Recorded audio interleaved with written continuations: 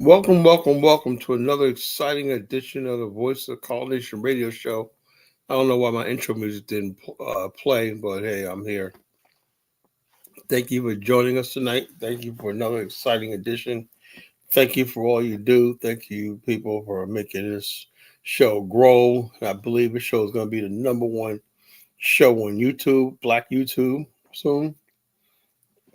As much as I have respect for YouTube, I really don't really care.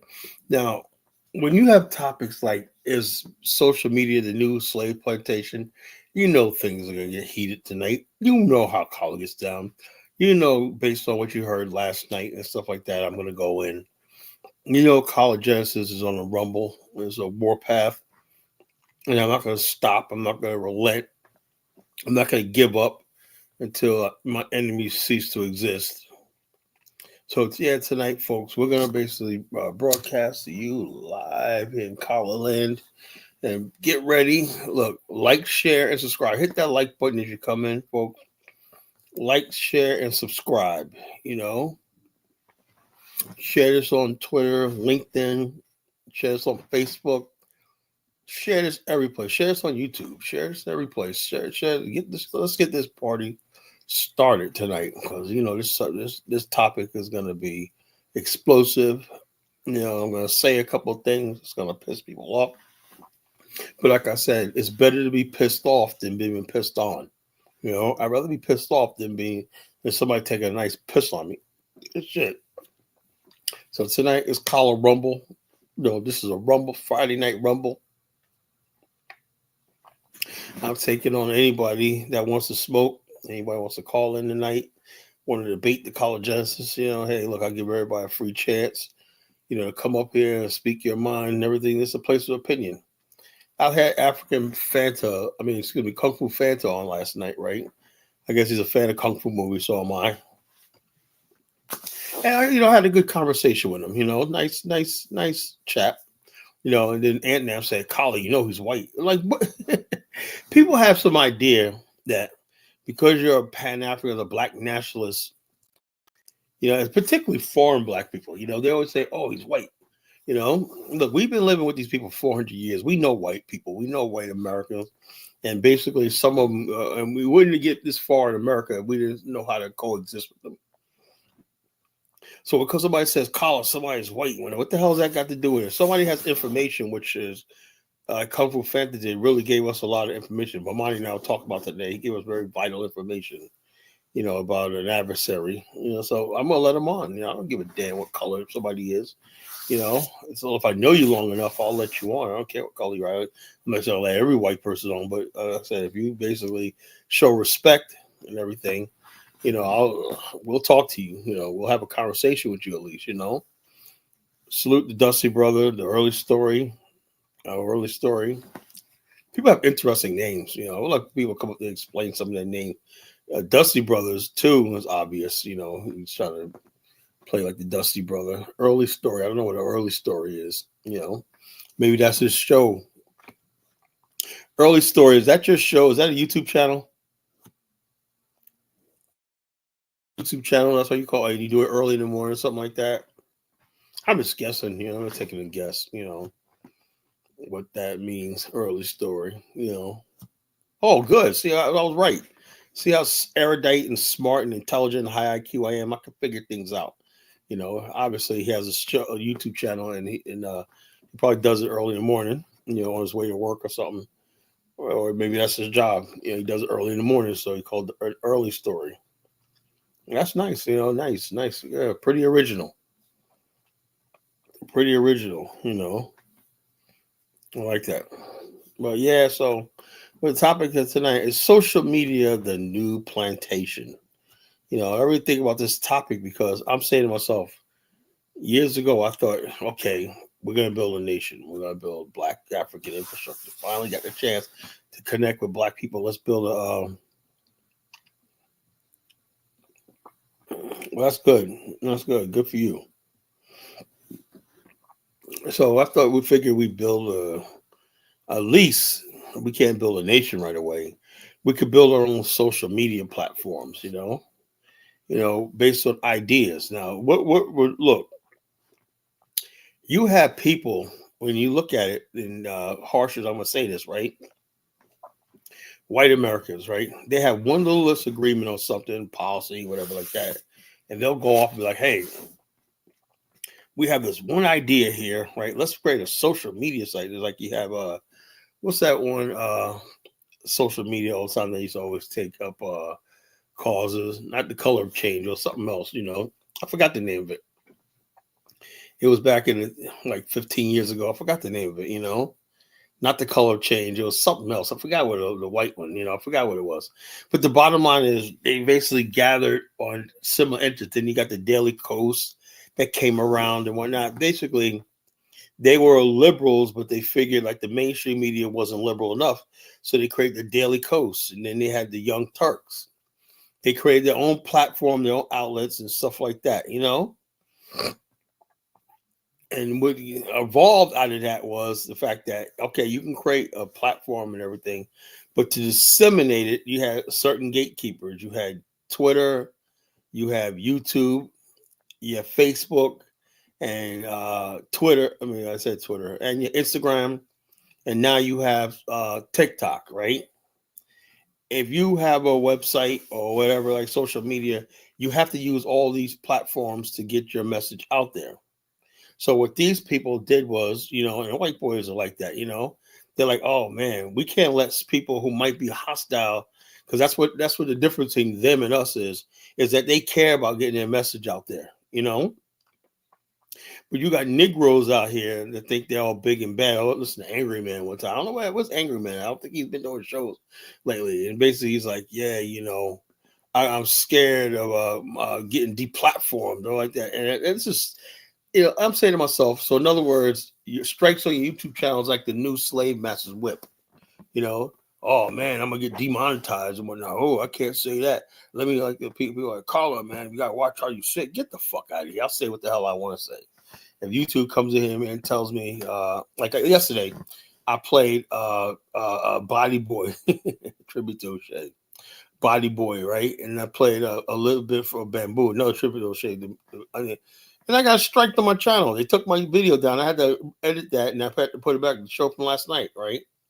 So I'm saying to myself, when are we going to get to the point where we have our own platforms and stuff and we don't have to worry about copyright? I mean, I'll obey copyright, but it's just, sometimes it gets a little ridiculous, You play somebody's song, not even 2 minutes of a song, and they ready to friggin' shut your channel down, So that sort of fear, or you say the wrong thing, and people strike like your channel, and you got these gatekeepers. Well, the worst of it is on on Facebook. I be saying stuff right, and next thing you know, okay, you got a 30-day suspension. Well, I haven't been suspended now in 2 years. I've been going 2 years suspensionless on Facebook, But every time I looked around, everybody was like, Facebook jail. Say, Collar, man, you were in jail all the time. You're a criminal. So basically, you get criminalized and plantationized on social media because they control your thoughts. I say one thing. I said this. What did I say? I said something. Get this. This is hilarious, right? One time I said, "Man, that's why black people we're steady look. We're too stupid. We black people always do something." Now I'm saying I'm black, and I said something like that, and I got 30 days for saying something racist. I'm like, no, put it in context. I'm a black man, self-criticizing my own people, but algorithm and everything saw me as racist. I'm like, what the hell? Now, if we had our own social media platform, like I would like, and we had people in there, okay, because what they do is people report your stuff, and what you do is on Facebook, you go in there and you look at anybody that's unblocked, right, or whatever like that. You just basically go in there. If you have a whole bunch of friends in there, stuff like that you don't know on Facebook, go there and block them, right? Because these are people who are sit there and they're monitoring everything you say and do. Like they look at say and do, and so basically, they look for things where they really hostile towards what I say in general. They don't like black nationalist talk. They don't like black black, what they call black racist talk, whatever like that. They don't like it. They don't like black people going deviating from the norm of liberalism and all this kind of stupid stuff that they, which I push to say. So if you have a different opinion other than a liberal approach, they flag you and everything like that. They flag you. Oh yeah, your content, whatever like that. So whereas I watch other people say things and they get away with it, right? And every time I look around Facebook, I get suspended on Facebook at least 5 times a year. I haven't been posted on Facebook. That's why I haven't been suspended, because I haven't stopped posting on Facebook a lot. Ever since I've been doing this YouTube, I haven't really been posting on Facebook. TikTok, I look up TikTok, and I tell you like that. Every time you look around, somebody, I can go into my TikTok account. I'll tell you right now. And like I said, I'm full of people I can follow, right? So I go into my following, right? Following, okay, and I basically look at people who basically, if it says user not found, that means that person's account has been deleted. The TikTok is the worst. They friggin' platform you in a minute. Anybody like this. So I'm looking at it now. Okay, let me scroll down and see who's been deplatformed. Okay. I'm like halfway down. I'm like, okay, I'm on the second page, third page. Okay, as soon as you get to like the fourth, here we go. User right here. So I'll go ahead and do unfollow. So now I got a thing up. Every time you look around, there's always people. And when it says username, right? That means the person's been on platform on TikTok. So I'm looking now. We're going down. I got one so far. As you get scrolling down, I got 10,000 people. Now 9,099. Now 9,099. I'm gonna keep going down. Going down, and keep going down. Keep going down. Keep going down. Okay, I'm going down. Wow, it's been good. TikTok. Oh, okay. Yeah, I'm keeping going. Usually right now, I'm scrolling down. Usually by now, I got like, already got like 5 people. I'm going. I know what's gonna happen sooner or later. Keep going down. Man, I didn't know. I was following Hotep Jesus. I didn't even know that. Jeez, man, that's funny, man. I be just like following everybody. So I got all these people that. Okay, here another one. Number 2, user 23. So I guess it's a phone number. So let me go ahead and unfollow that person. Okay, it says this account was banned through. It says this account was banned through multiple community guidelines violations. Okay, this is hilarious, man. Hilarious. This is really hilarious. But this is what we got to go through when you're on their freaking plantation, And this is how they basically control black people through fear of being deplatformed. Now, me, it doesn't matter because I'm not making money off of YouTube. And I'm not making up of Facebook. I'm not making money off of TikTok. So I really don't give a rat's ass if I get deplatformed. They'll be like, okay, whatever. As I'm not going to like this. I'm not O'Shea Jackson, who lives in fear of the YouTube, the social media whip. If you live on a plantation like O'Shea and all these other people that fucking make a living off YouTube, you live in fear. And how the hell are you going to lead a movement living on fear of what the white man thinks about what you're saying? They say, something, King Ganda, I think you're a fucking, you're an asshole. Yeah, it's a matter of time before they take O'Shea's channel down because he pissed the right people off and he gets a lot of complaints and everything like that. He's bullying and harassing. And next thing you know, they're going to take his shit down. It's going to be just too bad for him. But that's what happens when you're on the so-called plantation, And I basically said all the time, we should have our own platforms, All the black content creators, all the people that's on social media, like millions of people, that's something to build on, something to build on, Yeah, Kunganda. Mine just told me, yeah, it's a Kunganda channel, not the Kinganda channel. It's a Kunganda. They're gonna end up taking down Kunganda sooner or later, I'm scrolling down, like, wow, man. So I got 2 so far. 2 so far that been unplatformed, deplatformed on TikTok. Keep scrolling down. Scrolling down. Come on. Don't make you like a fool here. Usually I got like 10 so far. What I do is I go down there, it says following, and then when I unfollow them, that opens up. That means I can scroll and keep I could basically follow somebody else. Now I'm completely full. I can't follow nobody else. And to be honest with you, I like following little cute girls on hot girls on TikTok. I like you. My favorite are people make wacky videos. I follow them. Right? I don't just follow everybody anymore. Basically, and then also I always follow baby. I love baby videos and animal videos. Animal. I love puppies. I love kittens and stuff like that. Cute stuff. And I follow them whatnot because they always send me updates. When that really brightens my day up when I see when somebody puts out a cute bunch of puppies and whatnot. I'm like, oh, that's so adorable and everything like that. It really brightens my day up. So I follow stuff like that. I don't use it. Oh, another one. She user. Okay, no, she just don't have a name. So 2 so far, folks. All right, 2 so far. Oh, wait a minute here. They don't follow that.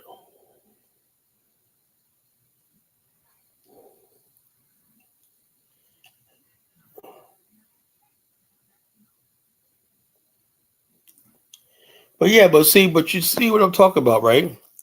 I have a LinkedIn, but like I said, today, one of our upline sent me a said thing. They're about to really invest in my agency, right? They're gonna spend a lot of money making us really number one agency in the country. Almost, they're gonna spend a lot of money on us because we do such good numbers. And the bottom line is this: let me tell you something.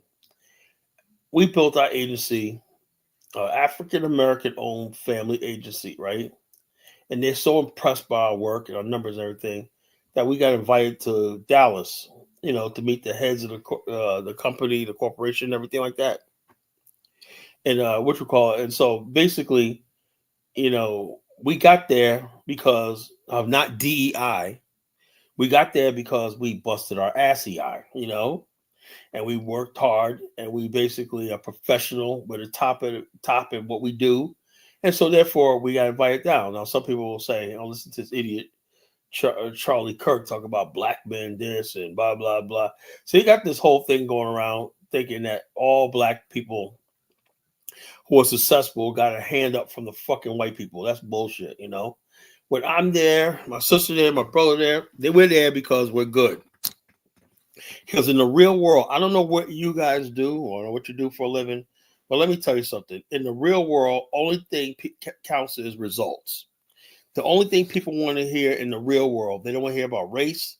They don't want to hear about color. They don't want to hear about shit. That's black, white, anything. We did my real businessmen, when they're white and black, they don't care about you're a white guy. Now, if you're a white guy and you do good numbers, okay, that's icing on the cake. You're white, okay, that's fine. But you can't just be white and say, okay, you got an easy life. It don't work like that in the real world. You got to compete. You got to show numbers, So I'd say white people who are competitive got an advantage, right? But thing is, though, the fact that we're black and we can get to this level, like I said, I was invited to Dallas, Texas, and it was amazing when we was able to go. I'm still in awe of what I just been through, a 2-day event and stuff like that in a 5-star hotel. They could pay for the airfare, everything like that. We had all the best food, wine, everything like that, And the reason why we're there, and they told us not to post anything on social media because there's going to be people saying, why the hell they get to go there? Because we basically produce numbers, We produce numbers, We produce numbers. We did what we had to do. If you didn't produce the numbers, you weren't invited. Only a certain out of all the thousands of agents in the marketing for group, only how many people was there? Only about 30 agents were invited. 30, and about 30 agents in the top in the management of the agencies. So I would say the top 10 agencies in the country, So we're one of the top 10 agencies in the largest marketing group in the country, So I'm like, I'm just honored that we're at that level. It's like years of hard work, and we're about to take it to the next level. So with that, I'll tell you right now, I had to give up my whole social media history, everything. My sister told me I couldn't hide my college genesis, college nature stuff. We'll see how it plays out, man. Because yes, they gotta look at your social media history, because so they're gonna look at stuff and see what people say about me and stuff like that. This is why I'm so adamant about clearing my name. It's more to it than just little who likes who don't like. When you come after somebody and accuse them of scamming and stuff like that, and that goes out to social media and stuff like that, that's my reputation, that's my livelihood, and everything online you're playing with. This is why I've been acting the way I have lately. It's not just Bomani, it's myself. And the bottom line, I've done everything I could in life to do everything the right way and basically be an upstanding person in the world, an honorable person. Like, for somebody to get up here with a fucking piece of garbage from California, they'll get up here fucking talking shit about me, that was something spreading lies. I'm serious. I am freaking livid, right? That's why I'm calling a rumble tonight. This is a rumble. And I'm not going to stop. And I'm not going to give up. I'm not going to relent until said person is destroyed.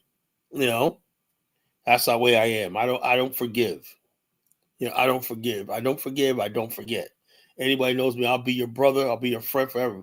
But the day you raise your hand to me and turn on me and whatnot, the day you got an enemy for the rest of your life. That's the way I see it. Because I really don't fuck with anybody. I don't mess with anybody. I don't bother anybody. Oh, damn. Look at this girl. Look at some of these fucking chicks, man, that I'm fucking following on TikTok. Holy Jesus, man. Jeez. Some badass sisters, man. God damn, man. Where these women be at, man? I'm like, God damn. I'm married. I can't look, but I like looking. I think my wife Isabella, she always fucking checking my fucking social media, who I'm looking at. So look at TikTok. What do you think about her? She knows she got nothing to worry about, but she always want to know what type of chicks I think are hot, whatever like that. You think she's hot? Think she's pretty? Think she's pretty? Think she's prettier than me and all stuff like that? Oh, baby, I love you. You got nothing to worry about, I'm like, yeah, so why would I go out with somebody else? I'm happy. Yeah, and I'm happy what I got, I'm happy. I'm not just satisfied. I'm really happy what I got. You do everything for me. So I stick with her, and that's it. Sometimes it's like it says cheaper to keep her, Oh, look at this girl, man. QT Tiny Alice. Oh man, she is just fucking smoking hot, man. Watch you mix half black, half white. Damn, she's fucking hot. Lord have mercy. Why do women do this, man? It's just torture. I don't think it's right. I think it should be illegal that girls look so fucking, it's looking so good and they put themselves on social. That's another thing. What's the purpose of being on social media showing how beautiful you are? It's like such a friggin' tease. It's wrong, man. It's just really wrong. You shouldn't be beautiful on social media like that, man. It's like, damn. It's like, oh God, what am I doing? What are you doing to me, girl? Damn, you look fucking smoking. Another one, damn. She looks smoking hot. So I'm like, man, what the hell are these females, man? Why do they do it? Why do they do it? Wow, man, look at these fucking females, man. Like shit.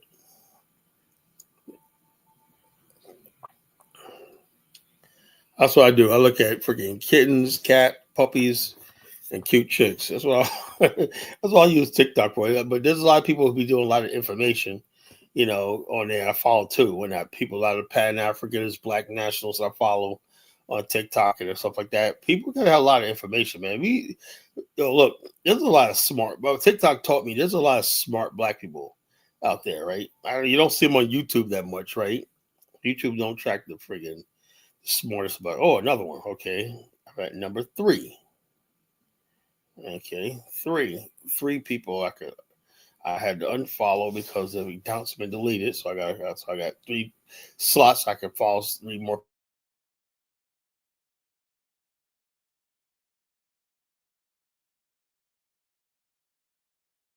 Is social media the new plantation? It's basically being on the plantation. It's like they basically have us where you think about it, right? I always thought that if we had our own social media thing, right, and we control all the news and information that our people saw, we can get someplace, right? But I look at social media and I'm saying to myself, what is the purpose of having a timeline, a news feed on social media where basically people are putting stuff on your, even now it's YouTube. I told YouTube, right? And it's like, I don't want to see this video. I don't want to see this, especially like when they put this gay shit up there and people put this propaganda up there with the gays and all stuff like whatever stuff. I don't want to see that shit, you know? I always thought that we have a social media where you only see what you want to see. You only connect with people you want to connect with, you know?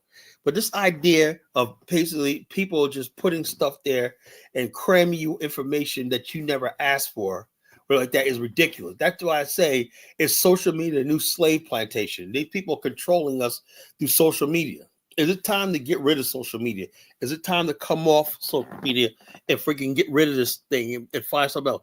I thought that by now, we all have our own, like maybe like a Parler, and what's the other one? Rumble, Parler, and Reddit, you know? When do we have something like that, you know? Yeah, Elvis says, I keep getting algorithm on white men of Africa and white men of Africa. Yeah, older white men. Yeah, you see that all the time. I keep seeing if white older men with black women and whatnot. I'm like, what the hell's going on? And they're pushing this stuff in Africa now, you know, all this propaganda of stuff. Now, I'm not saying I'm against interracial marriage. If it's organic, people love each other, that's one thing.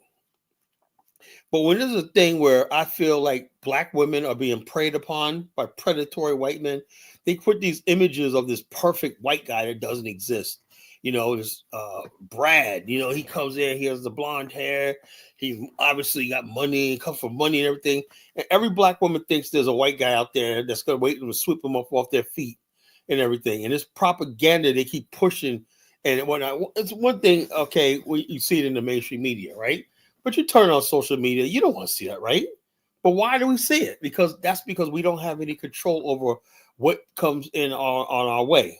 You know, when I first got on social media, I was on MySpace. You know, MySpace was nice because you only had your one page, and you would basically everybody's page was locked. You go to a friend's page. If you want a friend, they will let you in. You said friends only, whatever like that, and you could see what's on their page.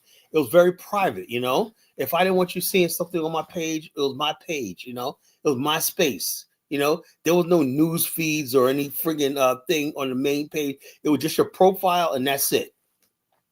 But who started this thing where your main page is a friggin' page where all kinds of junk is filling in your head 24 hours a day, 7 days a week with notifications and everything? This is ridiculous, you know? Somebody puts out their propaganda, whether it's CNN or Fox or whatever, news or MSNBC. I don't want to see this. I don't really care what the New York Times has to say. So why are they putting that on why are they invading my timeline? Because we don't own it. Do you think if I had the power of a social media, which I do, I have my own social media site, right? Do you think I have the ability to let mainstream people just blog on my social? No, I'm not going to do it, you know? Even though that would probably give me more members and grow the channel, the social media, so I won't do it. You know, I am not going to let people come on my social media platform and spill their nonsense and everything like that unfiltered. No, it don't work like that, you know? Social media does not keep you informed. It misleads people. It gives you half truths, misinformation, and it misguides people. It does anything but keep you informed. You know, that's what I'm saying. So the bottom line is this: we as black people are on a plantation. You know, a social media plantation. You know, we thought that social media was going to free us. We're gonna have our own opinion, our own views, and everything like that. But the bottom line is we're still controlled by the power structure. You know, who basically flood social media for nonsense and foolishness and everything 24 hours a day, 7 days a week, you know? Look, I don't listen to garbage rap, you know? Example I'm talking about. I shouldn't know who a fucking Sexy Red is. I don't buy her music. I don't listen to the fucking radio. So how do I know who Sexy Red is? It's simple because somebody, either a friend or somebody put the video on the friggin' timeline, whatever like that, and it goes on my page, and I gotta friggin' sit there and be subjected to this foolishness and nonsense and everything. And Facebook has gotten so bad now, they have this thing called Reels, where people upload absolute foolishness, you know? and everything. Like I said, why am I listening to this stuff? Why do I listen to this garbage and filth and everything like that? What's the purpose of this? So it's just ridiculous. We don't have any privacy anymore. Social media is supposed to be a place where, okay, I got a certain amount of friends. I listen to what they got to say. If they're gonna post something, I'll go to their page and look for it. It shouldn't. I should have to. If something goes on, if somebody wants to put something on their page, and I want to find out if social media is evolving. Yeah, I don't like the way it's evolving. It's evolving into a friggin' control factor. So the bottom line, if I don't want to see something, I should not have to be forced to see it. And so like I said, this is where I'm at right now. Like I said, when you want a TikTok, right? TikTok is voluntary. You scroll down, you scroll right past it and whatnot. If you don't want to look at something TikTok, you scroll right past it real quick, or you just scroll up, scroll up, scroll up. That's it. Facebook is different, right? You're sitting up Facebook and basically everything just comes to you, and there's no escape. TikTok, you can just basically scroll up before the person even says a word. You can say, "Oh, I like it." That's what I'm talking about. So I miss MySpace. The fact that if I didn't want to see something, I didn't have to see it. And also, when I first got on back 2020 years ago, it was MySpace, and it was the Ning sites, which I still have to this day. I liked it because it was personal, and everything like that. We had different social media groups for different things and everything like that. Most of my groups that I was in early were hip hop social groups. I was in that This Is 50 Cent social media group, and I was in Michael Basin's IC Color group, and I had a couple of my own, But the bottom line is everything that I was seeing is what I want to see. There's nobody forcing anything on me. I don't like being forced to watch or listen to foolishness and nonsense online. I don't want to hear it, And why should I be forced to hear it? People say, "Well, don't turn." No. So in other words, basically, and also when not social media was on back in the days, they weren't on my phone. They were in my computer. I could basically say, turn the computer off, don't listen to media at all. Right? Now I'm in my car, I'm on my phone, and I turn on and I don't even have to put Facebook up. But I get a fucking notification. The next thing you know, I'm reading something I didn't really want to see. I don't want to hear it, I didn't want to see it, I didn't ask for it. And so people are just sending me stuff and everything like that. And somehow when you click on stuff or you look at, somehow they find your email. Next thing you know, you get emails and stuff like that. I'm like, what the hell did I friggin' I didn't get my emails. Who is flooding me with emails that I don't want to read? Is there any escape from the shit, So in other words, basically what I probably have to do is altogether, I don't know how I'm going to do it, right? One day I want to get rid of all this stuff, social media, and disappear, There's people out there like that who don't have a Facebook, who don't have a LinkedIn, who don't have YouTube and everything like that. And they're so happy.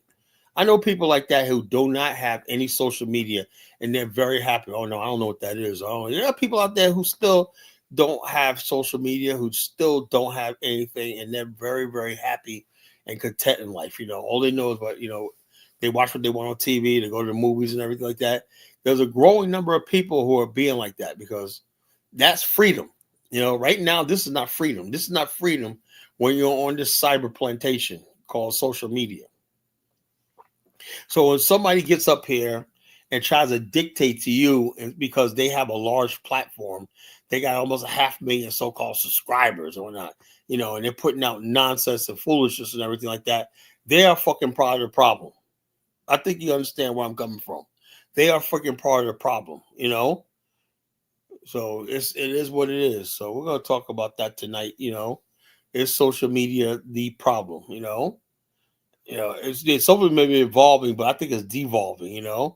It's like why is it that if it's evolving, why is it that it's getting worse and worse?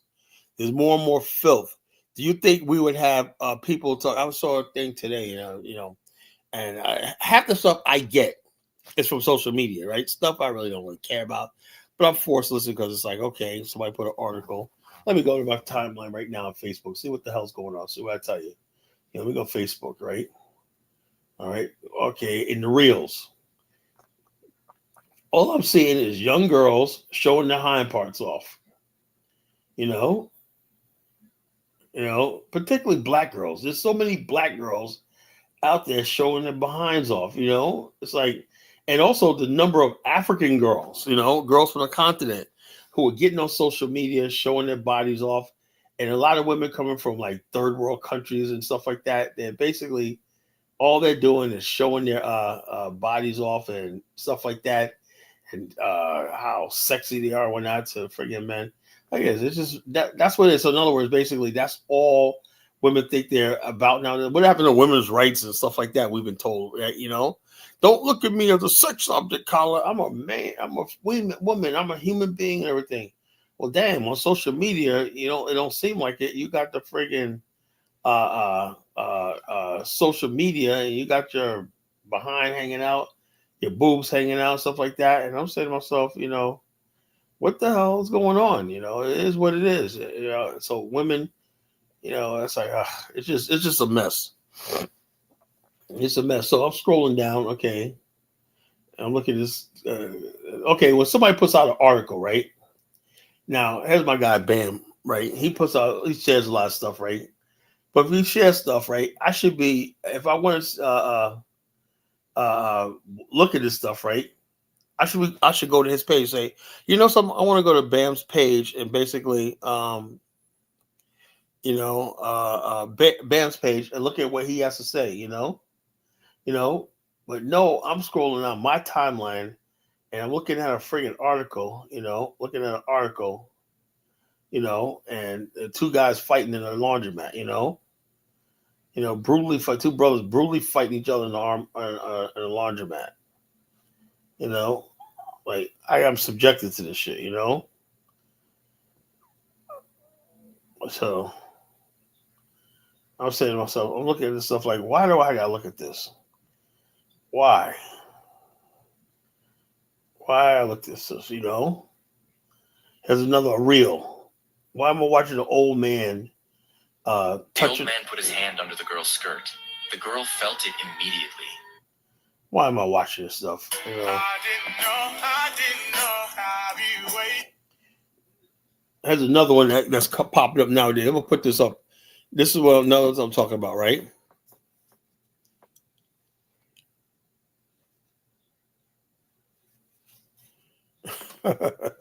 My body, my choice. Yeah, right. Now watch this. This is another thing that pops up. This is exactly what I'm talking about. The other day, there was this brother that went. I think he was an African brother. He's like a Nigerian, right? He got called a nigga by a white girl. I guess he was trying to. How these brothers are going around talking to white girls on the street now and whatnot, asking them questions, who you want to have sex with, kind of subjective stuff, right? And so that's what you really have nowadays. So anyway, this girl I took offense to it and called him a nigga. So, you call me a nigga? I'm like, what the hell are you doing out there in the middle of nowhere talking to random white people? Then he got into a fight with her boyfriend, whatever, like that, And I'm saying to myself, this dude like a freaking complete fool. Why are you out there messing with white girls on camera and stuff like that? Do you understand what country you live in? That's still very dangerous, So bottom line, you got these young girls out there. They're basically on with the camera. They're asking girls stupid questions. Here's the one I'm talking about. Look at this. Threesome with two guys and you, or threesome with you, a girl, and another guy? I'd say threesome with two guys and me. So two guys? You're taking two guys? Yes. Do you really think you can handle two guys? Yes. I have 3 holes. Whoa, brother. Whoa. Now, you got too much dip on your chip. Threesome with two. Did you see that classic, man? That dude Negro getting his wake-up call,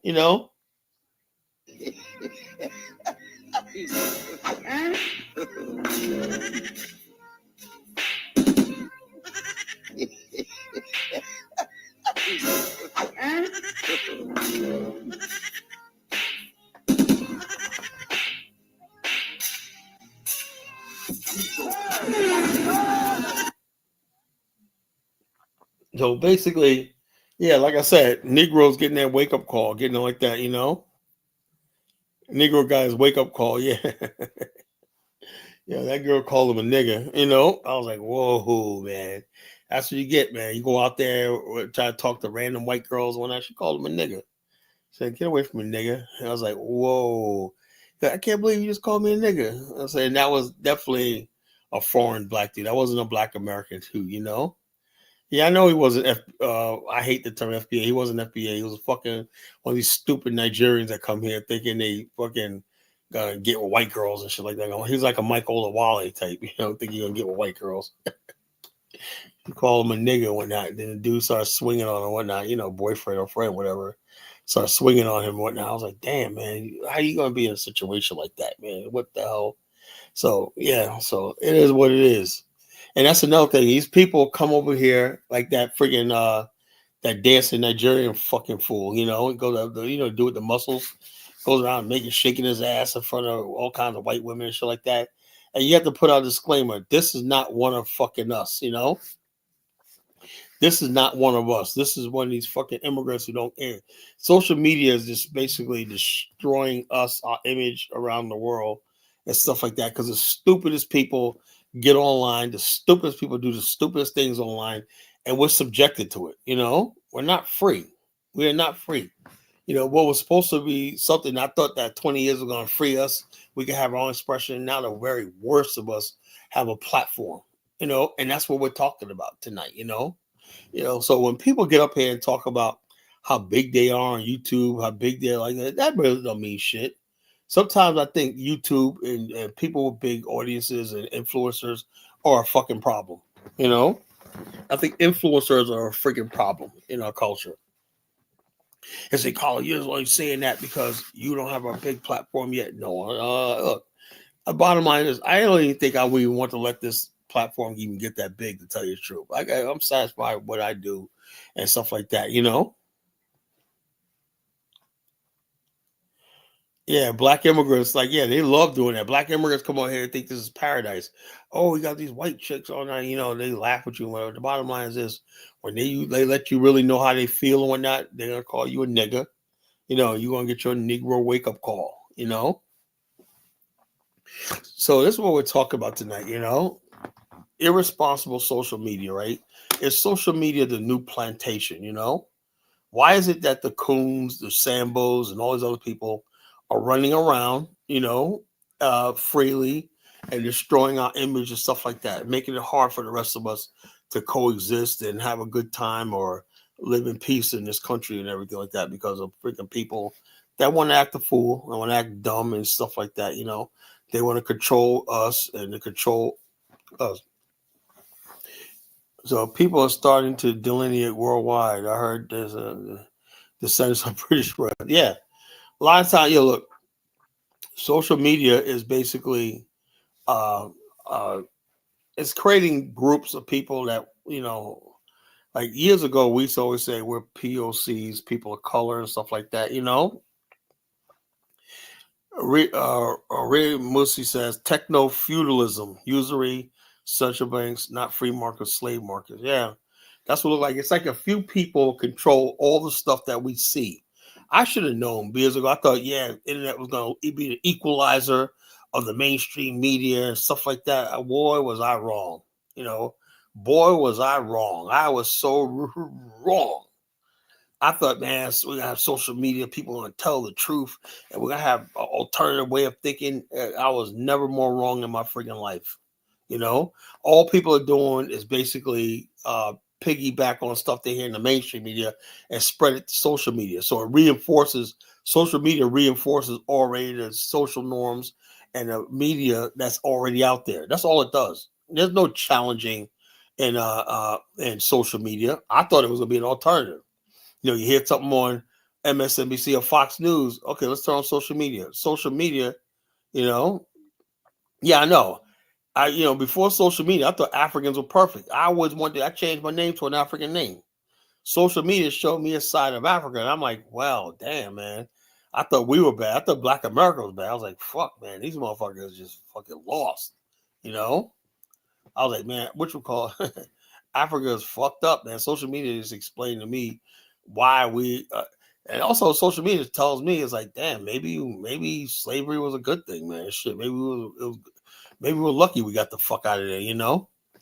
So I had this image of Africans, like, and Africans use social media And I'm just trying to get on Africans tonight. It's not my thing, But Africans use social media to spread their propaganda about how hardworking. I was like watching this Nigerian guy on YouTube the other day, TikTok the other day.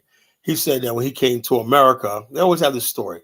He goes, the cool kids were the sports stars, but in Nigeria, the cool kids were the one who's got the grades. So we come over here with that value education. They always talk about how they value education. I'm saying, okay, then if you value education so much, why is your country still backwards? Why does British Petroleum still take your oil out of your ground and you haven't figured out how to do it yourself? How can you haven't nationalized your oil industry and start drilling your own oil and selling it and marketing around the world? Well, I didn't know about that, but the bottom line is because Africans use social media as propaganda against us. Oh yeah, we're doing so well and whatnot. The people, we're not slaves to certain. We're lucky.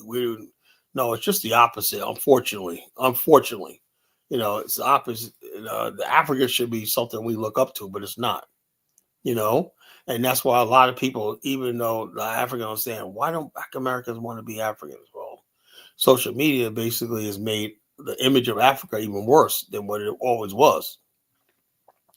Despite the fact that Africans got to basically talk about how developed they are and how many minerals they got and stuff like that. And people are like, if you got all those minerals, then why the fuck are you coming to America? Why the fuck are you in the UK? Why are you in all these other places, looking for jobs and everything like that, scrounging, looking for jobs, so it is what it is, So, I was wrong. I said social media was going to be the thing that basically unites us. I thought we were Black people all around the world was going to unite us. Then when people start telling you how they really feel, and which we call, that's that Nigerian arrogance. Is arrogance. Not a bad people. They're just freaking arrogant. Really, just arrogant. I got my degree. And when you're like 50 years old and you finally get a degree, let me tell you something how it's supposed to work. When you're supposed to enter college when you're 18 years old, right? You're supposed to be done by the time you're 23, right? And what you learned in those 4 years, right? Plus the next 5 years, 5 or 7 years till you turn 30, that's when you have life experience plus education, right? So now by the time you're 30 years old, you're supposed to, that's how everybody else does. Asia and Africa, Asia and Europe, everybody else. It's like you graduate from college by the time you're in your early 30s, your early 20s, right? You get experience, right? Training and everything for the next 7 years. By the time you're 30, you're ready to take on bigger tasks and everything like that. And then the next group comes in. But when you basically sitting in school from country to country and you finally get a degree and you're basically twice as older than the average student. Now you got people come over here. I'm a student. I'm going to student loan. Damn, motherfucker, you're 6 years old. How fuck you 60? You're still a goddamn student, And you're taking space, classroom space from somebody who's like a 22-year-old who's younger and could be useful, But these are things we have to talk about, And the college genesis is the only one that talks about stuff like this, No, I bet you anybody never thought about that, Damn, well, you're right. I never thought about that. That's why I'm the chief host of the Voice of the College Nation radio show. That's why I'm the college genesis, the culture critic, the geopolitical pundit, That's why you come to me for information, Yeah.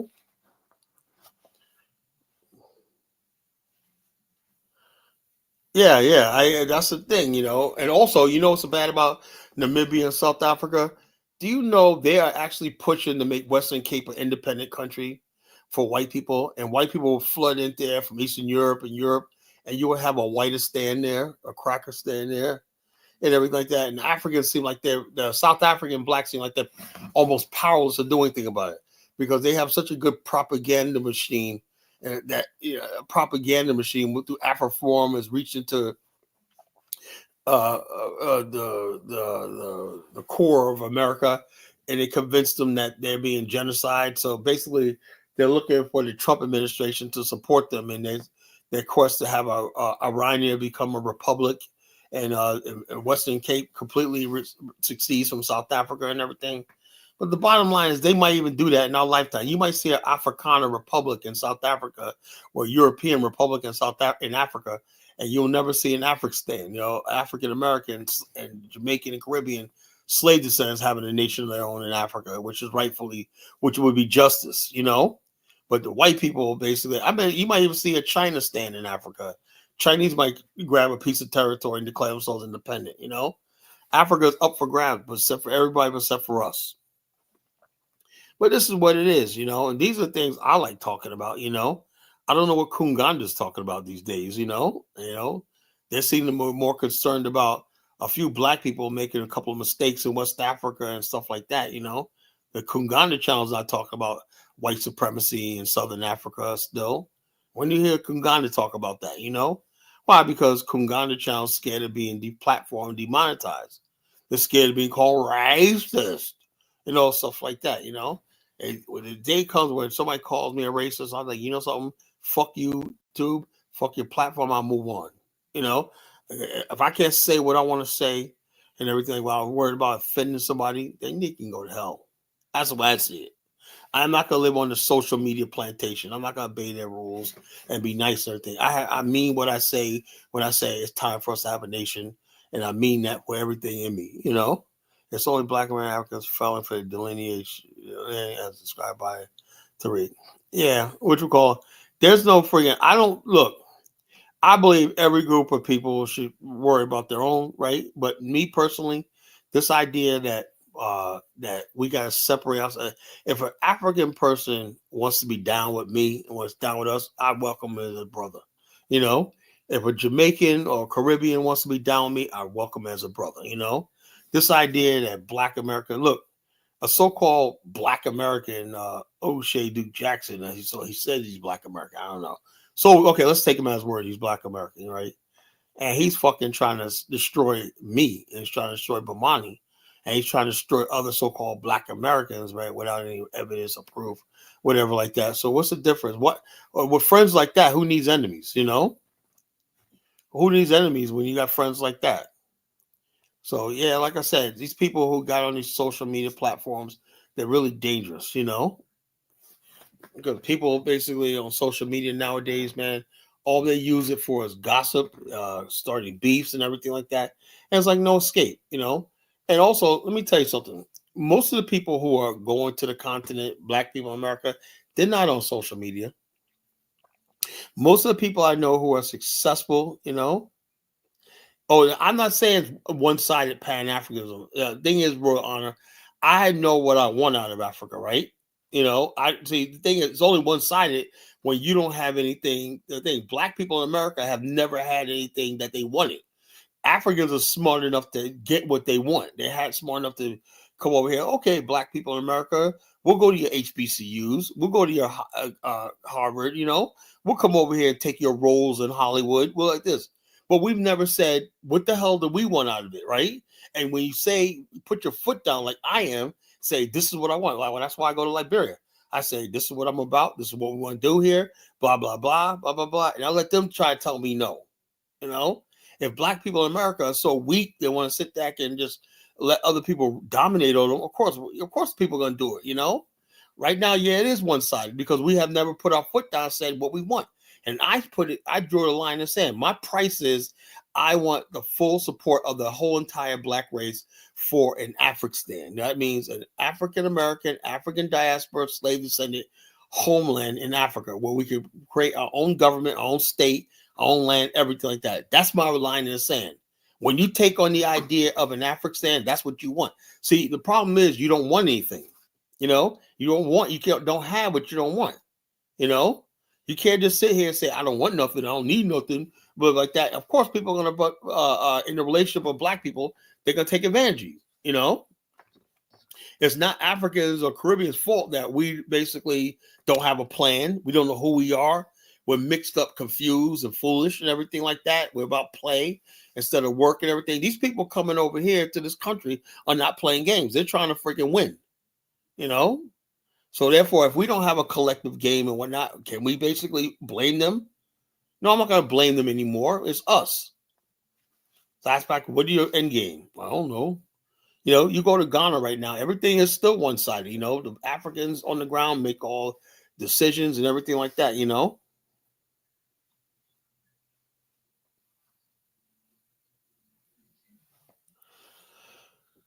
Literally had an elderly. Hold up, let me see. Read this. W said literally had an elderly Black American lady disillusioned by Africa, trying to convince me that Caribbean Africans are against Black America, and told her that she was.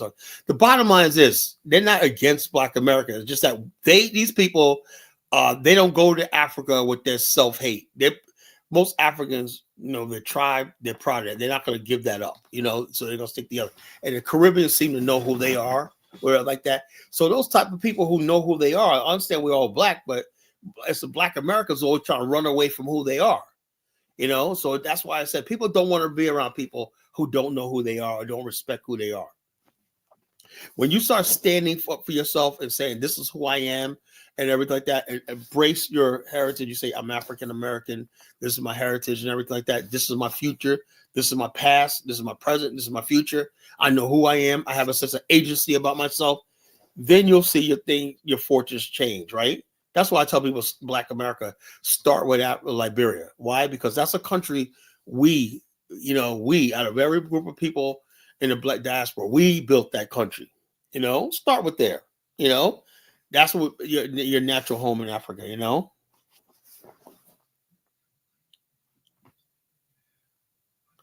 Bro, I heard Will on Dinah's channel said that the FBA movement is getting huge.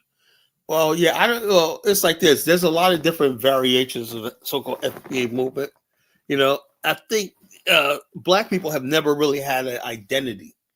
You know, so the FBA movement came to, sort of arrest that notion that we're all Black and blah, blah, blah, because people are starting to see the reason why the FBA movement is so strong is people are starting to come to America and come in our spaces, not just America. People are, because of social media, people are in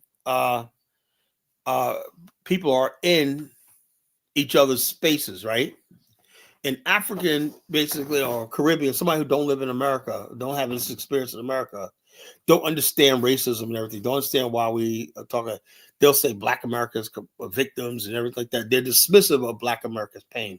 But at the same time, we was the one who gathered forces to undermine apartheid in South Africa with Black America, right? Most of the U.S. policy that's favorable in the Caribbean come from Black America, you know? We fought for the Barbados, Haiti, Jamaica, and stuff like that, you know, using our vote and everything like that and get politicians favorable. We started the America-Africa Institution, you know, that basically guides U.S. foreign policy in Africa, you know.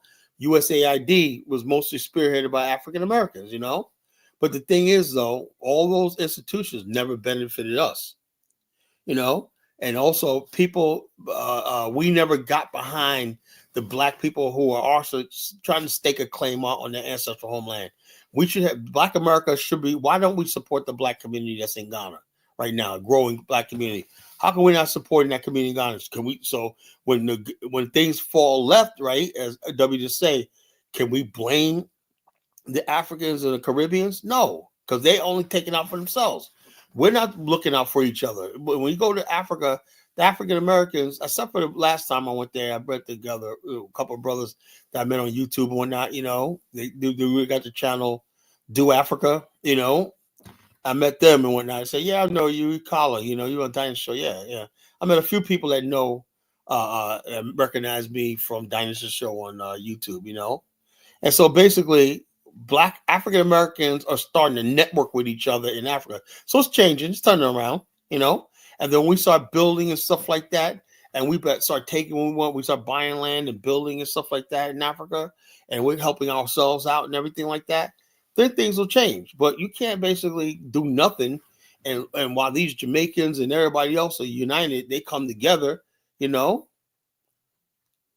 Yeah, we need to be on code. We're not on code anyway, you know. You know, we're not on code anywhere. You know, we should be on code. We should have African American communities associations everywhere on the globe we're at. You know, when other people take care of themselves and they're united, they got their own susus and their own club lotteries. They help each other out. And when you come to a country, you got a community, a support system, and everything. So basically, if other people want to take care of themselves and everything, based on the fact that they got their own, they come from the same village or town and everything like that, and we don't do that, can we blame them? You know, no, don't blame them. Blame yourself. You know, that's what I'm trying to tell people all the time. It's okay to be Black African American. It's okay. It's okay. We're going to be that no matter where I go. If I go to Liberia, I'm African American. You know, I'm going to feel really connected with people who African American like me, who are in the country. I say every time I meet somebody African American in Liberia, I always connect with them. Hey, what's up, bro? You know, what's up, man? You know, yeah, we exchange numbers and stuff like that.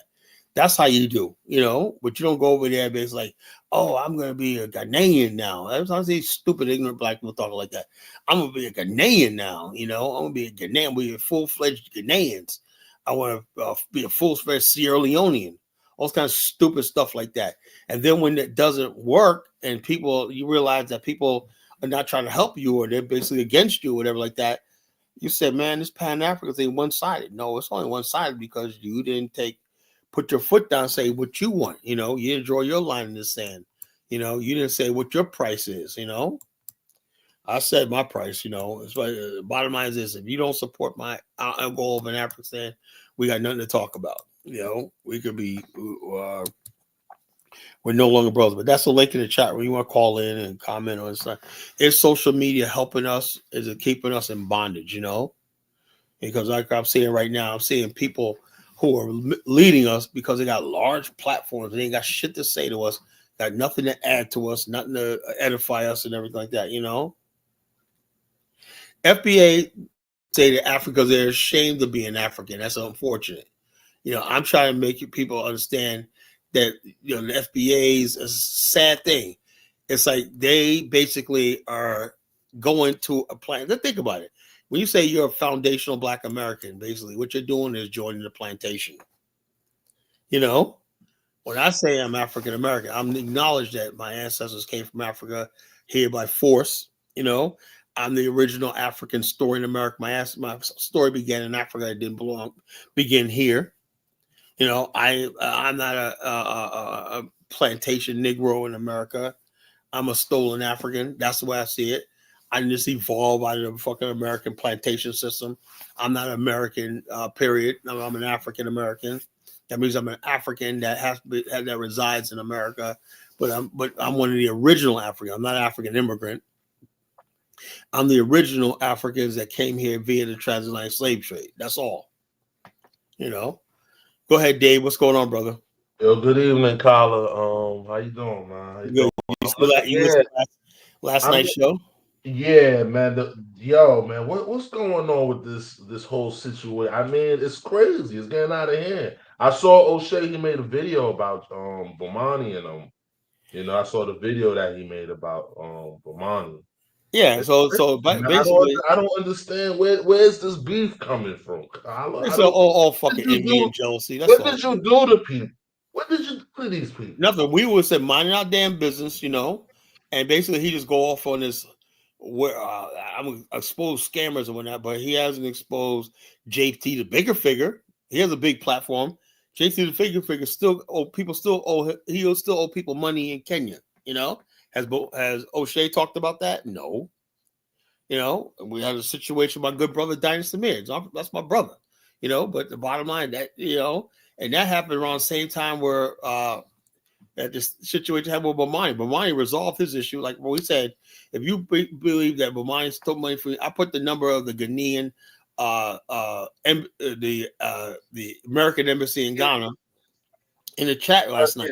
In Ghana, right? The American Embassy. Yeah. So you basically, I'll put it again tonight.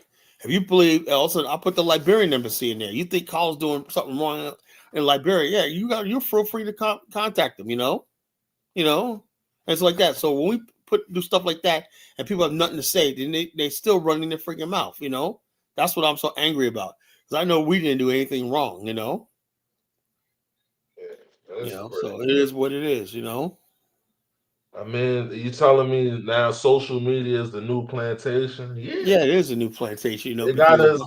They digitized the plantation.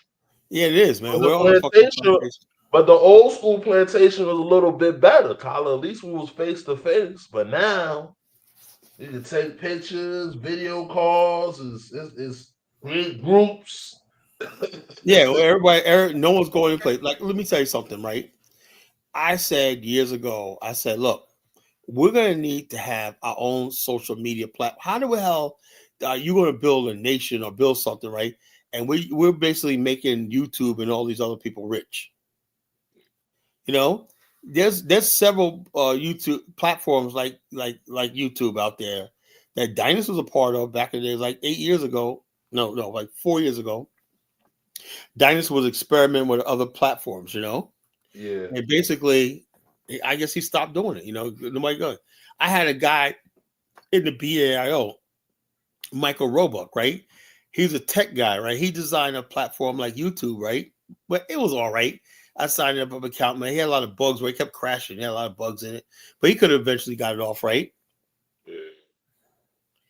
Yo, look, Warrior Class said, why don't Bomani O'Shea? Look, I played you yesterday. Bomani called him and said, brother, let's talk about this. You know, I think you misunderstand.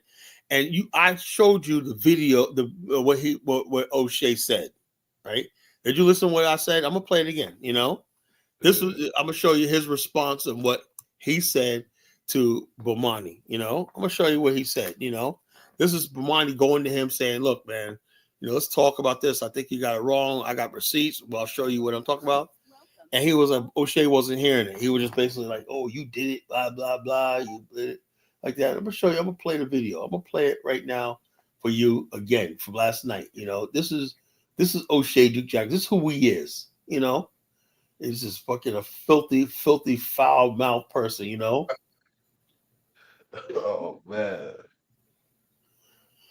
Let me find this video. Let me find these clips. You know, let me find these clips. Give me a second.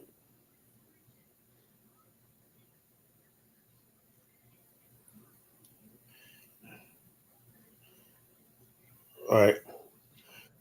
Here's O'Shea Jackson. Nigga, the fuck is wrong with you, nigga? Get the fuck off my shit. Nigga, I'm telling you right now, nigga. Back the fuck up. Going about your business, nigga, before I really get involved on you, nigga. Go about your business, my nigga. See me anything else, nigga, I'm going full stop on you, nigga. Hard party. Ain't nobody jealous of you. Jealous of you for what, nigga? You ain't got shit.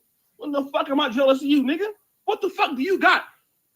It's a nigga like you that want to come to my platform. You can't build no platforms. All the money you done made off niggas, you ain't never invested in shit. Same dirty ass quality cell phone shaking, nigga. The fuck you done did, nigga? You ain't did shit. Nigga, I'm the motherfucker in Africa that done work for every dollar he got, nigga, and then made millions, nigga, and then spent it back. I ain't took this.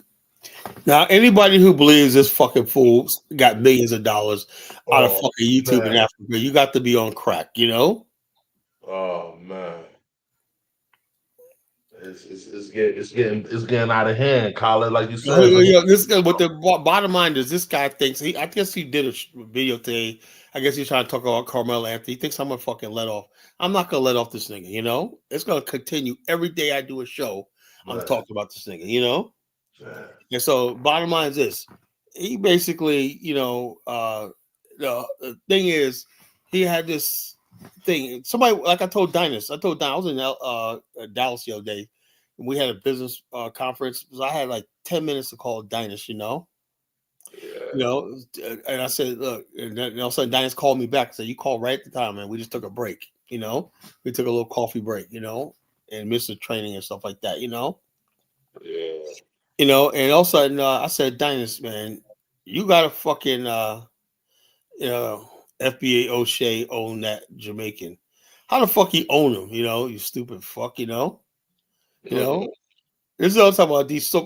These are the people who's proper O'Shea. These fucking weirdo FBA types. You know, these FBA types. What the fuck are the FBA? You know, O'Shea's not no damn FBA. O'Shea's a fucking African immigrant. He ain't telling me nothing. You know?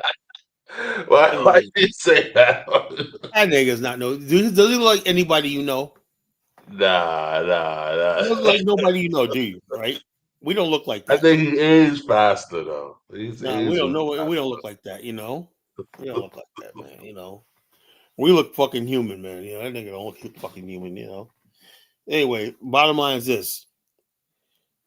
You know, he just like motherfucker you. I got. So he was talking to Bomani like that, Yeah, he or was talking to Bomani like these are the recordings. You know, he was talking to Bomani like that. Bomani forwarded me all these freaking calls, right? And then the first call, he said, "Yo, fuck Collar too and whatnot." You know. Oh, really? You know. Man. I never did one thing to this man, you know, never did anything to this man, you know. And so he come at me like, yeah, Kyle's scamming too. Scamming what? You know? So he just runs his mouth out of shit like that. You know, I'm saying to myself, he's nothing but a plantation nigga with that fucking YouTube channel, you know? He's on the plantation. We're all on a fucking plantation. We're not free, you know? Now, like I said, told him last night, he was in the chat. I said, look, if O'Shea said he had millions, right? And he basically don't have a fucking own fucking thing. O'Shea's fucking, he's not fucking Black American. He's African, you know. He's African, you know. That's why he has so much hatred for us. You know, that nigga's not no Black American, you know. Why you gotta say that, Carlo? Somebody say, yo, O'Shea standing on what fucking business, you know? Little boss, you know, standing on what fucking business? FBA. If he's FBA, what the fuck is he doing in Africa? That's why I said the phony shit, you know? He's in fucking Africa spreading FBA shit and fucking on a fucking white man's platform, you know? No, he ain't married, you know? Who's gonna marry that nigga, man? Come on, please. And then all of a sudden we played one video yesterday. He's fucking tricking basically. Yo, we're gonna get these Black American men to come over there and go, yeah, man, come on, man. You don't go to Africa with these little poor ass women. Yeah, man. He's taking advantage. He's taking advantage. So I'm saying, if I go to Africa, I'm in Africa, I'm only around like you know what I'm talking about, Dave. You know, in Liberia, you got girls that got their wearing Prada and so. No, I know right now, Calabash is off the hook. Oh yeah, Friday night. Now you go to like Africa, you go to someplace like Calabash and see them fine ass females out there. You don't go to a fucking with a poor village girl with a freaking with a vase on the head and want to talk about you know. You know, so bottom line, so you gonna bring freaking Black American in with these freaking poor ass village girls? Come on, man, stop. Man. You know? He's taking advantage of the system. That's all. Yeah, it's human trafficking. That's all the fuck that is. You know, I wouldn't go that far now, Carlos. Man, that's human trafficking, man. That's human trafficking. It's sad. That's human trafficking. It's about Pan-African dating channel. Man, get the fuck out of here. You know. But this motherfucker want to come at me and Bomani like this, man. Shoot, I am not going to stop. You know. Sooner or later, more people are saying, "Yeah, I already got people already lining up saying they got fucking shit on this nigga, man." Come on, I said, "Man, I'll take it at a time, man." But you know, we're gonna fucking iron this shit out.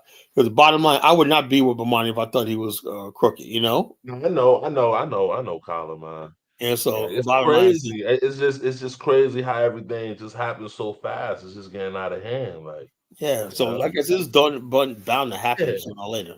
You know, because like I said, the fact of the matter is, I saw the videos. He made the videos about the Jamaican scammers, and he just talking about everybody scamming now, and you know. So I don't know, man. It's crazy, man. Yeah, what you call it? Like I said, these motherfuckers. Like I said, all these people basically came into this movement. Like in this movement, we have what we call a spirit of brotherhood. You know. Yeah. And spirit of black love. That's what we do this for, you know, black love, brotherhood. And like, even we don't agree, you know. Bomani and I don't agree on a lot of shit, you know. But what we do is we build on the stuff we do agree about, you know. Yeah.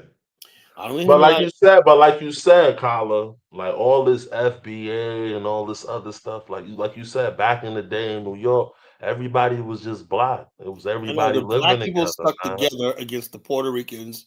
And and Puerto Ricans hung out with us sometime, you know.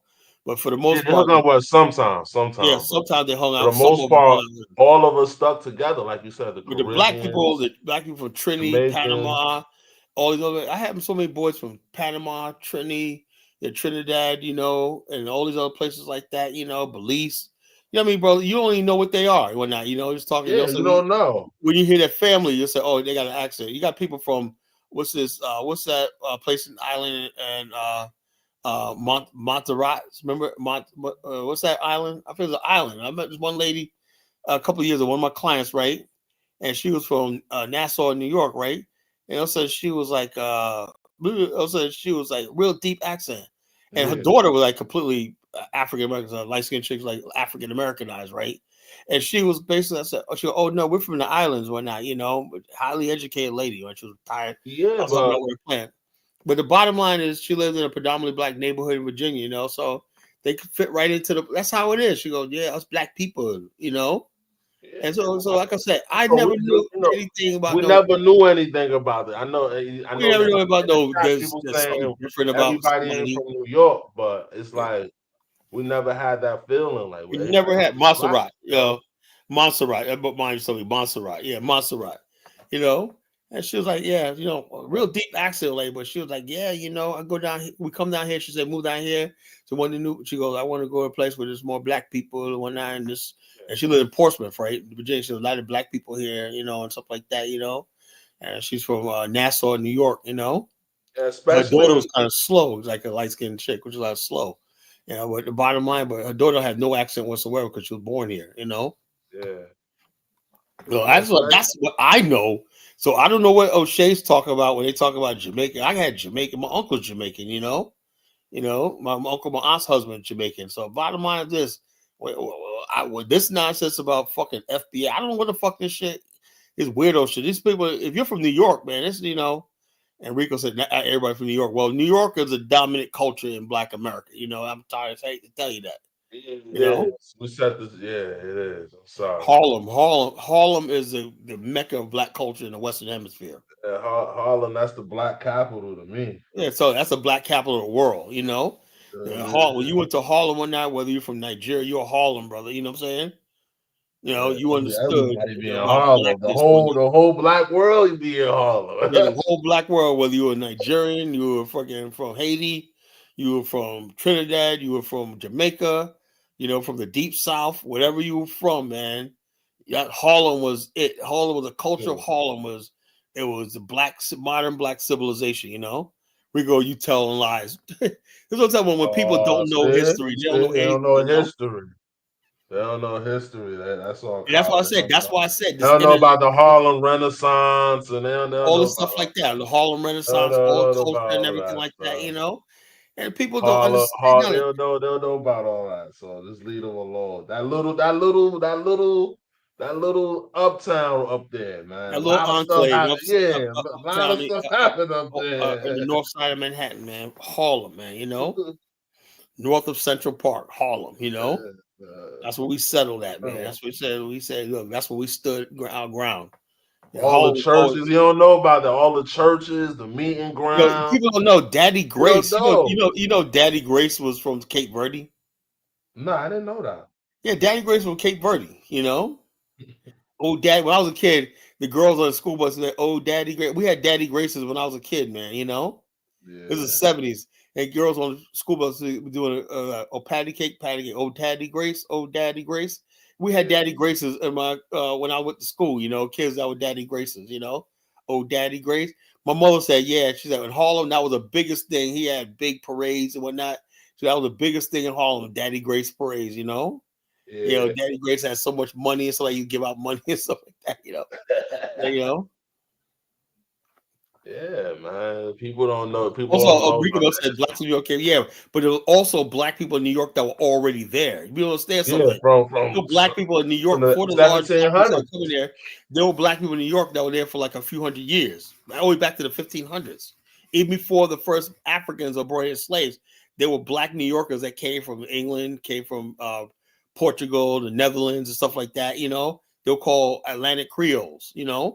And the original New Yorkers, were black. People don't realize that. The first people, New York used to be like a prison colony, where the people put their friggin' no, Caribbean is not right. What do you mean a Caribbean? When we say Caribbeans, you're talking about the new Caribbeans, people coming from now. The old Caribbeans, Marcus, are assimilated with Black America. You know, they're completely assimilated. Like Heavy D, he was half Jamaican. You know, people don't know that. You know, Heavy D Jamaican. You know, yeah, he was Jamaican, but he was completely with Uptown Records. You know, and they basically were assimilated into Black American culture. 100%. What you see now is online is these people who are coming here recently, you know, and they got this, oh, I'm a Caribbean and whatnot, but that was never like that in our history because these people are moving in areas where they're in proximity to white people. And so they don't want to join our struggle. Back in the days, Caribbeans came here and they basically were part of our struggle, you know, part of the Black community. Also, Marcus Garvey was a #1 Black leader in history, you know, from the islands, you know. And he couldn't get it popping in Jamaica. Yeah, he came to America. He said, I found my it. people, you know. And we made Marcus Garvey the friggin' #1 leader in Black history, you know. Yeah. So Royal Honor said they ruined it. They didn't ruin nothing. Everybody says they ruined it. When all this stupid like that, people who think like that are really white, you know. I bet your Royal Honor is a fucking white guy, you know. You know, it was supposed to be so Cotters who warned us those Africans stay away from the palm color. And it was supposed to Africans not want to listen, you know. So, look. Bottom line is this: that's a lie. Like, you get real Africans, right, and you get them talking and whatnot, you know, around. They understand what's going on. They ain't stupid. Africans aren't stupid. People say that shit online, but you know.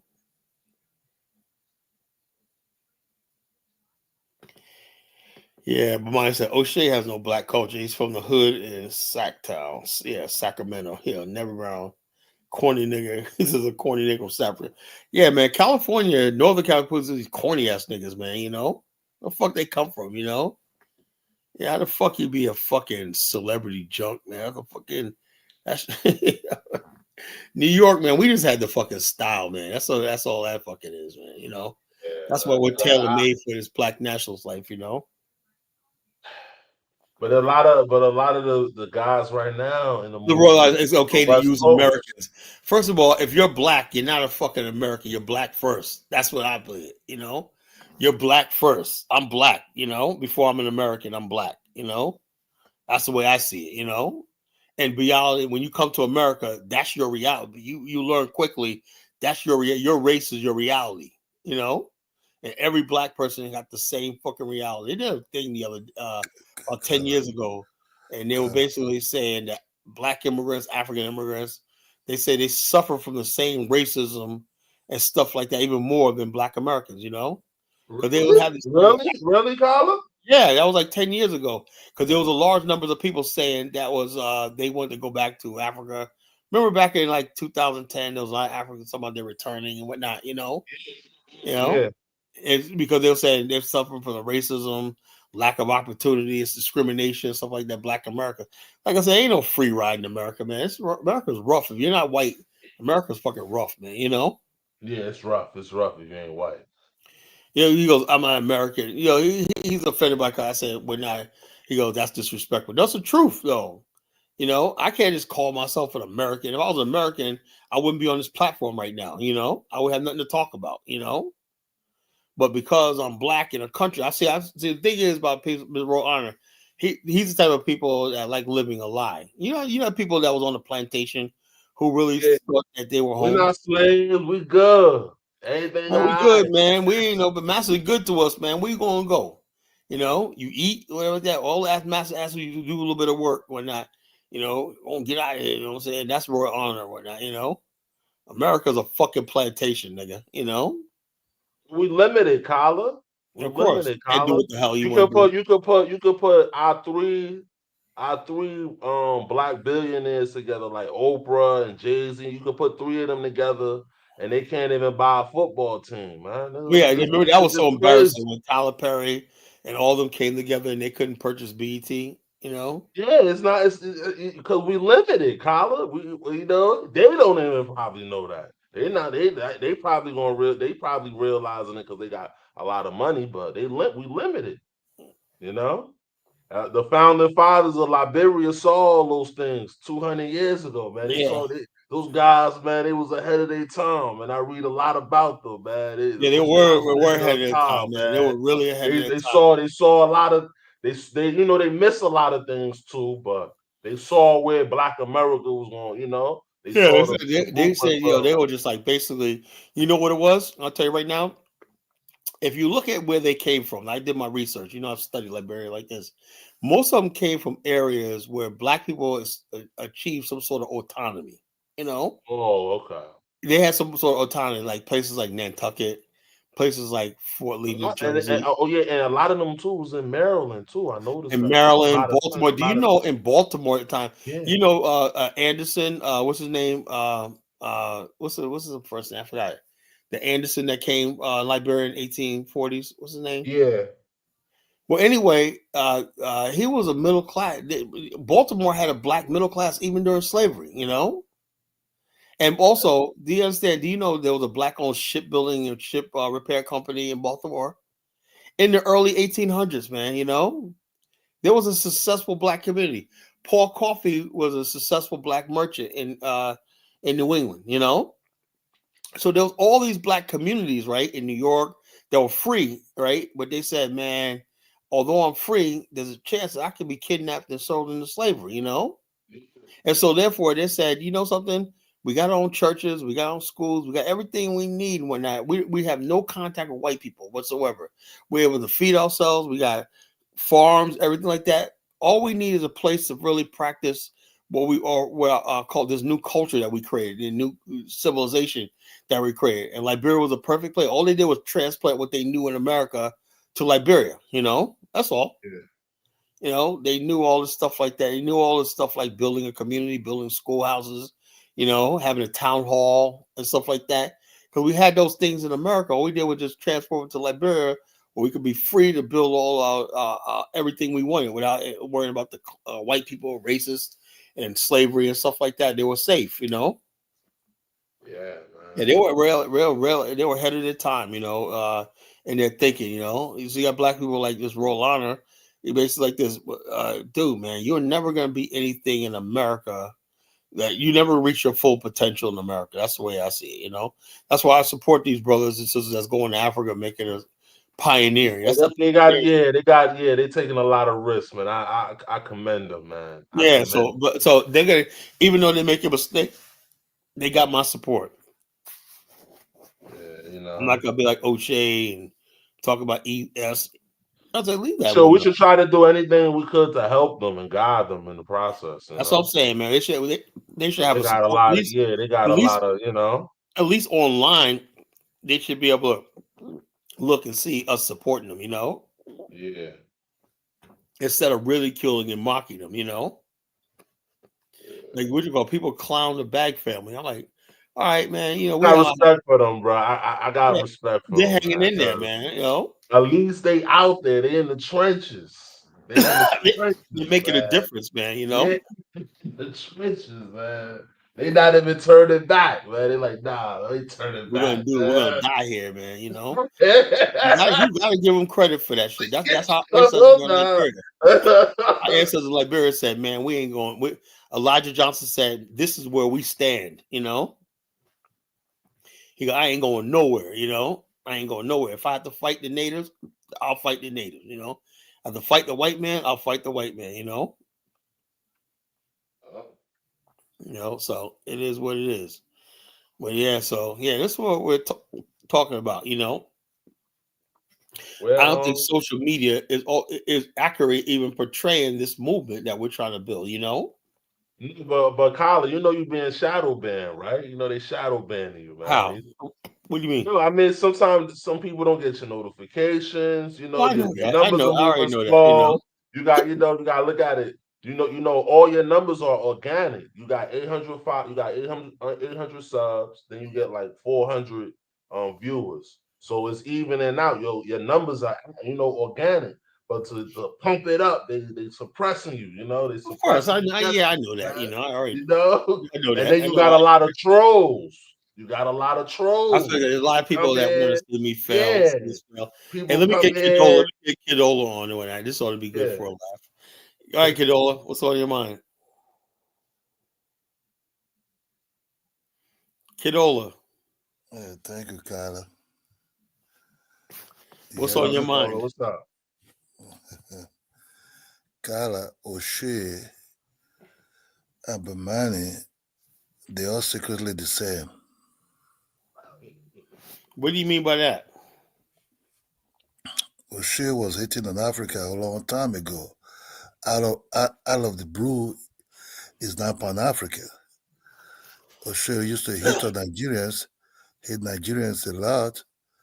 Out of the blue, I think when he went to Poland, that's when he started reducing his attack on Africans. He called us dirty. He called us all Yeah, names.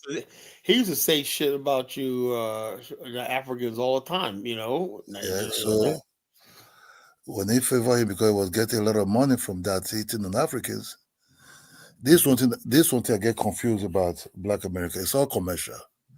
It's never real. It's not real organic. They use Africa as they want to use Africa to feed them in terms of what is bringing the income in the YouTube and the donation of people that is coming into that stream to enjoy the version of Africa, which a lot of them in America are. But Yeah, money, but let me say this, Kidola. but money pretend to be love for Africa. He does. He does love Africa. Hold on. If you have the opportunity to call us savages and all kind of name, he will use it. Oh, no, let me say this, Kidola. Yeah, All right. Let me say this, right? When we say savages, we're not talking about all Africans. I have to know that, right? No, because what I'm saying it, the Jamaicans is as bad as some of these Black Americans. Yeah, but hold on. Let me say this, right? You got to say something, Kidola, right? And you have to just think on a higher level for a second, right? We go through stuff, right, that we normally don't have to go through in America and stuff like that, And basically, in America, right, if you give somebody money, you say, I want you to build this, whatnot, and you have a general agreement, whatever like that. You could rest assured that, okay, person said, I can't do the job, let me move on, whatever like that. But when you get an experience like somebody says, okay, I can do the job, I'm gonna take the money, they don't do the job, right? Then you go back to them, right? And say, hey, where's my money on the job or not? They want to friggin' try to get the police on you or try to put juju on you and stuff like that. So basically, and they basically start with tribalism stuff. They start speaking in a tribal gibberish and stuff like that. So when Bomani had enough of those experiences and whatnot, of course he goes lash out and get angry and call them savages like I do. And so we do that. But we don't mean all Ghanaians and all Nigerians are savages, just that you have a bad experience. It's like people call us Akata, stuff like that. We do shit, I know all Nigerians aren't prejudiced, I know that, I'm not stupid. I know that, but that's something like happened. And also what you said about Africa, look, but Mani loves Africa. He's been basically taking tour groups out for 20 years, 20 years aside. He just got back from Kenya, He'd rather spend his time in Africa than in the Middle East, than South America. You don't see Bomani going to Colombia and the DR or something like that. He goes to Africa, loves African women, loves African food, the culture and everything like that. He particularly loves West Africa, And so therefore, like I said, we don't have to, like me, I love Africa too, My favorite country, my only country I like is Liberia. But right now I might branch off to Zambia and Angola soon, but right now it's just Liberia for me, And so the bottom line, we go to Africa because what we're doing is we're connecting Kidola, what was lost. Kala. It's not sometimes the return of Africa, some. They're not the only one that came back to Africa. The Brazilians came back to Africa. Right. The large population of Brazilians that came back to Africa is far, far more larger than the Black Americans that came back to Africa. Yeah, but hold on. Let me put that in context, right? The Brazilians that came back to Nigeria, right, were still culturally Yoruba, culturally thing, right? And also when they came back to Nigeria, they also began to set up their own little system when they were participating in the Atlantic slave trade. The first thing we did when we came back to Liberia was suppress the slave trade and basically create the first constitutional republic in Black Africa. You know, the Brazilians weren't trying to do that. They were just they were allied with the Portuguese and stuff like that. You know, they were just basically trying to, even though they came back, they were, you know, you can't compare the same thing because they didn't. Kala, when they came back, right? What did they look? Today, Lagos Island is being owned by the returnees of the Brazilians. They are still probably the majority there. What they did is this: they assimilate. They did not assimilate. Kidola, Hold stop. on. Most of them. Hold on, Kidola. Let me ask this question, right? When you say assimilate, you know, what you're basically saying is we should stop being who we are. You know, that's not it. Let me ask you a question. What does assimilate mean to you? Hold on. The Brazilians that came back, say bear their last name. I told you the Brazilians that came back were only in what you call briefly. They were expelled from the Portuguese colonies, and they were only there briefly. So they had their culture and gods are intact. You know, when we by the time we came back to Liberia, we had 200 something years had passed before we came back. So we were completely different culture, people experience, and worldview than you did. They still had an African worldview. I understand. Look, on this YouTube, we start understanding. That's why I say I'm not separated the Jamaicans from the Black Americans. Only the Jamaicans are very corny. Hold on. The Jamaicans are very corny in nowadays in hiding their prejudice against Africans. No, you call it prejudice, right? It's not that. Hold on. Yo, kiddo, can I ask you a question? Do you think Africans do anything wrong? No, hold on. You know, look. Because what I'm saying I think that's a fair question, right? Maybe because I always said this. Never say, because you stay in America, that the Africans that came to London and met the Jamaicans there because they came there first in one way or the other, that the Africans were having kubaya, having honey with bread with them. No, it was not like that. The Jamaica hate the Africans just as the Black Americans hate the Africans too. So let me ask you a question. Do Africans all get along in the UK? Yes, most Africans don't attack. Oh, well, Kidola. Hold on. Let me tell you the truth. Kidola, come on. No, let me tell you the truth. Look, I didn't know about this until years ago, right? I was on one of the social media sites back in the days. I think it was Nairaland. You remember Nairaland, right? It's still around, right? Anyway, Ghanaians and this Ghanaian man and Nigeria were going at it. They're both in the UK, and they were basically the Ghanaian man. The Nigerian man would call saying the Ghanaian women are loose, and they said y'all need to get some of your women because they always come around shaking them behind, asking for money. And they were like, "Yeah, when we do this," and they were just really going at it. And then the Ethiopian got into it, started coming after the Nigerians.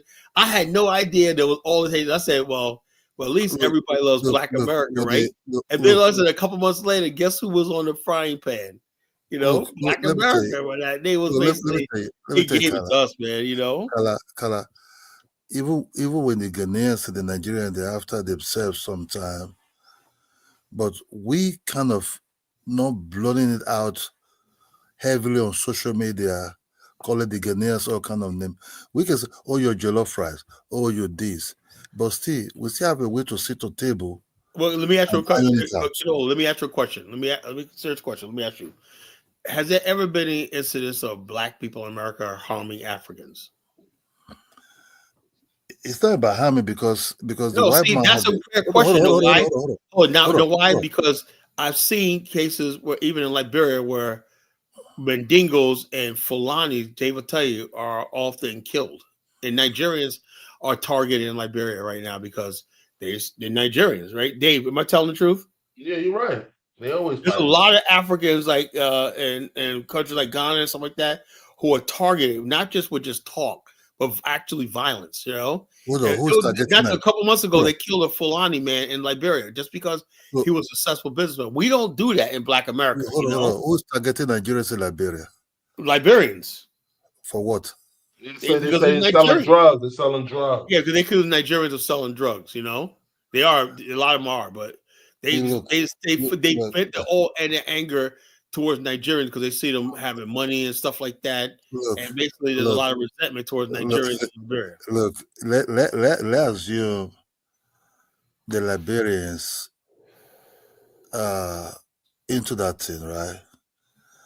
But still, the Liberians, I can't. Maybe if you said drugs for people openly, Yeah, and hold on? What about the fact that in well, South Africa I've never seen, they're I've never killing, had a killing I've never had a Nigerians? Let me Liberian find attacking this. Let me Nigerians. find. I never have a Liberian Syria attacking Nigeria.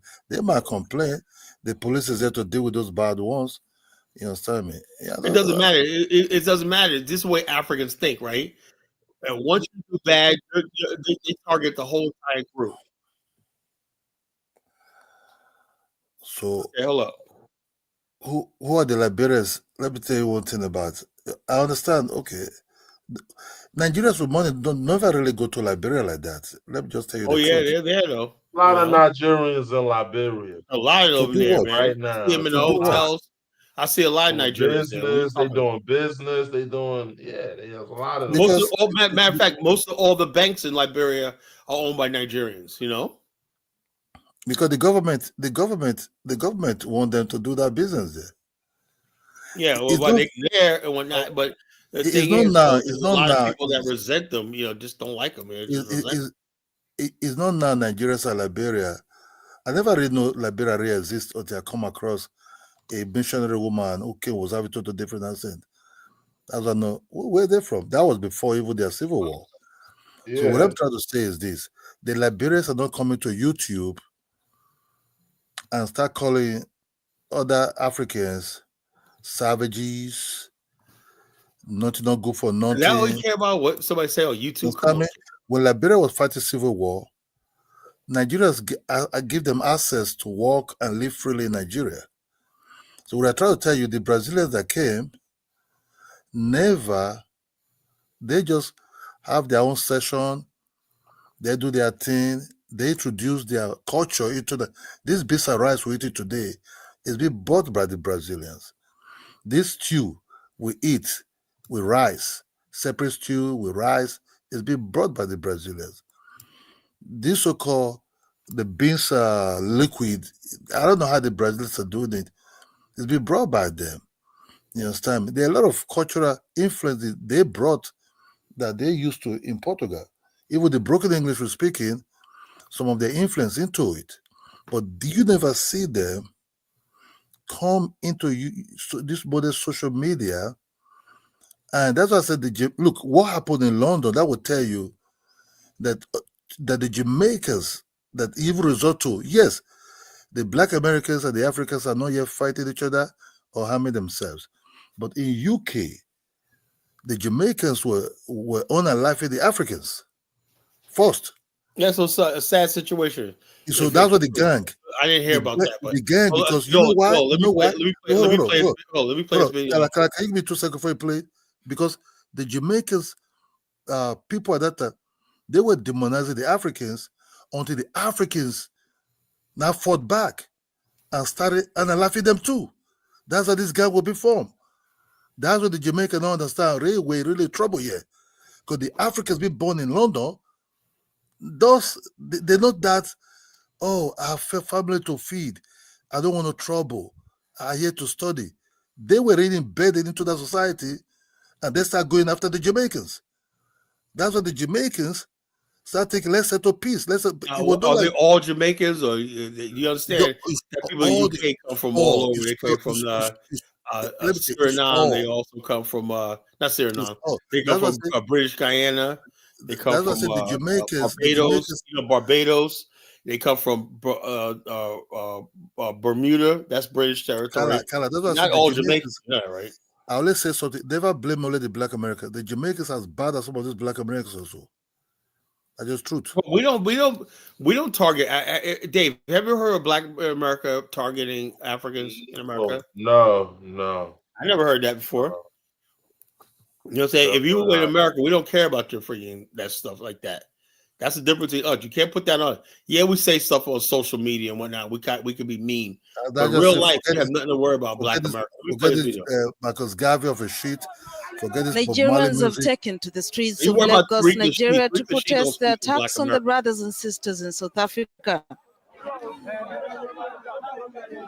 The angry protesters attacked South African business ShopRite with stones and destruction of property around the retailer since they were unable to access its building. We have to come here when the whole incident started happening, and we've been here. Police have been trying to take control of the place and try to also protect the property that belongs to the same people who have been killing us. The Nigerian government, they are trying to support support what is happening to protect the life and property of those people, while our Nigerian people are dying. Our people are dying on a daily basis. We are protesting because of what South African government are doing to Nigerians. We are not happy over it because we are good citizens in partnership with them. They own ShopRite, they own MTN, they own GoTV, and lot of it. So we are tired and sick of all this thing that's happening. Xenophobic attacks in South Africa have left 5 dead in riots in Johannesburg, where foreign-owned shops were targeted on Monday. A recurrence of the 2015 attacks that left at least 7 people killed. South African companies in Nigeria, including MTN and MultiChoice, have expressed their concerns over the situation. Nigerian President Muhammadu Buhari said on Tuesday he was urgently sending a special envoy to meet South African President Cyril Ramaphosa to secure the Nigerian citizens there.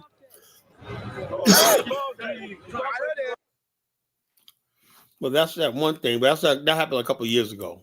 Let's see. The whole thing is this, 5 years ago. Thing is, Kadola, it's what you don't see in Black America is people basically attacking people. This level of third world savage violence, you don't see this in Black America. You just don't. You have people say certain things CRM online and stuff like that, especially frustration. Hands down. So for me, usually just let me give you an example, Kadola. There was a Nigerian, and that's the thing. I think Africans bring this on themselves, right? There was a Nigerian guy put out a video the other day on TikTok, right? Saying that, when I come to America, right, the cool kids in America are sports stars, rappers, and everything like that. But in Nigeria, the cool kids are the one who got good grades and whatnot. See, we value education. That's a lie, We value education in Black America too, just even more, They say the cool kids. Well, look, every culture, and that's just not Black America. That's America. The cool kids are always the guy that gets the girls, the guys on a football team or basketball team. That's always been like that. That's just American culture. But that same kid that got grades and everything, we understood American culture. Those same guys, right? Tell them, Dave, right? When they 20 years, when they see each other at a high school reunion 20, 30 years later, oh yeah, you was a guy that jock that got all the girls. This was a guy who was a nerd. This guy was this. But they're all successful in life. Because why? Because it's a winning culture, So when you come here and talk about, the cool kids, us Africans and African Americans are just losers, but that's a lie, And so why does Africans do that? They come here and act like they're so much better, and they got parents that care about education, and our kids don't like that. They say stuff like that, right? And it triggers Black people in America to retaliate. You understand? It's all a compare and contrast to show off in front of the white man. That's all it is. They're trying to gain favor. And one thing, Kidola, in our culture right here, back in the day, we used to call, if you hung around white people too much, you don't say too much. If you see a Black kid when we was growing up and he hangs around white people too much, okay, we understand you're on the basketball team, you might have white friend here and there. But when we see you hanging around white boys too much, we call you Oreo, you a sellout, whatever like that, or you just like this, you ain't Black no more. But Africans basically, they think it's cool to be around fucking white people like that. The African to move to South Dakota and be 3% of the Black population. What the hell are you doing? I don't know. Utah. I don't know. In Vermont, man, they be going to places none of us fucking even think about going. Man, listen, like, let me give you an example. I was in Dallas, Texas this week, right? And I tell you this, Kidola. I was at a top level, our marketing firm that we're partners with, right? The top level, right? And I met some millionaires, right? You know, invited us down there for a couple of days, pay for hotels, and we had a 2-day convention, you know, just the top agents in the country, right? All these black firms that like my agency, like mine, were not one African, you know, not one African. But you let the Africans tell it whatnot.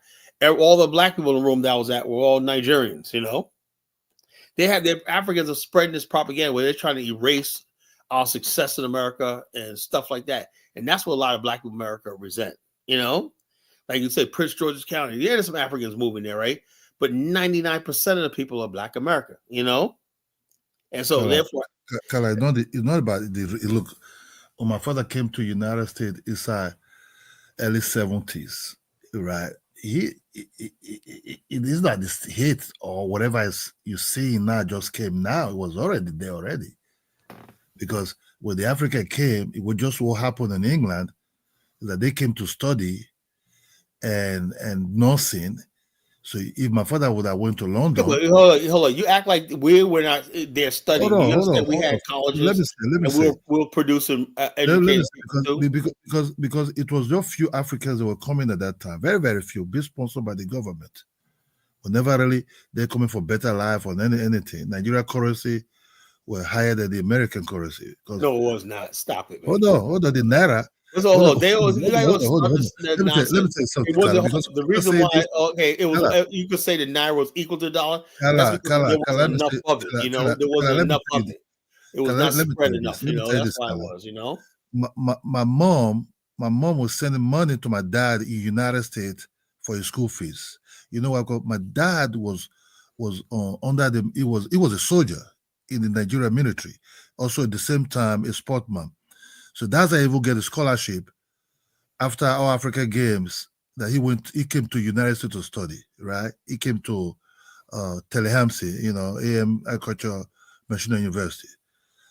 Then this was a little bit different from my dad at one particular point after his master's degree. My mom had to start sending my dad money to complete his PhD. So when my dad came, we were not really expecting anything from him. He just came by and said, I'm happy. Then he came by quick the army and went back to his own what he studied in the States. Let me just end it like that. What I'm trying to say, even at that time, he said it's a total different ball game. He did his internship in the United States. He said when he was doing that internship in these schools, in these secondary schools and everything, he said these black Americans, because they had this accent, they were very rude. They would tell him, God damn, you don't got no fucking right to talk to me. Check this out, Kidola. You understand this right here? When I was in 5th grade, I went to school in North Carolina. I'm from New York. Do you know I got picked on and teased because of my New York accent? You understand that? Yeah, I understand, but the truth matter. That's what kids do. You know, the hate. But now in social media, it's not about the kids anymore. It's about men who are 50s. Yeah, but hold on. Who basically on social media talks about your accent or talk like this? You know, what you're talking about is what little kids do. You know, elementary kids do. You know.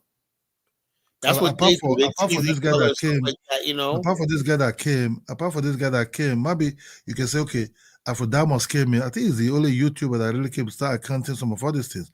Apart from that, they don't know that Africans who just sit on the desk, calling Black Americans all kind of name continuously as part of their source of making money. But in the American space, that was O'Shea. Now he's playing to the gallery, to the African side, because he's trying to show some of these Uganda women to Black Americans as part of kind of like passport bro kind of thing. Oh yeah, it's all game. It never really love. They say I don't approve of that because I'm like they say to also go to Bomani also. It's a business like it never really love. The Jamaicans don't take them out. Let me say this, Kidola, right?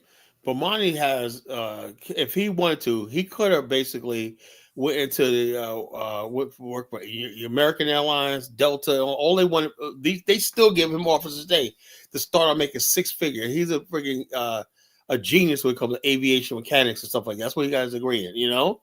he don't have to be involved with Africa, but he chooses to. Don't he get credit for that?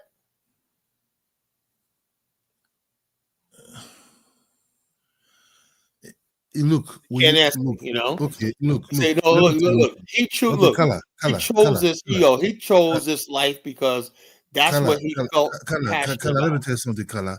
You say, okay, Ghana, Nigeria, something the local head. Have you ever seen me? I came to your show. I start bashing Ghana. No. Oh, you spend your time with Kidola, but you gotta admit, you spend a lot of time bashing Black America. Oh, no. You know why? You know why? I don't bash Ghana? Because at the end of the day, me and Ghanaian, we have the way we settle our differences. How you settle your differences? Okay, Black America. You know what? I came out before. I never thought, because my dad never really speak too much about Black America, because he have some Black American friends. But those Black American friends are like elite athletes. I talk about Calvin Smith. I talk about Edu Moses. These are my father's friends. You understand me? He liked them a lot. You know what I mean? So he didn't really talk much about, even when he associated himself a lot with white professors and lecturers that actually help him out in some of these schools at that time. But he never really thought about the racism of Black America. He will have kids with a woman you can call Black American in Florida Ladell. You understand me? He have kids. I have half what you call FBA. Yeah, so you we could talk about Black America, not like them, but you can sleep with the women, right? No. So that was my dad never talk about Black American in a negative form. He never even nothing to even talk about things. That was up to today. I've have brothers which I cannot call. They are my sisters and brother, 2 sisters and the guy. All to today, my dad gave heritage to. You understand me? Even when he came over here, he had sex with women, and he has children. So what? Why is that? So what I'm trying to tell you, the hate was not really there. I never hate no Black America. I never even. Like them a lot. Obviously, you have strong feelings about us. You know. No. It's about when I start hearing Africans are dusty without you never been to Africa. Well, it's like this. It's like this, kiddo. Black people call other Black people dusty. You know. You know what I'm saying? So we have this thing in Black America. We love roasting people. We love clowning people. That's just our culture. You know. We love putting people down and stuff like that. That's who we are. You know, we like joking people and stuff like that. It never gets that serious. But we have this one thing, kiddo, that keeps it all balanced. We have this thing called Black love, you know? Yeah, but that's what you say Liberia. That when you say Liberians are going after Nigerians. No, my whole thing is I'm saying they're not going after Nigerians, but there's some Nigerians that are targeted because like I said, they go. I get it, you know, they go there and they'll have land. And like some Liberians, right or wrong, you know, wrong. It could be wrong. Like say, yeah, see that land now sitting over there all the time, right? Oh yeah, somebody bought that. You see a house coming up. Who owns that?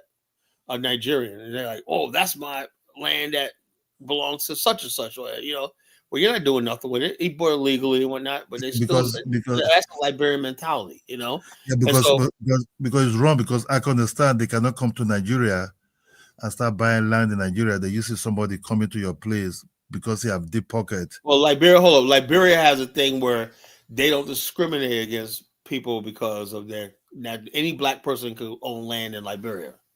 And so therefore, even that's a culture that we brought to Liberia, Kidola, right?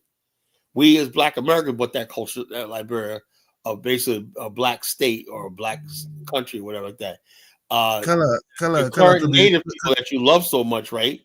They don't practice that, you know. They see you as a foreigner, an invader. Kala, to be honest, let me just be honest. Am I telling the truth, Dave? Kala, to be honest, I cannot believe. Like, look, Liberia is still a brotherly nation. You know, I cannot talk bad about them at all. You really think so? They're brotherly nation, man. I love them a lot. A lot of them live in Lagos. A lot of them have married to Nigerian women. They have their houses there and everything. You know. Those that came during the Civil War, they're still there. Some of them, they're up, you know, going back and forward. I don't really know anything about Liberia so hostile like that. Even the Ghanaians, you're talking about Africans about your roasting culture.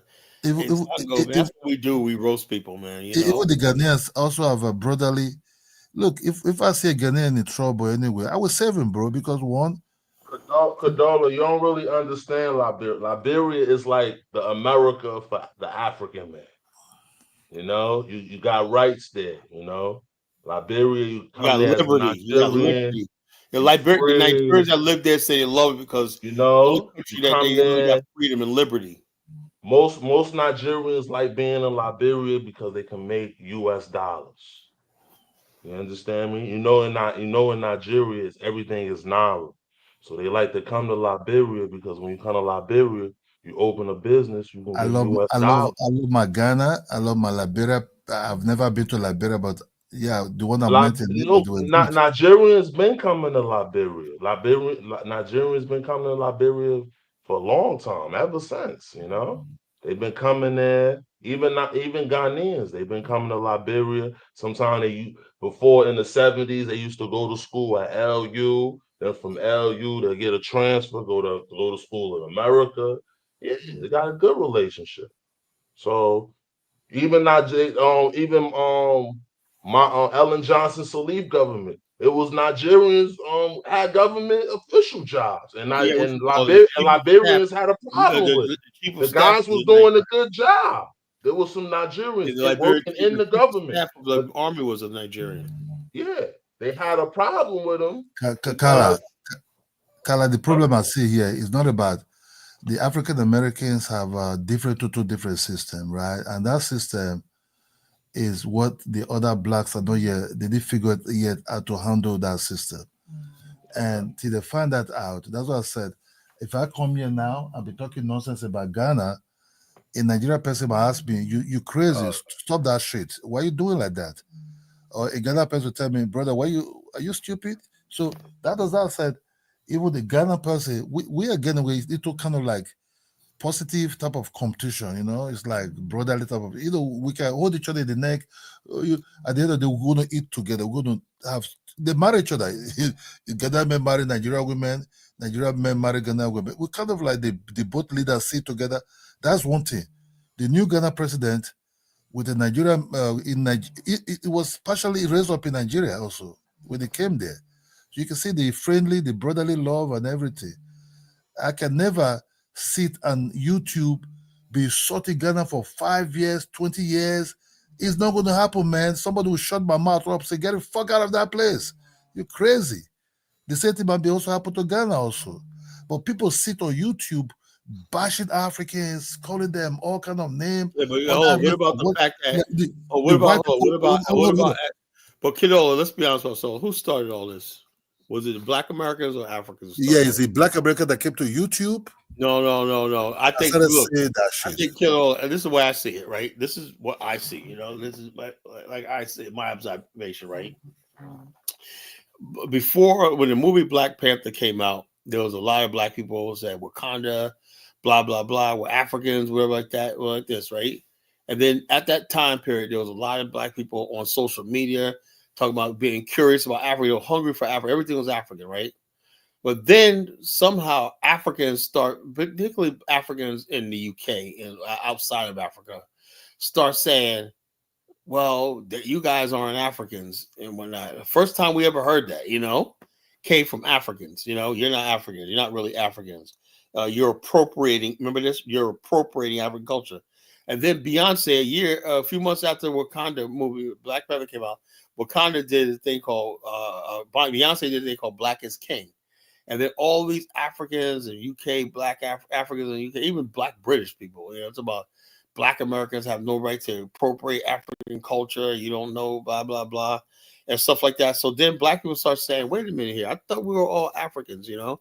And then that's where it escalated from there. And then next thing you know, because I will play some of the stuff, right?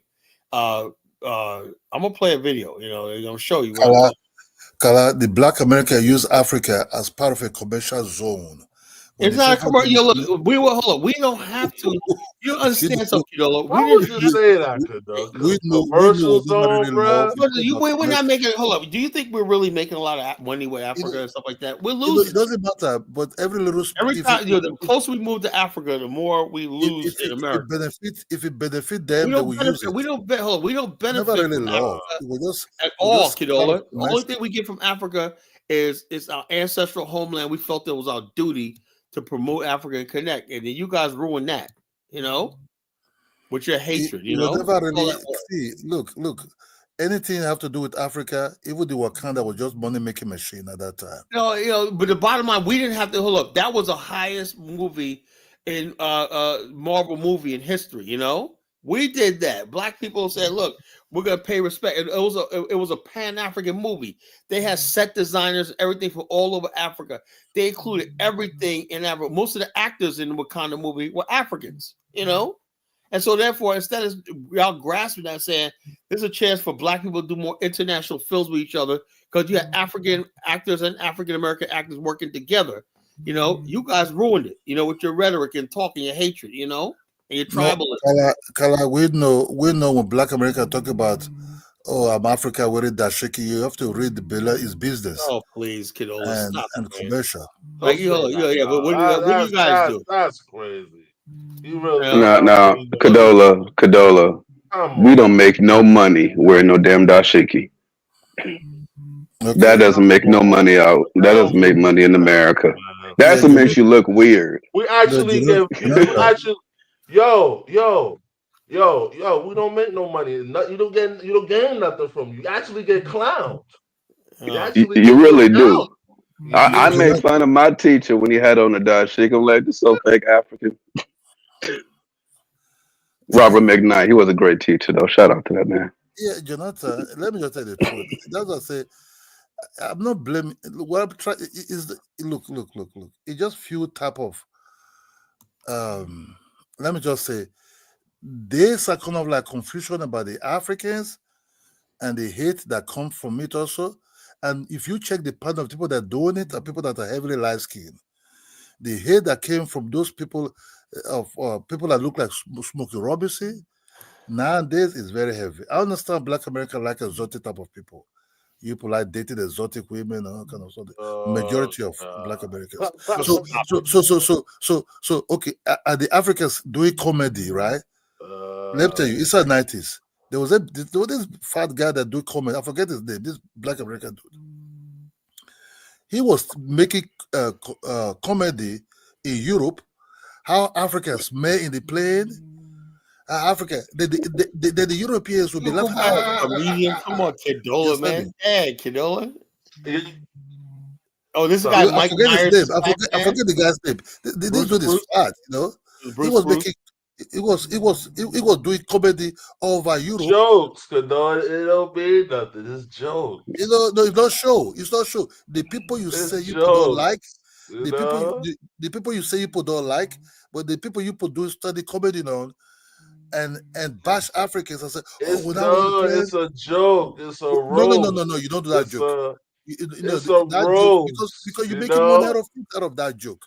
You're making money out of people. You say you don't like the white people. Kidola, you want to be a comedian, man. You want to go into comedy. No. Kala, you don't want to talk about that. Kala, you don't want to talk about that. There's this, I forget his name. My God. It's always with Timberland and coming to all over Europe, He's making style coming over Europe. He will come and say, when I was in the plane, I saw an Africa. When he raised up his armpit, he was smelling fufu. He was so smelly that they would know that's the African person. The white person say, But Kadola, it's true. It's true though, Kadola. No, it's funny though. You gotta be honest, Kadola. It's not a lie. It's funny and it's true. You know what I mean? Y'all be having some musty ass people on them planes, bro. So I got no comment. So you see, you be saying, Carla. No, but Jonathan, it's funny and it's true.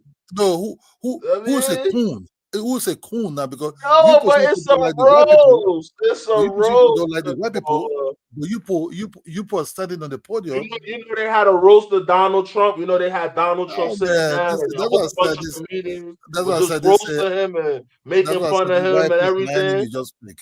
It's like this. It's a roast that we do that here in America, right, Jonathan? They have a presidential roast every year in Cadola. Every year, all the presidents, they just roast them. Thank you. Yeah. I would say like this.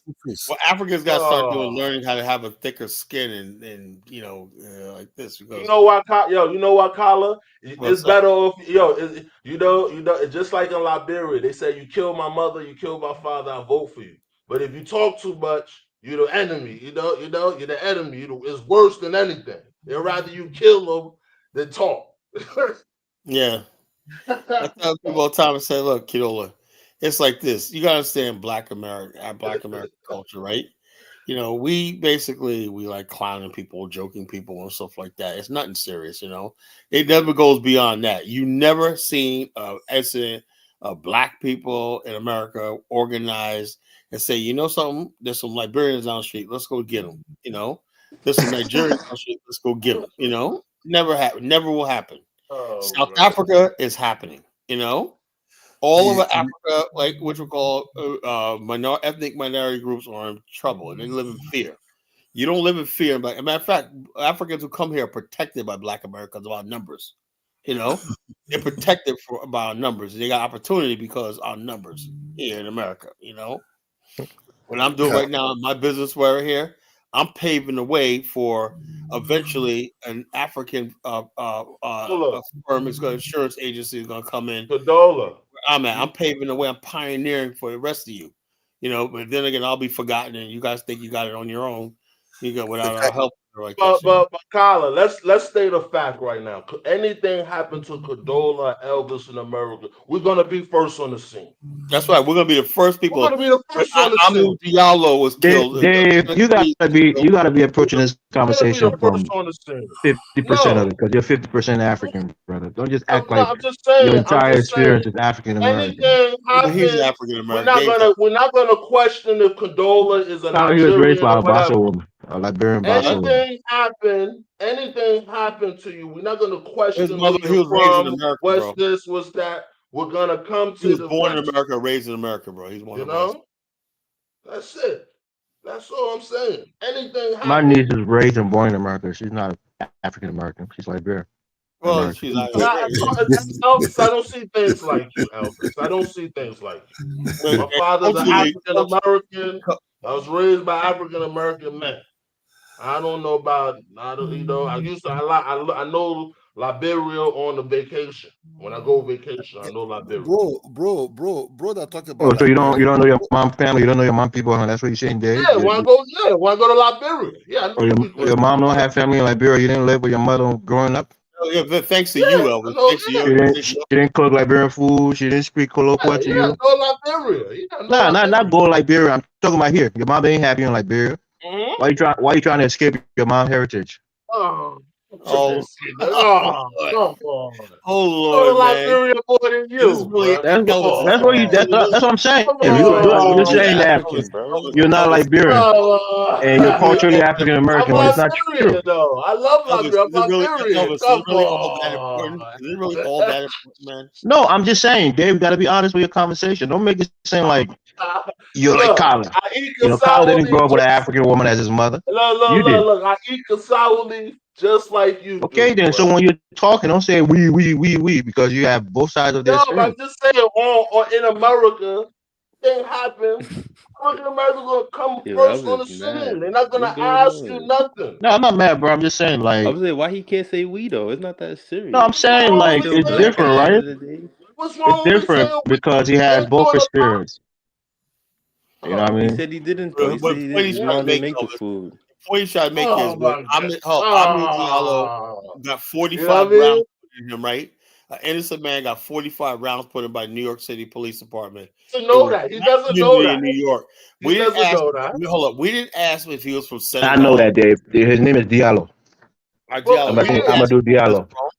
We didn't ask where he was from. Nobody cared, you know. But Oh, we what rallied about the our other own, you case, know. That's the difference between Alalawima? us and What about Alalawima? yeah, he was a Alalawima Haitian. was Same there. thing, you He know. was a Haitian. Nobody We asked. didn't care about that, you know. People But hit the difference is the street. same won't happen if you was in the UK. Somebody gets killed by the police when Nigeria was like, man, I don't know that Jamaican.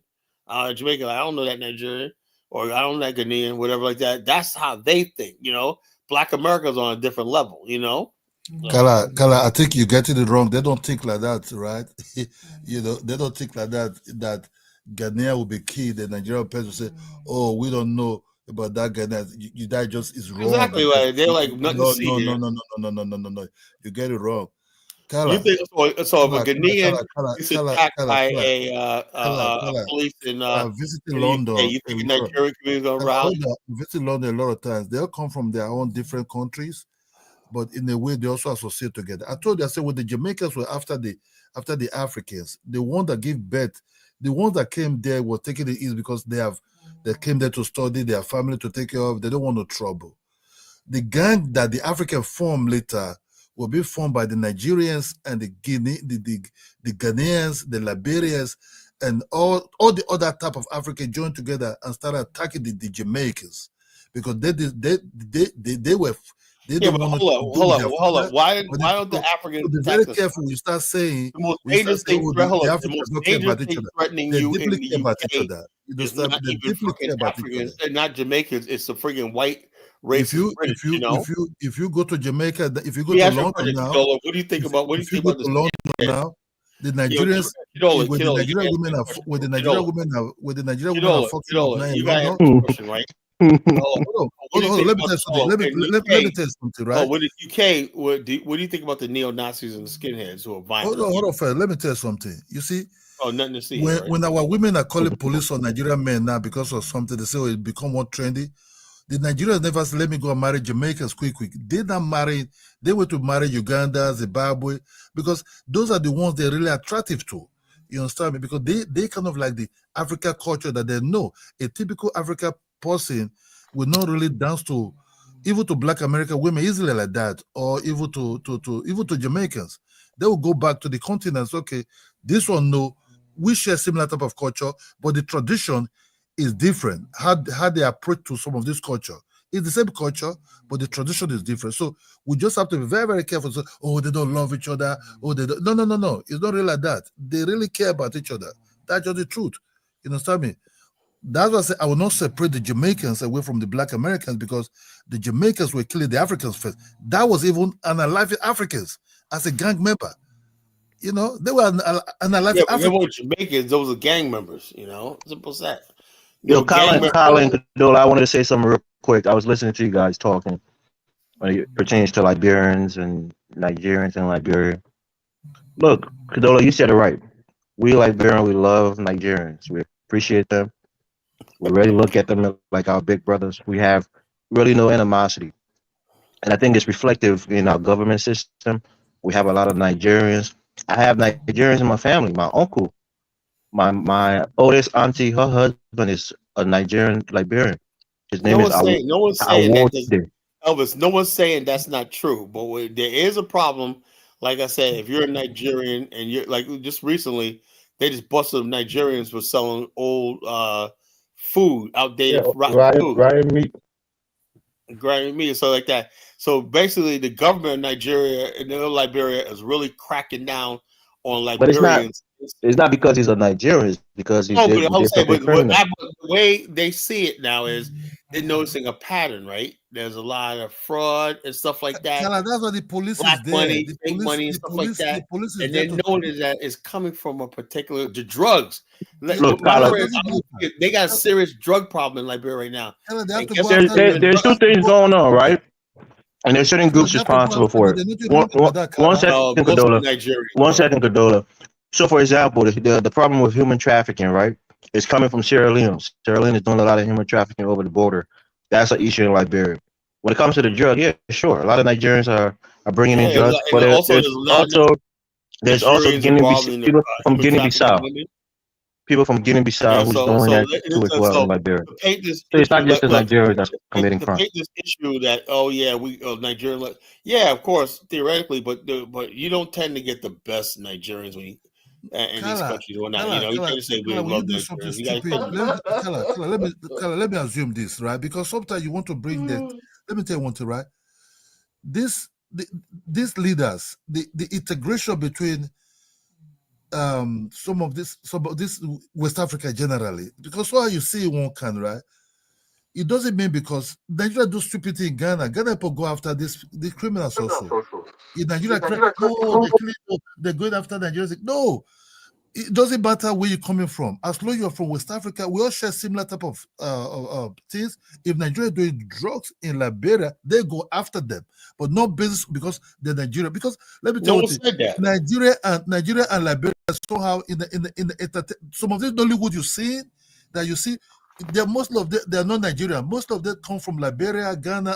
It's a kind of like West Africa something of it. We love Nigerians, right? That's just the bottom line. So don't make mistake. The Nollywood you're seeing is all Nigerians. It's not. It's all group of West African people coming to act some kind of movie together and everything. People like Frank Atus, Van Vicker, all those big name Nigerian and Ghanaian actors. They're all Liberians. If you do something wrong, let them go after you there. But they also other type of investment opportunity. Also, I think slowly Nigeria is creeping into Liberia because kind of genuine business investment. You talk about banking and other things, all other house interiors, other things. I think George Weah heavily because they love that. Apart from George Weah, all the Liberia presidents actually would be loved by Nigerians. You understand me? Nigeria love Liberia a lot. Yeah, we do.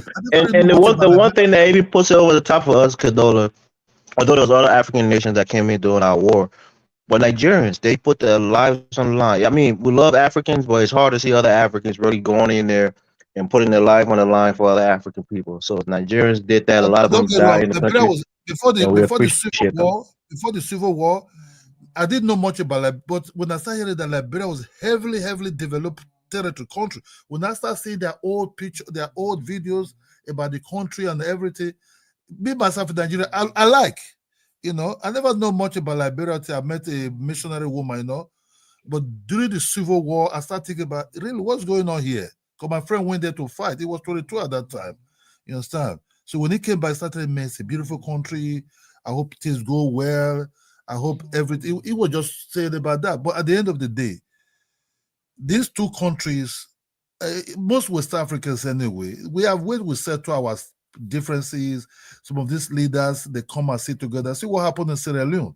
The coup almost took place there. Nigeria could step in and beg the president of Sierra Leone, please, you just give us this brother. Let it come out. Yeah, they took him into Nigeria for asylum. They give him to stay in the mansion there, living good and everything. They beg the Sierra Leone government. Like Nigeria, I know Kala like to disparage Nigeria. Yeah, Nigeria should be a lot better. But they're doing a lot of great things on the continent, especially in that West African region. They've already been playing a big role. So they're important in our region. We appreciate Nigeria. Liberia and Nigeria really intermarry a lot. The men marry Nigerian women a lot in Lagos, living their life as they want to live their life. The Nigerian men marry Liberian women a lot. My brother, these people are very fused together, but it's part of investment. I wanted to do more business together. The legal one, not the useless one. Some of these criminals are coming there to do the legal one. That's just the truth. I have no problem with any West African person at all. It's all one love. So, Kala, I left the show the other night. What's the conclusion with that whole O'Shea situation, guys? What's the deal with it? I had my guy Kung Fu Fancy. I'm about to trade him for you guys, man. Okay. You're calling him a white man now that he's some African unity. You're trying to throw us away. People by inside, this white guy is more useful to us than most of you niggas. That's what we say. Okay, all right, Kala. I'm dead serious. We're changing. Why is he useful now? Because you guys are fucking useless, man. Come on, Yeah, fine. We're dead serious about this movement, right? And we just think Africans are full of shit, for about like this. Confessing, I'm beige. No, you're white, but you got the white man's voice. You're white. It's okay, Coco Fett. Yeah, it's okay, bro. It's okay. The dude saying that he's mixed. He's mixed. That's all. Whatever, he's white. Good enough. He's white enough. But the bottom line is this. It's the bottom line is this. If somebody comes up here and they want to talk and whatnot and have, I'll talk to anybody. I don't give a fuck. Aunt and them's like, Carl, he's white. Whatnot. What do y'all think the fuck black America? Look, I was just in Dallas with top white guys, millionaires and whatnot. Top white guys. It said top white guys, millionaires. Someplace you'll never say it like that, Carl. Top white guys. Because the bottom, what I'm saying is they were just happen to be white, but they're fucking. I'm there and rubbing elbows with people with power, real money and power.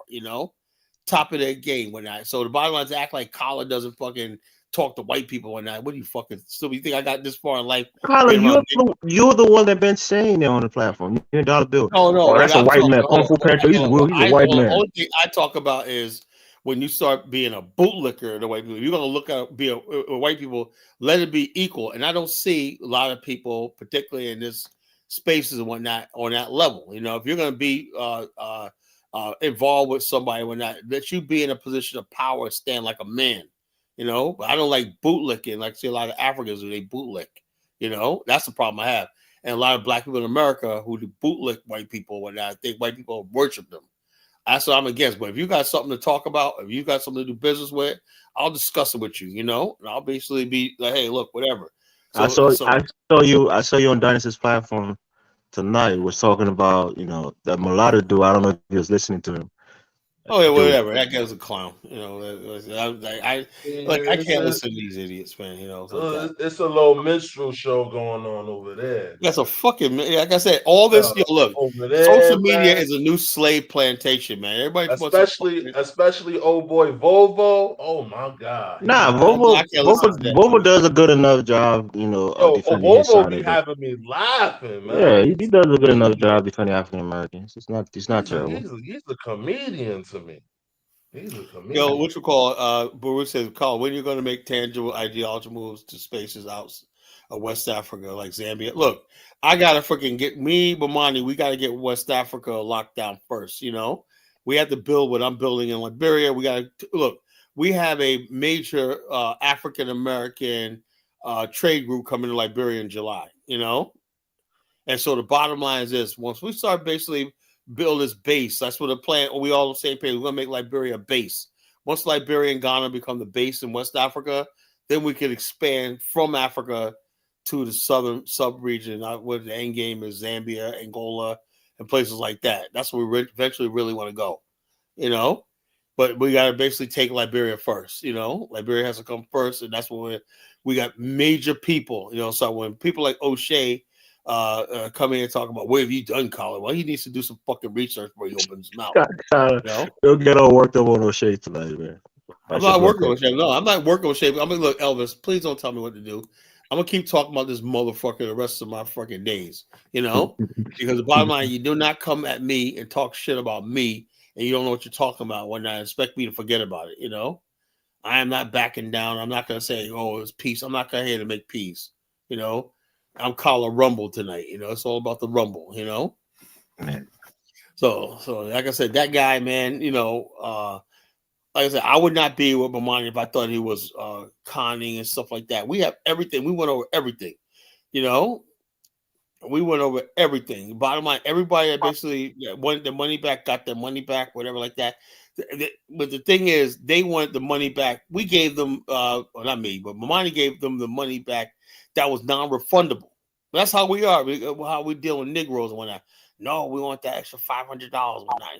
No, that's a non-refundable fee. That means we gotta take that loss. That's the paperwork, everything like that costs money. Filing and all that costs money.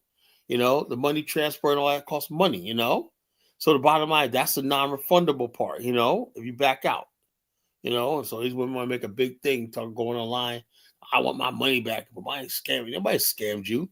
You got everything that happened in the contract. If you want to pull out the event clause, if you withdraw or decide to change your mind, whatever like that, you give a notice, and we got a certain amount of time to give you your money back, and that's it. But it's minus a non-refundable fee. They didn't want to abide by that. But do you think O'Shea did his investigation, due diligence to find out what actually happened? No, he just ran them out. But I ain't scamming, Colin. He was scamming. That's why I went off on him like that. because you didn't know what he was talking about. I put the link in the chat room. I said, look, this is the U.S. Embassy in Ghana, right? There's a number right here. And I'll put it again later on. If you got any thing, I should put it on. I should make a banner. In fact, I'm going to make a banner. If you really think that I'm scamming in Liberia and he's scamming, I'm going to put the numbers up there. You can call the Liberian, the American Embassy in Liberia. You can report me easily.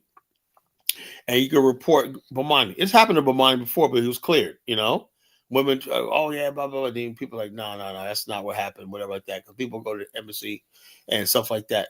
And then we get to the point where if you do file a report and you knowingly give falsified information to the government, you're going to be in trouble. You can get years for that. If you knowingly spread false information. So we want these women, whoever they are, that O'Shea says he got. O'Shea might even get a subpoena. He keeps running his mouth. He might get subpoenaed, and he might have to present himself to the U.S. Embassy wherever he's at.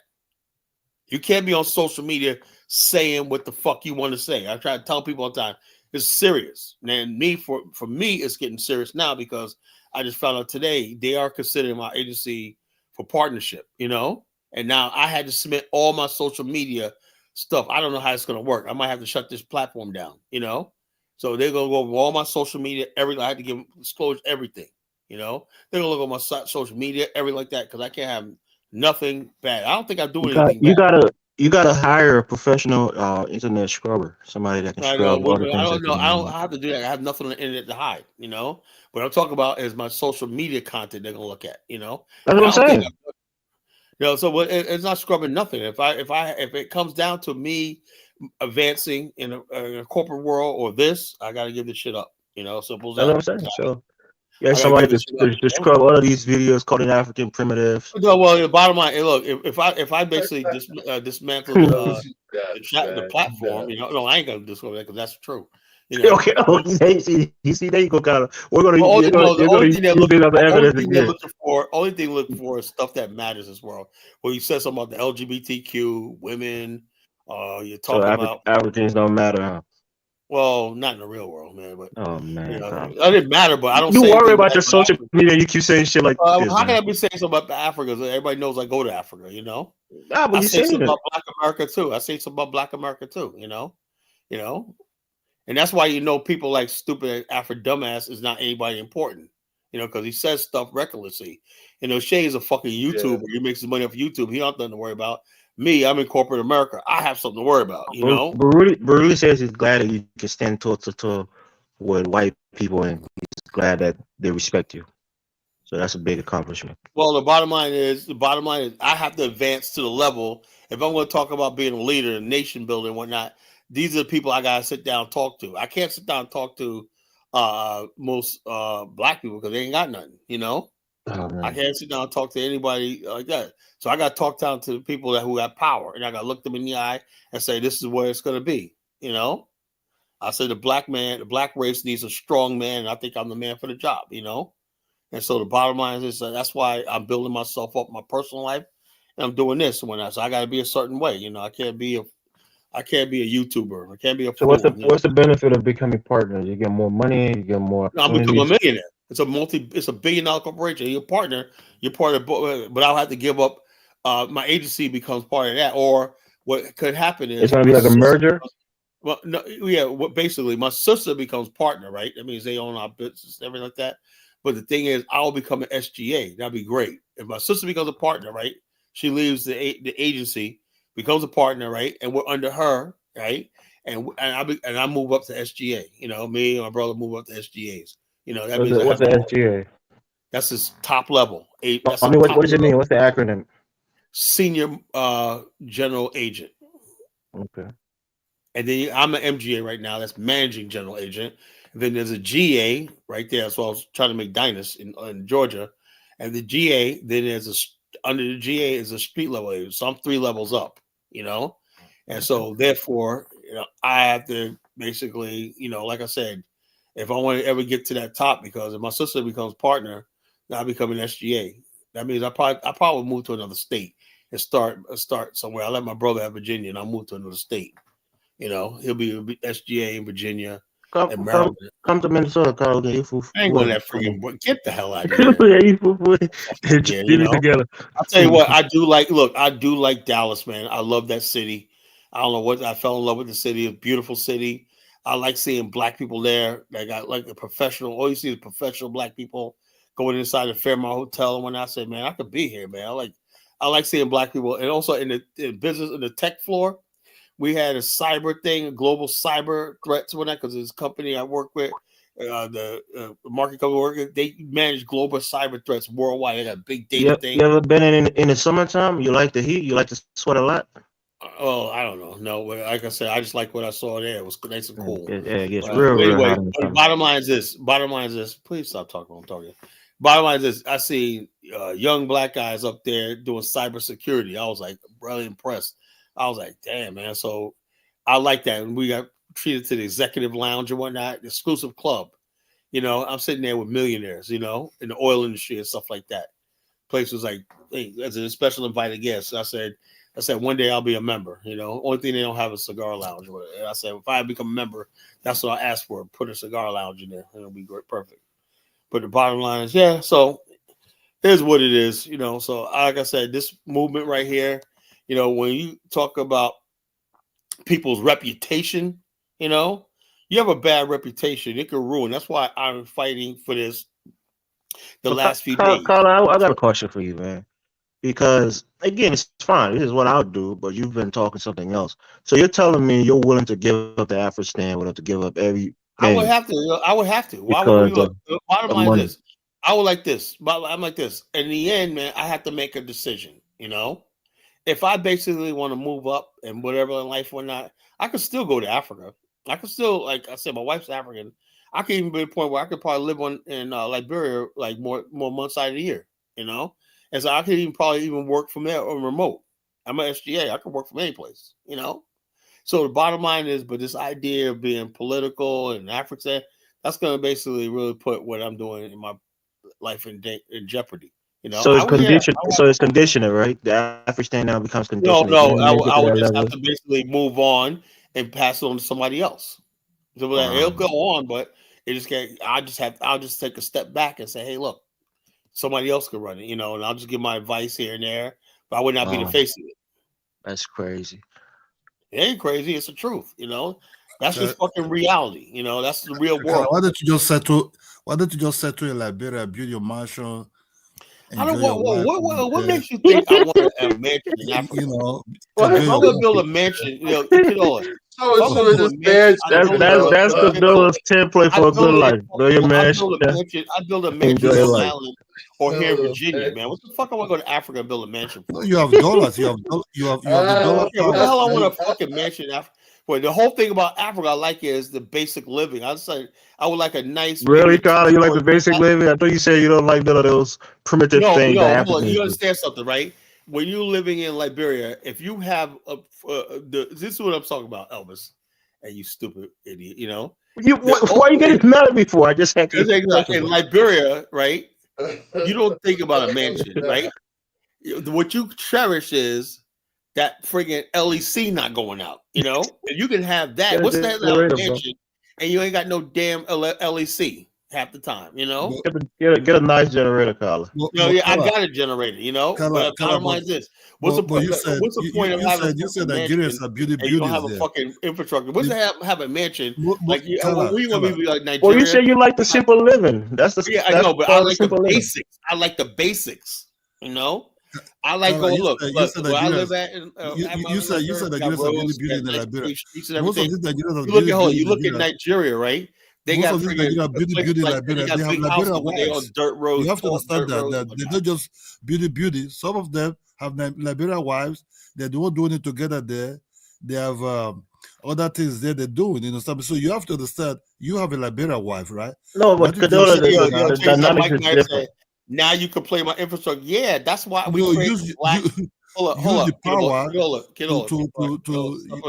the dollars to build your powerful mansion there. One mic, Kidola, man, please, man, goddamn, I'm trying to talk. Mike Meyer says you play infrastructure. Yeah, that's why we create the Black African infrastructure.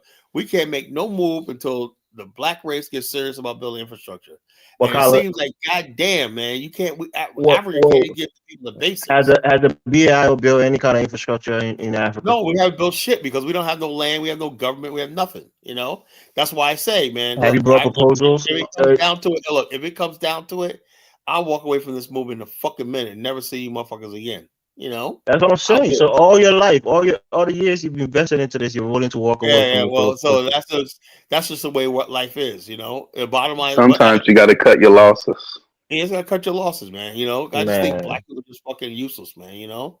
Wow. You know, you were talking about O'Shea last night, calling black people useless. You're doing the same thing now. Anytime you have a fucking Sambo like fucking O'Shea is being taken seriously, you know, and people actually say, "Yeah, caller, blah blah blah blah," and this guy is a fucking jigaboo, and fucking like if that's what Black America wants, hey, look, I'm gonna give it to you. You know, that's what Black America wants. Tyler, you know, he's on the continent. The difference is that he's there. No, whatever little thing he got going on, he's showing things that he has going on the continent. Bullshit. That's bullshit. So he tends to be more believable and more trustworthy because he's there. If you're that fucking stupid, right? He's on the continent and he's fucking on YouTube. You know, that's what I'm saying. I'm not saying good or bad. I'm just saying that's a point for him. He has YouTube money, and basically he did a video today about Kamala Anthony, right? He doesn't have no real. He doesn't make any money off of African content because nobody in America cares about fucking African content like that. He has to make his money talk about shit that goes on in Black America. He's Black American. That's his people. What do you mean? Black American. What is he? What is he? What the fuck he is, man? He don't look like nobody I know. You know? He ain't Black American. I don't know the fuck he is.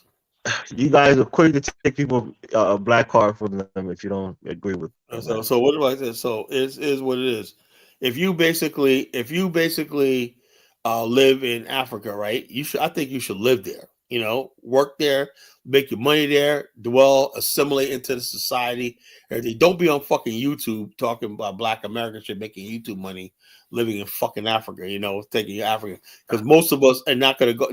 Look, you mean to tell me the only way you can fucking live in Africa is fucking I look at like not just O'Shea, but a lot of other people that live in Africa and they fucking rely on super chats and fucking goddamn Patreon. It's a business, brother. It's a global world. Laziness, man. It's bullshit. Dinah's getting a lot of super chat. You saying that's that's Dinah's, yeah, but Dinah's smart enough to live in America, you know. Can I say something, Carla, please? It's part of it. People appreciate your entertainment, your views. Carla, can I ask you something? Carla, can I ask you something? Carla, what you going to Liberia because you have a wife there? Good, I like that. What are you eating in Liberia? Let's assume, okay, your wife. What kind of food is your wife giving to you that you eat in Liberia? Okay, like me now, right? Bottom line is, hold up. First of all, if you know, my wife is not a native woman, right? She cooked her culture and everything like that, mother's culture, whatever like that. They basically like it's a mixture of African food and African American soul food. You know, that's what I eat. You know. So you don't eat that beautiful plantain fufu. No, I don't. You don't eat. We don't eat fufu. Very beautiful vegetable soup they're eating over there. No, I know a lot of quote unquote American. Cadola, stop saying that nasty shit is beautiful. That shit's disgusting, man. A fufu. Somebody put me fufu in my face. I hit him in the face with that shit. Yeah, myself, I don't eat fufu. I hate it. That plantain they're making. I don't eat that plantain. Now I just plantain is nice. The whole the right plantain with the gravy is nice. You know, plantain. Isabel give me plantain. I said, give me a fucking banana. You know. You ever had fried plantain? The right one. Nasty. I don't like. That's right, Carla. I look at plantain as fake ass banana. Nothing more than that. Not only that, check us out. When somebody says, "Hey, have a mango," I said, "Get that thing away from me and give me a fucking apple." Mango is the king of fruits, Carla. One of the most delicious. Mango is not no king of fruit. Mango is like eating fucking leather. What? The only time mango is good is when you make it into a juice. I went to Liberia. He brought his mango is delicious, bro. I don't like mango. You went to Liberia. John, you ever ate mango fruit? You went to Liberia. You brought your American. Mango's alright. I don't like mango. The really ripe ones, man. Dave, we I fuck with mango. Put it in my there's one Liberian woman skin, on YouTube, or you cut it. It's a Liberian woman on YouTube who was in I the cut it US. too, and it's so In messy. Africa, they eat the pill. They just eat the whole damn Yeah, some thing. people do, but not. Man, they got the I don't sharp. eat the peel. Everyone I see, they eat the whole thing. Africans got sharp teeth, man, so they can eat that. Oh my gosh, Man, what they gotta, primitive people who got sharp teeth? now, I got a question. Kadola, why don't y'all peel the orange properly? What orange you talking about? Come on now. Like in Nigeria, right? They'll grab a knife and they'll kind of shave off the peel part, Yeah, but leave the majority of the peel still on. What's that shit about? What's the purpose? No, that's beneficial to Jonathan. Let Evelyn explain to you. There are two ways we eat orange.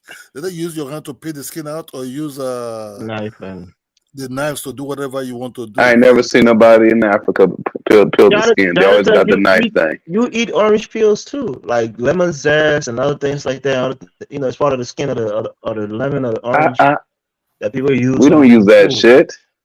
We don't use that shit. People use zest. They use lemon zest or orange zest. Yeah, we don't. We don't. Yeah, white people use all kinds of shit. We don't. You see the reason why I said some people say why Africans are looking at, oh, can I be with this person? Because we consider a lot of things into this type of things. You see, Kala have a very beautiful Liberian woman with a very beautiful natural food that's full of potassium. You say you hate it. Things that can heal your body. I hate it, man. But like I said, well, hold on. Hold on. Let me tell you. Heal your body. This is what I eat. Heal your body. To stop diabetes. When I wake up in the morning, right, she has me with scrambled eggs, right? Scrambled egg. I taught her how I like them scrambled. These are all foods. We have vegetable soup that the Liberians are eating. Kadola, you know, the man in African culture, the man tells the woman what to cook, and she cooks for her husband. She makes my eggs. True, yeah. And I have some pancakes with that when not, you know, that's for breakfast. We have normal American style breakfast with that. Or I'll have cream of wheat, you know, with butter, sugar, and milk. You actually eat cream of wheat? I didn't know. Did you eat it in America too, or something you started eating in Liberia? In America. I always eat cream of wheat. Liberian cream of wheat. I thought that's an African thing. It's expensive, you know, but the bottom line, I eat cream of wheat, you know, in Liberia, and that's my breakfast. And lunch, cream of wheat. We call it cream of wheat. Dinner, she'll have jollof rice with shrimp and chicken cut up in it, whatnot. No, so you do like the jollof, Carla. Don't read that. Man, that sounds like fake gumbo. That sounds good. Her jollof rice is really good. She was like tomatoes and spicy shit, really spicy. It's real hot. And then also she cooks cassava fish. That's the best fish in the world. You know, if Liberians were smart, they would know how to package that stuff, freeze it, and make themselves rich in America. Sell them in restaurants, but they're not that, you know. Yeah, I mean, you think cassava fish is not here in America? Just most Americans don't. Ain't no cassava fish in here, no America. There's a Liberian restaurant here in Minnesota that sells cassava fish. Hold on. Yeah, you know who's giving it to you? It's fucking Vietnamese. Vietnamese are selling here. Most of the Liberian food in Minnesota are supplied by Vietnamese. Isn't that shame? And Filipinos. I don't know. But no, also a lot of these people bring the stuff from Africa, Carl. There's a whole business. No, there's a lot of people, Vietnamese, who may go to Africa and bring it and sell it to you, you know, in Minnesota. That's where we're going to ask backwards. I'm saying that Liberians can be getting. I hope that's not true. I don't know if it's true or not. I'm not going to dispute it. No, I don't know. That's why I say I'm not arguing it. They mockingly put "made in Liberia." Dave said it ain't so. Don't tell me Liberia. I'm not from Minnesota, bro. Yeah, that's what I'm saying. I don't know either. I'm not in that business. I don't know the Liberians talking about it. Say, yeah, a lot of our food is supplied by Vietnamese and fucking Filipinos and whatnot. You know. I find it hard to believe because there's certain food that is unique to Liberia. No, they go there and they get the African food and sell to the African community in America.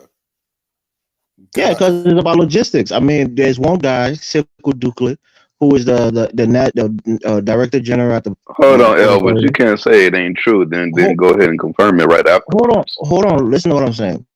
I'm talking about logistics, right? The National Port Authority managing director, Sekou Dukle, he became a millionaire from shipping, doing that kind of business, bringing goods from Liberia, you know, dry goods, and bringing it to the United States in Philadelphia and selling it to, you know, Liberians who have Liberian stores. And he became a millionaire. But not a lot of Liberians can do that. because logistically it's expensive to do. So if if the Vietnamese have a conglomerate or they have a group or consortium, that's what Kala's supposed to be yeah, doing. and they're doing it fine. It's just that most Liberians don't have the capital to do that kind of business. Kala, you have the dollars. You can be doing that with your wife. Yo, we already got a business with my wife, man. What are you talking about?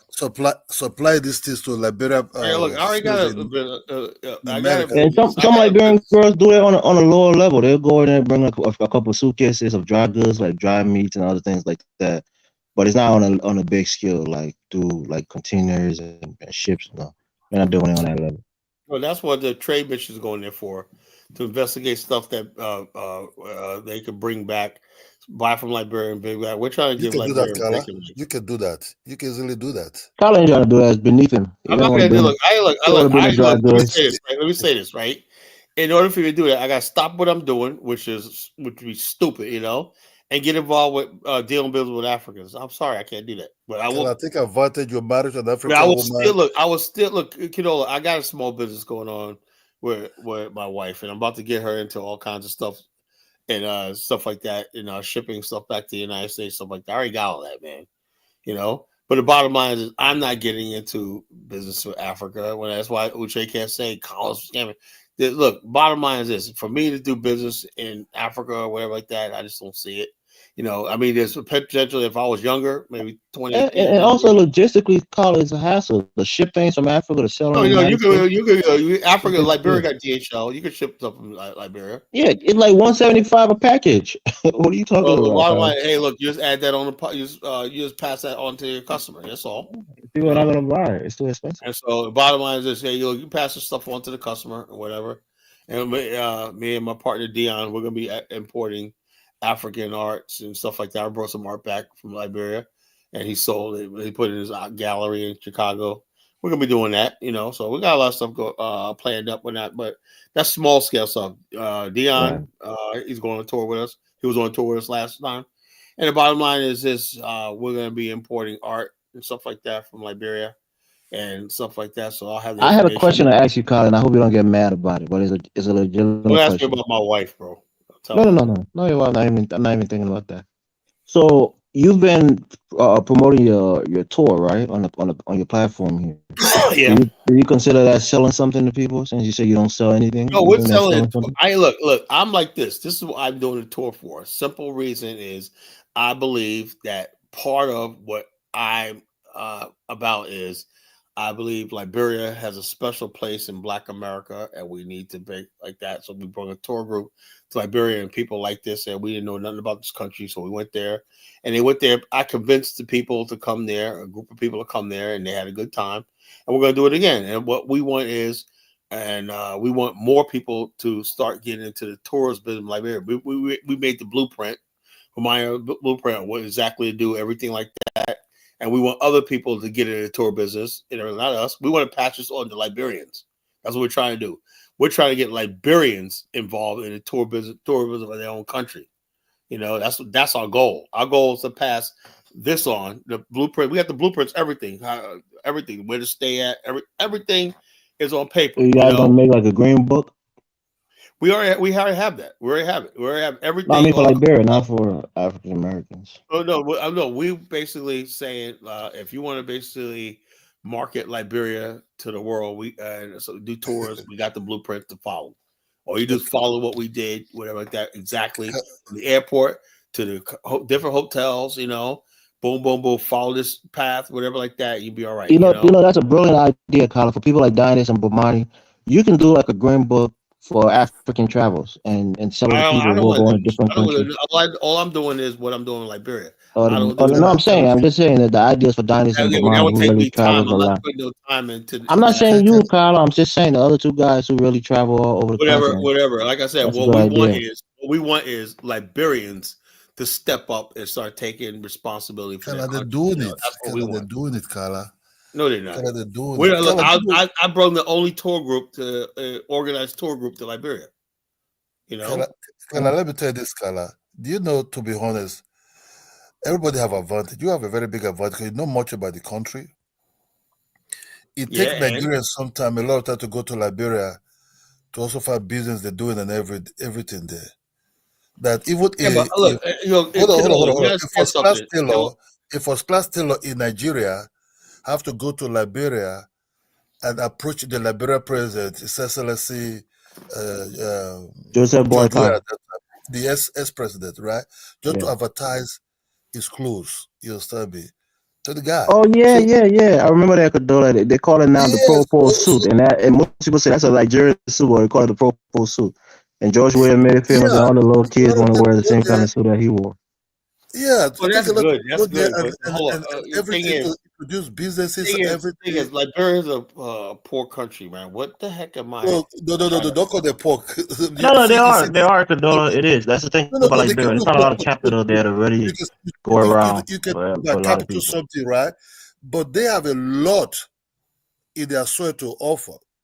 You understand me? This is different between the way Carla from America see other African countries that me in Nigeria will say Liberia. I would never call Liberia a poor country because they have a lot of mineral resources also that No, you can Cadola. You know, thing is, I told other Africans, other Liberians, I want to talk show with them, and they got mad at me because I told them. We always we as Liberians we always say that, oh, Liberia's a rich country, we're just poorly managed. I say that's not true. Being rich, it's not based on potential. You either have abundance or you don't. Being you rich can means call you it have more. hold on. You have Elvis, more. You have an abundance of resources relative to other people around you. So in Liberia, we are poor. We're the eighth Elvis, you can call it poorest poor country in now the because world. of the We're not a rich. because of the We're not a civil rich war. country. Because of the civil war. If the civil war, because I went to check Liberia. Look, Nigeria was going there to have better life. What I studied, when I started digging much about Liberia, And they're Colin supposed and to I just like already this, but let me say this, Cadola. When for a better Liberia was life in doing that so country, man. good, it was like the only kid on the block because countries like Ghana, Nigeria were still under colonialism. They didn't have their own economy. They didn't have their own country to compete with Liberia. So Liberia, was shining because no other countries were really competing with us because most of them was under the thumb of the British or the French or whatever. So we were just the shining star. But relative to other countries, we don't have some of the resources that they have that the world wants, like oil. We don't have oil.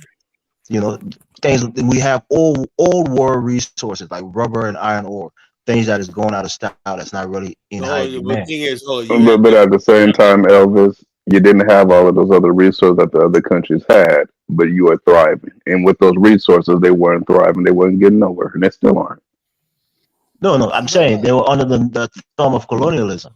The British was managing Nigeria No, for they 30 wasn't. years. When that coup happened, they wasn't under the throne of colonialism. No, Is Nigeria the got its civil war independence in the 60s. That's like is the 10 civil years. war Yeah, that they drag were. Yeah. Yeah, is the civil war that 20 drag years later. is the about civil 20 war that years just later. drag Yeah, Liberia. Yeah, Is that 20 years later, in a 40-year yeah, and time period, Nigeria Kala was doing said well. that Like Korea was able to Colin, go like from Cadola was nothing to saying, something. Nigeria, the naira was almost equivalent to the dollar, even in the The early naira, years. the naira was never the equivalent to the dollar. It The was very close. Nigerian pound Okay, the was. pounds, Once they whatever it switched was. it over and they tried to abandon the British system, they just started tanking. Yeah, There you go. but so Nigeria was doing well too in its infancy. So I mean, I'm just saying, let me like, tell you that something. civil war Nigeria would be a place of mass starvation if it wasn't for oil. And the thing is about Nigeria, Kidola, is had they did the right thing and managed the oil right, Nigeria could have freaking developed the whole entire Oh, yeah, economy. you're right. Yeah. But we the all bottom agree line on is, that. the thing is, with Africans and Black people in general, is we don't have something in our culture, civilization. This is why I don't believe Black people built civilization. Civilization requires delayed gratification. That means 2 or 3 generations have to sacrifice, for the nation in the future. Every other people I've studied did that. The Han That's dynasty, why you like need that, to they jump into build the real themselves estate of up. Kala. That's why you need to jump into the real estate of Liberia right now, because right now the real estate is just coming up slowly. It's booming. 5 years from now, it's not going to Cadola, be like Colin that. like Liberia. He don't love Liberia, where he wants to sacrifice the rest of his life No, trying to the build real a estate Oh is Liberia. man, booming get the now. hell out of here! What He's you crazy? bitter about the coup. He's Look, not bottom going line, to do look, the let extra me tell you mile. something, right? Let me tell you something. And Liberia, and like I said, Angola had that coup never happened, whatever. And like I said, it was inevitable because the coup was gonna happen because our people on the side was not the majority. So that was going to happen regardless whether we're like that, no matter what the perfect situation was, no matter how I tried to tell Jonathan that, no matter how capable we were, how good it was, and whatnot. A simple fact is it's a numbers game. If you're not the majority, same thing happened in South Africa, right? If you're not the majority, whatnot, the majority is always going to take over, whether they're competent, whether they like that or not.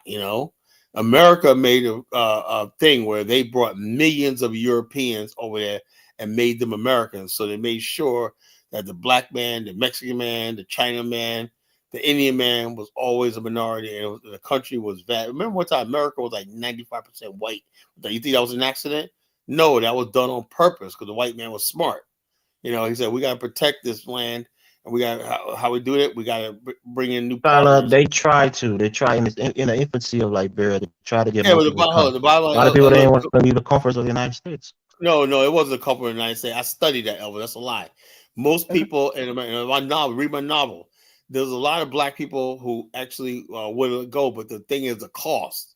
America was supposed to pay for the transport of black people to Liberia, but they never did. And so the money that America was supposed to invest in Liberia and getting rid of black people, they've used to purchase southwest of the United States and the Mexican War. Had it not been for the Mexican War, that's exactly what happened. Because they were basically what it takes to take somebody, the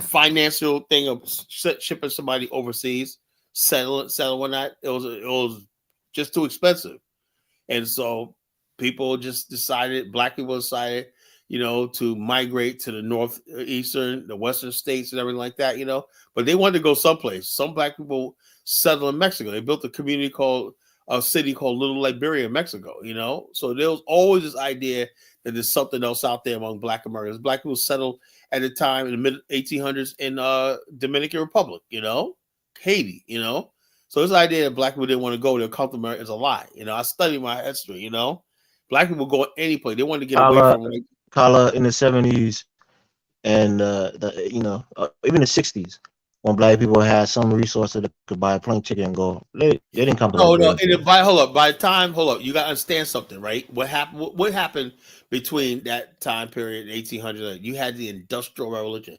Black America wasn't an agrarian people anymore. You're going to make my point. But that's what I'm saying.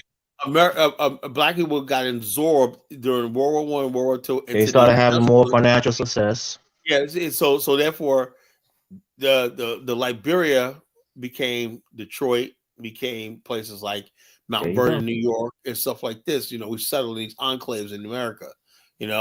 But the whole thing is, so it was thing. So the window of opportunity to go to Liberia was really like the first, I would say, decade after the Civil War. After that, when America enters the industrial age and whatnot, it was too late, and so we're stuck here, we're trapped here. It is what it is, So the bottom line is, and also I think, to be honest with you, right, it's probably for the better. Now Garvey came along.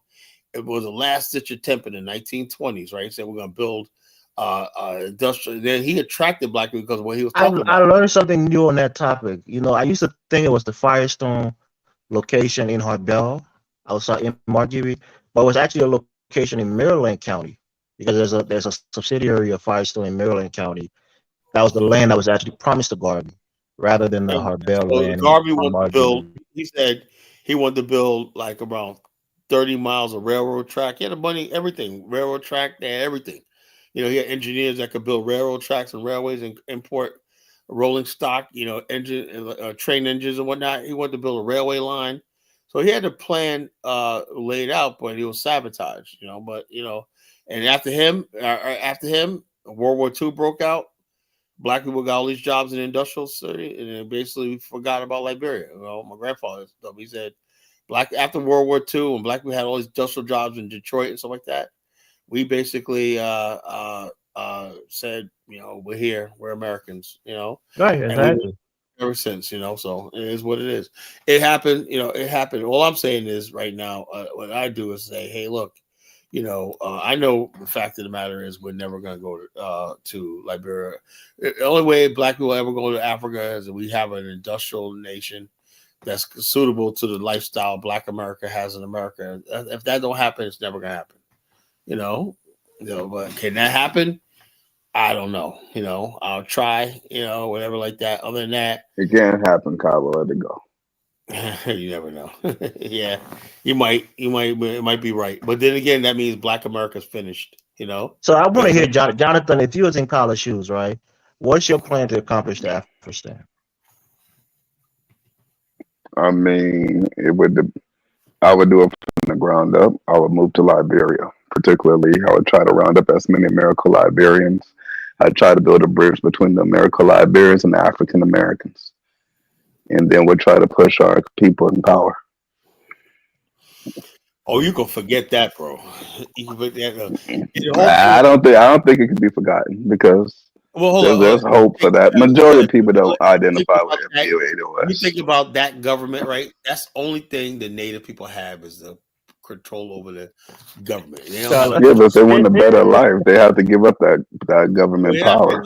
They're not going to give up power, like that. The Native people, like Val Thomas told me, he said he's the one that's doing this tour, this business tour trip on that. He's an International Focus magazine.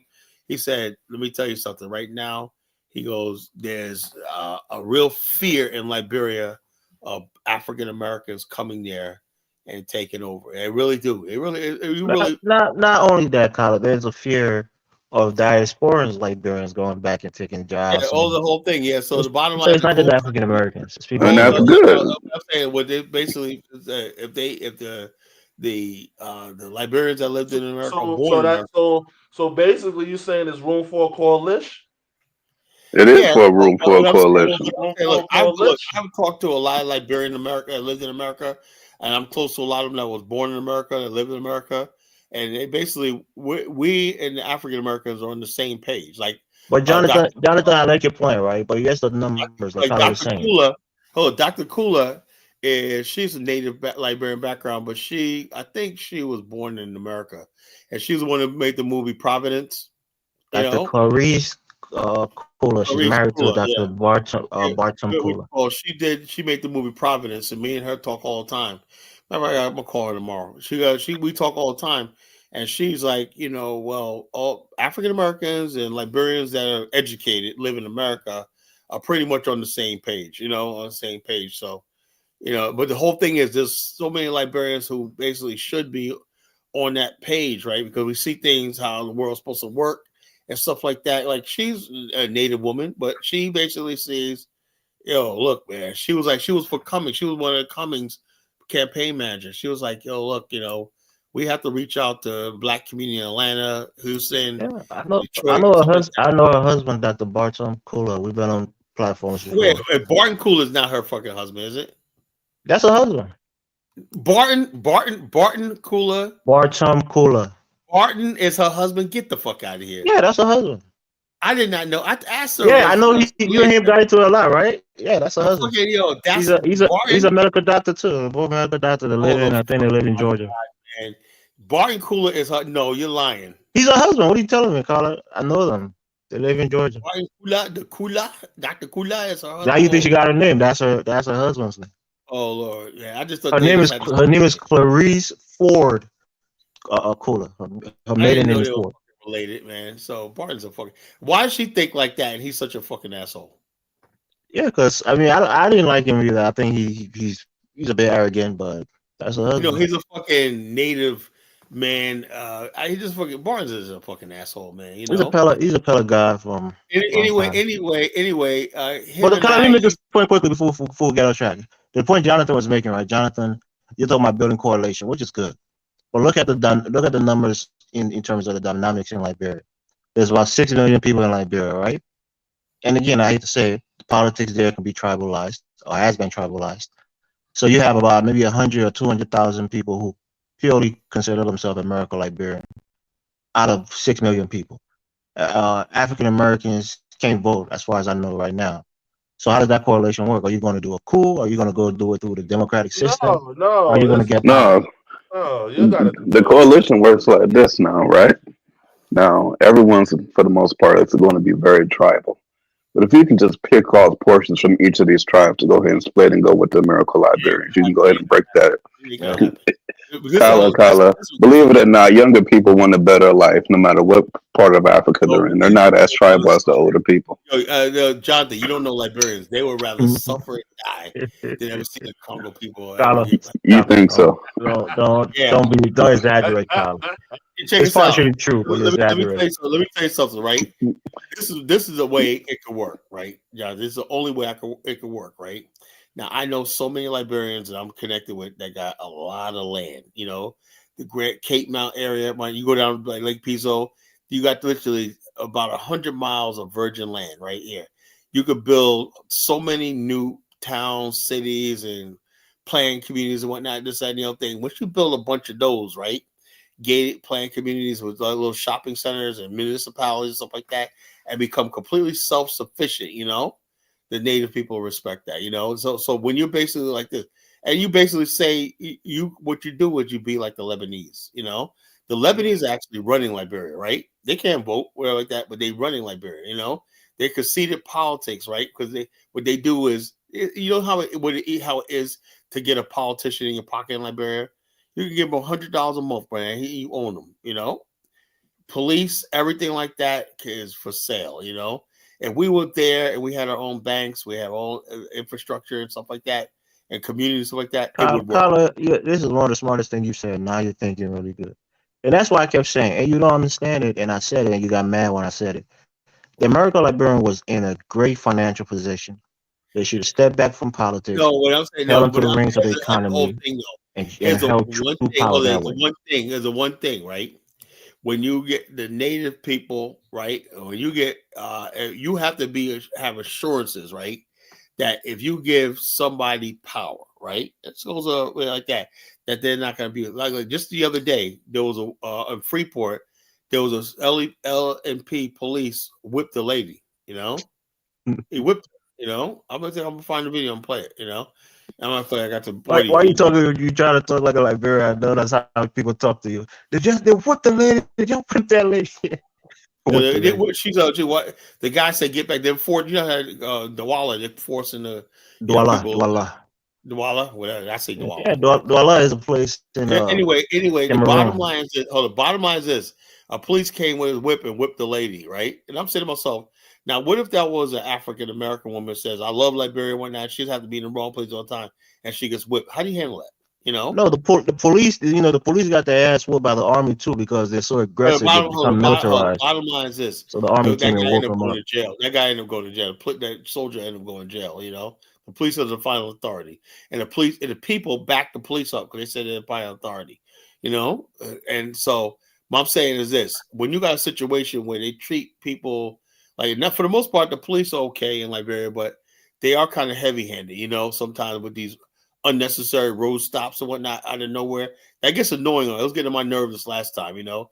Every time I look around. Well, Kyle, you know why? You know why the Lebanese have such a hold in Liberia? And again, it's all about what you call capital, right? Which is something that African Americans have. The Lebanese, and they can take over the Lebanese spot in Liberia. But the thing is, though, they're only there. Like I said, one of my driver told me, he said he worked for a Lebanese guy and the Indian guys. He said they literally take money every day out of the country, right? Send it out. That's fine. That's fine. We're not talking about what they're taking out. The thing is, though, the key here is the initial seed money. How do you think they get their money, Kyle? Yeah, but the thing is, though, they basically are backed by their governments, you know. And you think so? You think that's how Lebanese get their money to come invest in Africa? Hold up. You know who gets in their government? You know what the governments do, Elvis? The governments underwrite. Guess what? The African Development Bank. A Liberian can't get a contract to build a road. Why? Because all these countries basically. They say we're going to basically give you money to build roads and whatnot. But guess what? They do all these stipulations and none of the Liberian construction will qualify. And so the Lebanese be getting money from the African Development Bank. Not necessarily, Carla. We have something in Liberia called the PPCC, the Public Procurement. I forgot what the C stands for. But it's the way to do fair bidding, right? Where Liberian companies will come in and bid for a contract, a government contract. And there's a whole process they have to go through the House. The Senate. But that's a Liberian company. But I'm saying, as far as Black America, right? There's nobody basically guaranteed, because in order for you to do business, you need a bank, you need loans. You know, that's what I'm saying. So if that's the thing. That's what Liberians Black America. don't have Well, access to, let's look and Black now. The Americans Black do. Americans that have banks and whatnot, they won't go to Africa because of the risk. All these countries are backed up by their government. If they fail, the government can guarantee. They have You sure about that, Kyle? I don't know. Yeah, You know, you mentioned that look, if you go, Lebanon is a shithole country and this and that. unless you go to the overseas private investment corporations and But look, you know what I think is happening? I'm not 100% sure, but I think what the Lebanese do is they pool their money, they pool resources together. Yeah, so but if the you whole have thing people is, who are already even though they established, pull they their borrow money, each other money to start the business. country of Lebanon works with the African Development Bank. You know how the Chinese, all of them use the African Development Bank. People think the African Development, the African Development Bank headquarters was supposed to be in Monrovia until the coup. Then they moved to Abidjan. And everyone from the French to the Lebanese, the Vietnamese. I thought it was in Abuja. It's in Abuja now. It used to be in Abidjan. I thought it was. I seen. I don't know. I don't know where it's at, but it wasn't Abidjan at first. In the 1980s, that's what it was at. Might have moved to Abuja, but the bottom line is this: everyone and his uncle got access to credit and loans from the African Development Bank. It's not a truly African. It's an African Development Bank, but basically it's tied to the World Bank, IMF, and international donors. I mean, kind of that's just the world order that we live in. Real money. So what I'm saying is, it's not based in when Africa. people talk about, oh yeah, we got an African Development Bank, that don't mean the fucking Africans are benefiting from it. That's the truth. There's one benefit that they're getting from it, and this is this intercontinental. But the thing is, they have to pay, even though they get development, right? They don't get skills transfer, and they still got to end up paying that money back.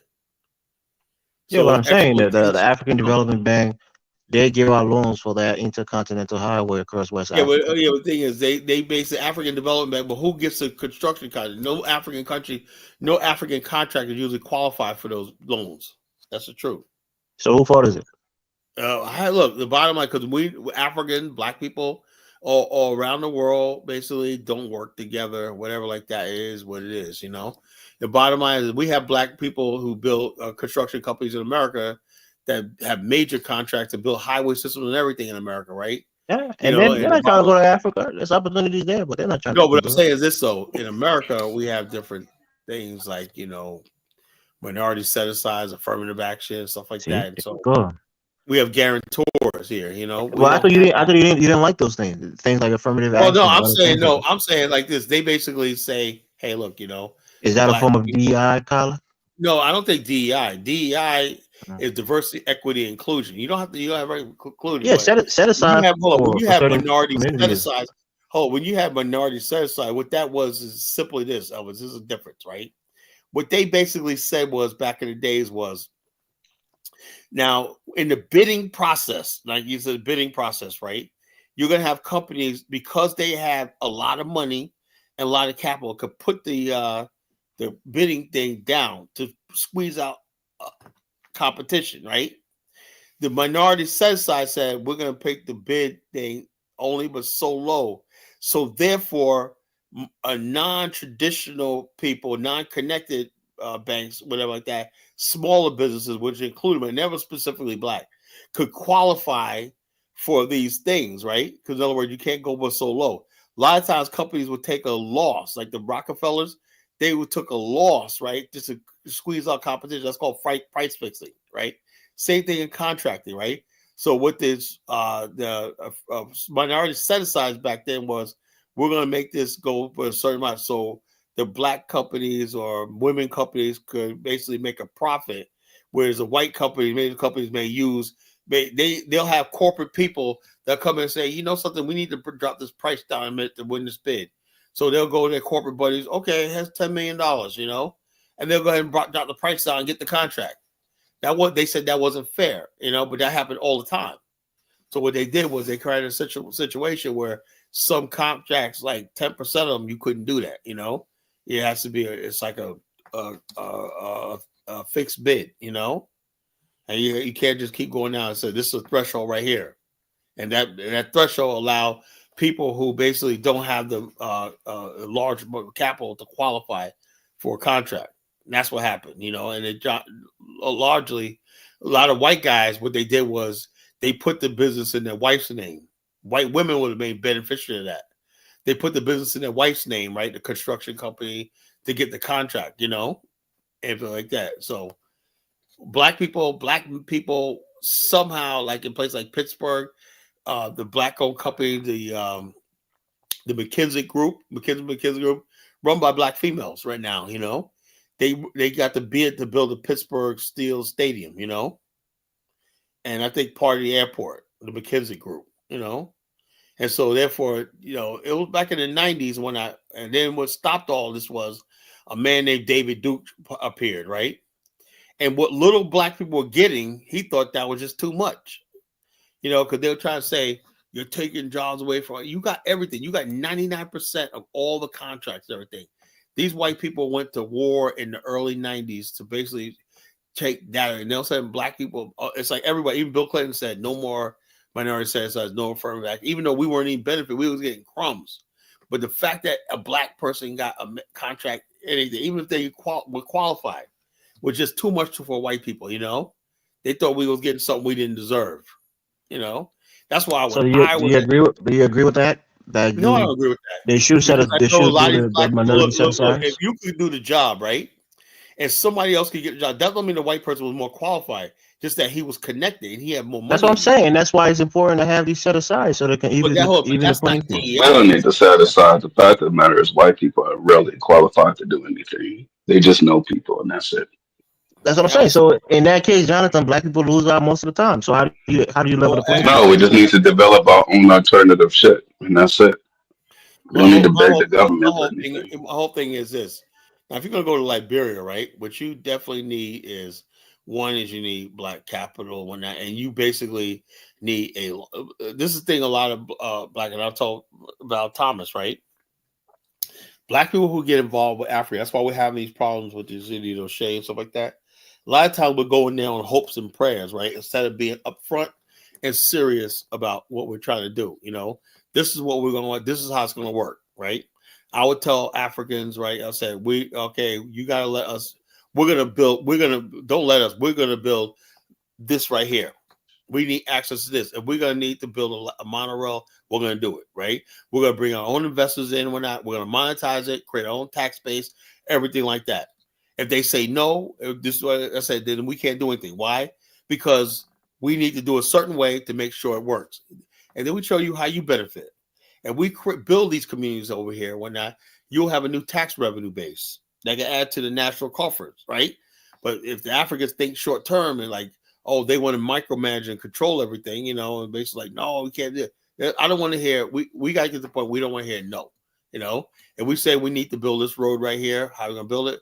Well, we're going to basically float our own municipal bonds, right? Municipal bonds means that we give people in Black America or area like that to buy bonds. But let me say this, right? 1 second, I have to cut you off. Here's the key point. I think one of the things is logistics, because like construction companies here, right? Most of the time they're doing construction within their state. They're not really traveling from New York to California to do construction in that place. So imagine them coming from the United States, transporting most of their equipment on ships. That's why we say, that's why I say we are trying to get more and more Black construction companies located as on the continent, you know? Right. That's why I tell people all the time, bring your equipment and open up an office. Liberia has so many abandoned warehouses and buildings and whatnot that you got to tell people all the time, well, they're going fast because it wasn't as many as it was when I first went there 4 or 5 years ago, you know? I said, so therefore you get a warehouse, you get equipment, you stack your equipment. A lot of people are doing that. You know, you got a brother, like, I don't know if he's Liberian, African American, whatever like that. He owns a borehole truck, you know, a business, you know, and you got Chinese there, and they basically setting up. What's the borehole truck? I heard about borehole. Big truck that drills in the ground. In the ground, okay. You know, do they do like a dig for like sewers and stuff like that? You got a lot of people who are bringing in excavators and some of everything, bulldozers. But you heard this thing about the government trying to buy 284 yellow machines? They bought a bunch of yellow Caterpillar excavators and bulldozers, you know, and so there's a lot of construction going on in Liberia right now. It's like really no. It hasn't been clear. It's a big thing that's going on in the House of Representatives because They didn't go through the PPCC, the right procurement procedure. My whole thing is when you got a redundant government and everything like that, it's like what Liberia needs. Honestly, you want to develop, it needs somebody like Ibrahim Traore. That's what it needs. Yeah, you know? take him, Collar. So we should do a coup and put a military guy in there. Well, yeah, they Liberia So needs. you're in favor of military coup in Liberia? That's what you're saying, put a military. If it's somebody like that, if it's somebody like that that's nationalistic, the problem with what you Native people when you took over had a coup, you weren't nationally or tribalistic, and the country fell apart. If you got somebody like Ibrahim Traore that thinks of himself as Burkina Faso, he loves his country, and will build his country and whatnot. Burkina. He's following. Burkina is what women wear. The country name is Liberia don't need no Traore. They need a Tubman. Yeah, they Tubman, but the whole thing is Tubman. How you gonna get a Tubman back? You the thing about the leaders, you don't know them until you get there and they show their true characters. They can become great or they can become you have a desperate. leader that basically is dead serious about nation building. Well, not ill work, But the bottom line is, I look at a lot of Liberians. The only one I think that was capable of doing that was Cummings, And so the bottom line, Cummings is capable, but in the boardroom, he's the most qualified. The whole thing is this: when and I have nothing against George Weah, but he was not presidential material. I'm sorry. Yeah, but you gotta understand, Carla. You know politics. You're a learner, man. You know politics is not an exact science. I'm like this. What you call? There's no way. Unfortunately, most Liberians are going to die in America, in the West. Most Africans, I'm just serious. Because the bottom line, Elvis is here in America because he knows for a fact of the matter those people are running the country. You don't want to put your life in those people's hands. Kala, I wouldn't want to live in Nigeria, Ghana, Senegal. This is the best damn country in the world. We want to live in the best country in the world. White people leave their countries and come here. Indians leave their countries and come here. The best country. It's not about Liberia. You can say that, Elvis. You're supposed to say, I want to build the best country in the world. Yeah. You can say that. Elvis, I'm trying to tell you that. I'm trying to tell you the mentality, Stay in Nigeria and build it up. Because don't come back to the U.S. Of the average African, right? I saw an African guy the other day, right? He said, and I just lost it, right? He said, "Do you think we Africans should just invade North Africa and take over when that?" Okay, yeah, I heard that conversation. that was. Yes, man. Yes, they should do it. They'll lose though, but they should do it. What's his name? What's the guy from Sierra Leone? Stay your black asses in Black Africa and whatnot. Don't go fucking up that region and whatnot. No, stay your ass in Africa. Because you're thinking about Casablanca. You don't want to mess up Casablanca. Build Africa up, whatnot. Leave North Africa alone and whatnot. That's what I'm saying. We're Africans, black people. We always going someplace else, trying to take over somebody else's country, build around. We built civilization. Get the fuck out of here. How we built civilization? We did not. No, we didn't. We definitely did. Nothing shows me and proves me that black people built anything. The only thing black people not to the level of what you're used to in the West, Colin. That's the difference. The white people just built better civilization in terms of modernization. Civilizations. I don't think we're capable of that. Oh man, Colin, jeez. You built Liberia's a civilization. If we look, you got a continent that got rich in minerals, 12 million square miles and whatnot. 12 million fucking square miles and whatnot. Claim they got all these educated people and everything like that. And the country is the worst place on the fucking planet to live. How's that? Not true. That place is in Abuja. That's pretty nice. Places in South Africa. That's really nice. Places in Abidjan. It's quite nice. It's because they're the most recently colonized countries, Colin. All the other areas that got but the areas that weren't colonized, seem like they're worse off than the friggin' areas that were colonized, So how'd that happen? And it also depends on the leaders you have. Unfortunately, when it comes down to the black people, they got all of these dumb. I think Africa should have a real revolution in which they get rid of all of these tribal leaders and these chiefs and shit. Those people are the ones that hold the country, other continents back. In Nigeria, I'm pretty certain it's the same in Liberia. Because at the end of the day, these tribal people, the leaders, they always want to be on top no matter what. Because I don't know, maybe they feel like they're a god or something like that. I have no freaking clue. The bottom line is, I I think you're wrong on that point, right? Because in Nigeria, for example, one second, Colin. Has not evolved to the point where they believe that they're for the people and they need to administer. They think everything is about ruling. You know, in Nigeria, for example, right, the governor of Oyo State has more power over the Alafin of Oyo. You know, the governor in Ogun State has more power over the, you know, the Oni of Ife. You know, so it's I would like this. What I would do if I was in power in Nigeria, they don't that's make political power. Yeah, I would. That's political a power. chief or can't tell a governor not to bring development into a certain area. It doesn't make No. So the thing is, right? The people really follow the traditional leaders way more than they respect the governor. An example that was in Edo State in which one governor said something bad about the Oba, and then after that they turned against his ass. Yeah, because he disrespected the Oba. Yeah, I mean, well, there you go. That's an example. You should be able to say whatever you want to say. I would take all those people, arrest You got to them, show respect to your leaders. de-educate them, and He's send a them home. big king. He's not like a regular Oba. He's one of like the top 5 Obas in the whole country. All this stuff like that is the reason why Africa is behind the rest of the world. You know, that money, bringing cattle. Oh man, you gotta stop, Jonathan. It has to stop. It has to stop. Dave, you go to Liberia all the time. We Dave, it's crazy, right? You get married in Nigeria. I'm pretty sure it's like this in other countries. You get married in Nigeria, you got a whole bunch of motherfuckers that attend the wedding. You don't know none of these people. None of you. And they're supposed to be like tribal leaders and this and that. Why they get to eat? Why we paying for these motherfuckers to eat? Throw that money back. Throw that naira back at me. Everybody just saying.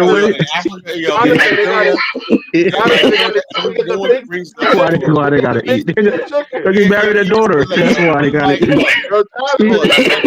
They ain't family at all, bro. These some strangers. Me and the wife don't know none of these people. Never met them before. Like, who's this nigga? Get him out of here. Drinking on nasty ass malt drinks, but on nasty malt barrel. You gotta feed people you don't even know. They gotta come and eat all the food, make a big dinner. Motherfuckers, in Africa come with the appetite. They don't bring nothing. Yeah, that's the thing I was telling somebody. I said, look, in Africa, your birthday party, you gotta provide the food for people to come and eat at your birthday party, and don't bring shit for you. Come over here, come there, don't bring nothing. I'm like, don't bring nothing. It's regular. And since I grew up here, when I have a different mentality, people look at me strange. It's my birthday. Bring me gifts. Throw me a party. We bring some. I'm not throwing myself a party so you get eat my food. I told my wife and her family, y'all been in Africa too long. Y'all like these people, you know.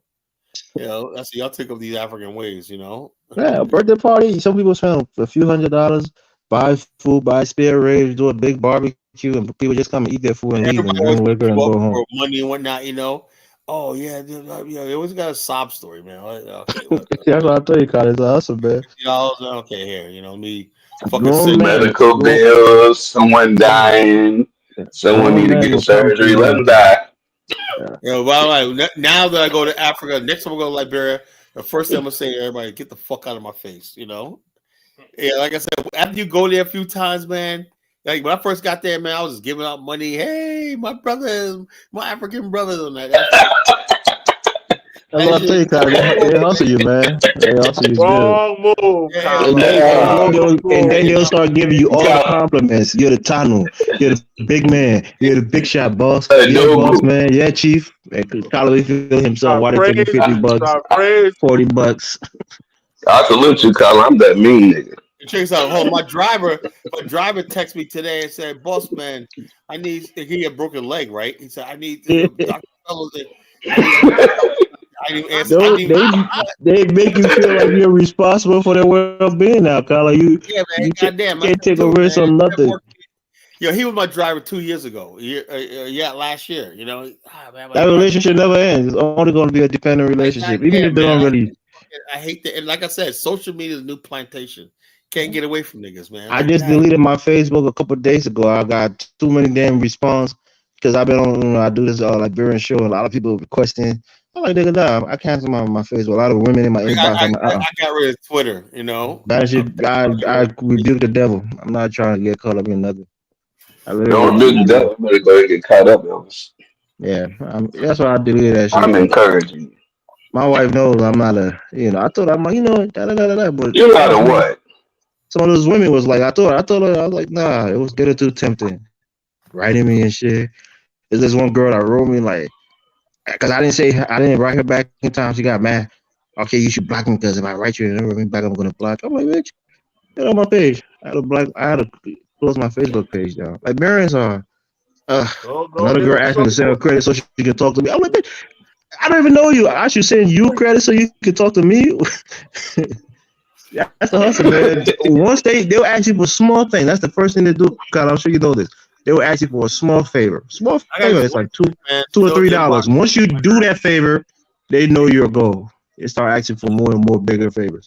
Don't fall for it. Look, bottom line, they forgot it. When you say no, they forgot everything you've done to them up until then. So I don't know if it's like that in Nigeria, but there for sure it's like that in Liberia, man. You do things with people and they take their whole family and depend on you.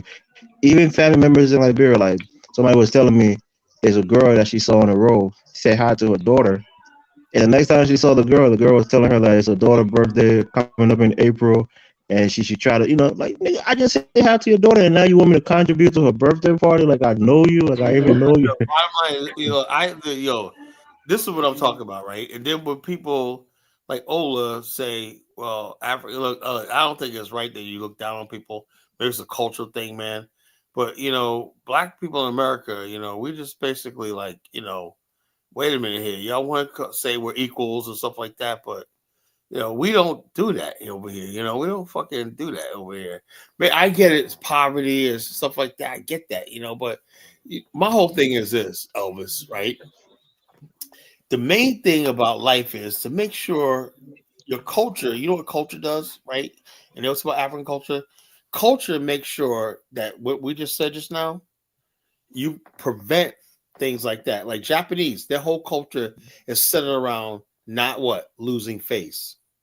Everything, everything they do, everything they believe in, everything they strive for is the fact that Japan is a country that they don't like losing face. They like being proud, When Japan finally lost the war to Americans, when the Americans were coming in a train, you know what the Japanese soldiers did? They turned their backs and looked down because they were ashamed. They lost. They surrendered, Everything in their culture was, we're not going to surrender. We're going to fight to the last man. It's taught to them. It's bred to them. Everything when they go out there and work hard in the factories and everything like that is because we don't want to lose. We don't want to lose face, We don't want to be in that position where we're weak, we're depending on another race of people, whatever like that. We don't ever want to be poor. We don't want to like this. If the Africans could ever get like that, they say, oh, damn, what the hell did we do that we got to be in a situation? Africans accept it for their misery, I don't get it, And I said like this, I said like this about Liberia. I said, look, if they ever said, something, we had a good relationship with Black America. They got all the institutions. They got a lot of people. We even got Liberians now that are super rich in America that are connected in Black America. Why don't we bring these two groups of people together and let's build Liberia? Why? So we can build a middle class here. We can get Black Americans investment. That was my sentiment, Colin, when we had a show. My point I'm trying to make is the Liberians reject that because they basically still believe any sort of power from Black America means that you're conceding that the American Liberians were right or whatever like that, No, that's not even it. That's what I'm trying to tell you, Kyla. We had a show, right? On April 14th, not to commemorate or, commensurate or whatever the word is I'm trying to find. I can't find it. But we had a show on that. And I had a Padmore. You talk about the Padmores, right? Michael Padmore, he's on the show. He's of American Liberian descent. Or you can say Congo descent. Dude that's married to a white Dominican chick. I don't know. There's a couple of Padmores. There's Michael Padmore, and then the other Padmore who is a big time lawyer that graduated from Yale and Harvard. Big brother, dark skin brother. Yeah, he's married to a Dominican lady. Yeah, white woman. Yeah, but that's a real successful one. He was a lawyer for Firestone against Charles Taylor. He's a big time dude. That's his brother. So we was on the platform, and we had this conversation. And me and him, we kind of got into a little bit of a tiff because I was preaching reconciliation, and I was advocating for it. And it was a big emotional show. It was a somber show. And we all try to reflect on what happened during the coup and all of that. And he said, "We don't need no reconciliation. It's all about economics, and we shouldn't do any kind of reconciliation." I said, "No, look, it's important because even if economics is temporary, you can have good times and you have bad times. And anytime there's bad times, people start to look for scapegoats. So that if that grudge is still there, if there's still underlying tension, even if we get economic prosperity, once things gets bad, that's going to surface. So we have to reconcile with each other and really see each other as one." That was the whole talk, because the reality, like you said, American Liberians, like I said on this platform, they had a lot of good things. They were the most educated. They had some of the best businesses. They had all of those things. They're not people who didn't bring value to the country. They brought a lot of value. But the thing that they refuse, sometimes there's that saying, sometimes holding on to something hurts your hands more than letting it go. So sometimes you have a tight grip on power and you're squeezing tightly to try to hold on to it. You're hurting yourself more so than just letting go. So letting go of the political power was not the end of the war for American Liberians. There could have been an instrumental part in the country. The only thing I do I disagree with is the fact that it's like the thing is when Liberia was in a tenuous situation. Do you understand that the True Week Party was brokering stuff not just in Africa, in America? It has a lot of influence in Black America. The institutions were tied and everything like that. There was a lot of connection between the True Week Party and top levels of Black people in America, like the Randall Robinson and Max Robinson, and then you had Max Bond, who founded the University of Liberia. So Liberia, the American Liberians, that regime was tied to very powerful, not just America, but Japan, the UK, and stuff like that.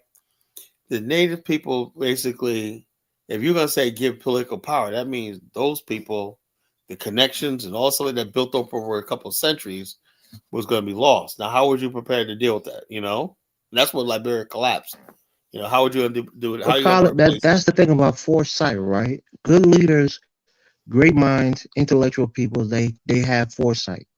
They think in the future. They think, okay, eventually the way things are going, we're going to have to turn over political power. Let's have. We know they know that. Hold on, don't you think the American Liberians knew that they're going to say, "Hey, look, the native people are going to say we want power, we want like this."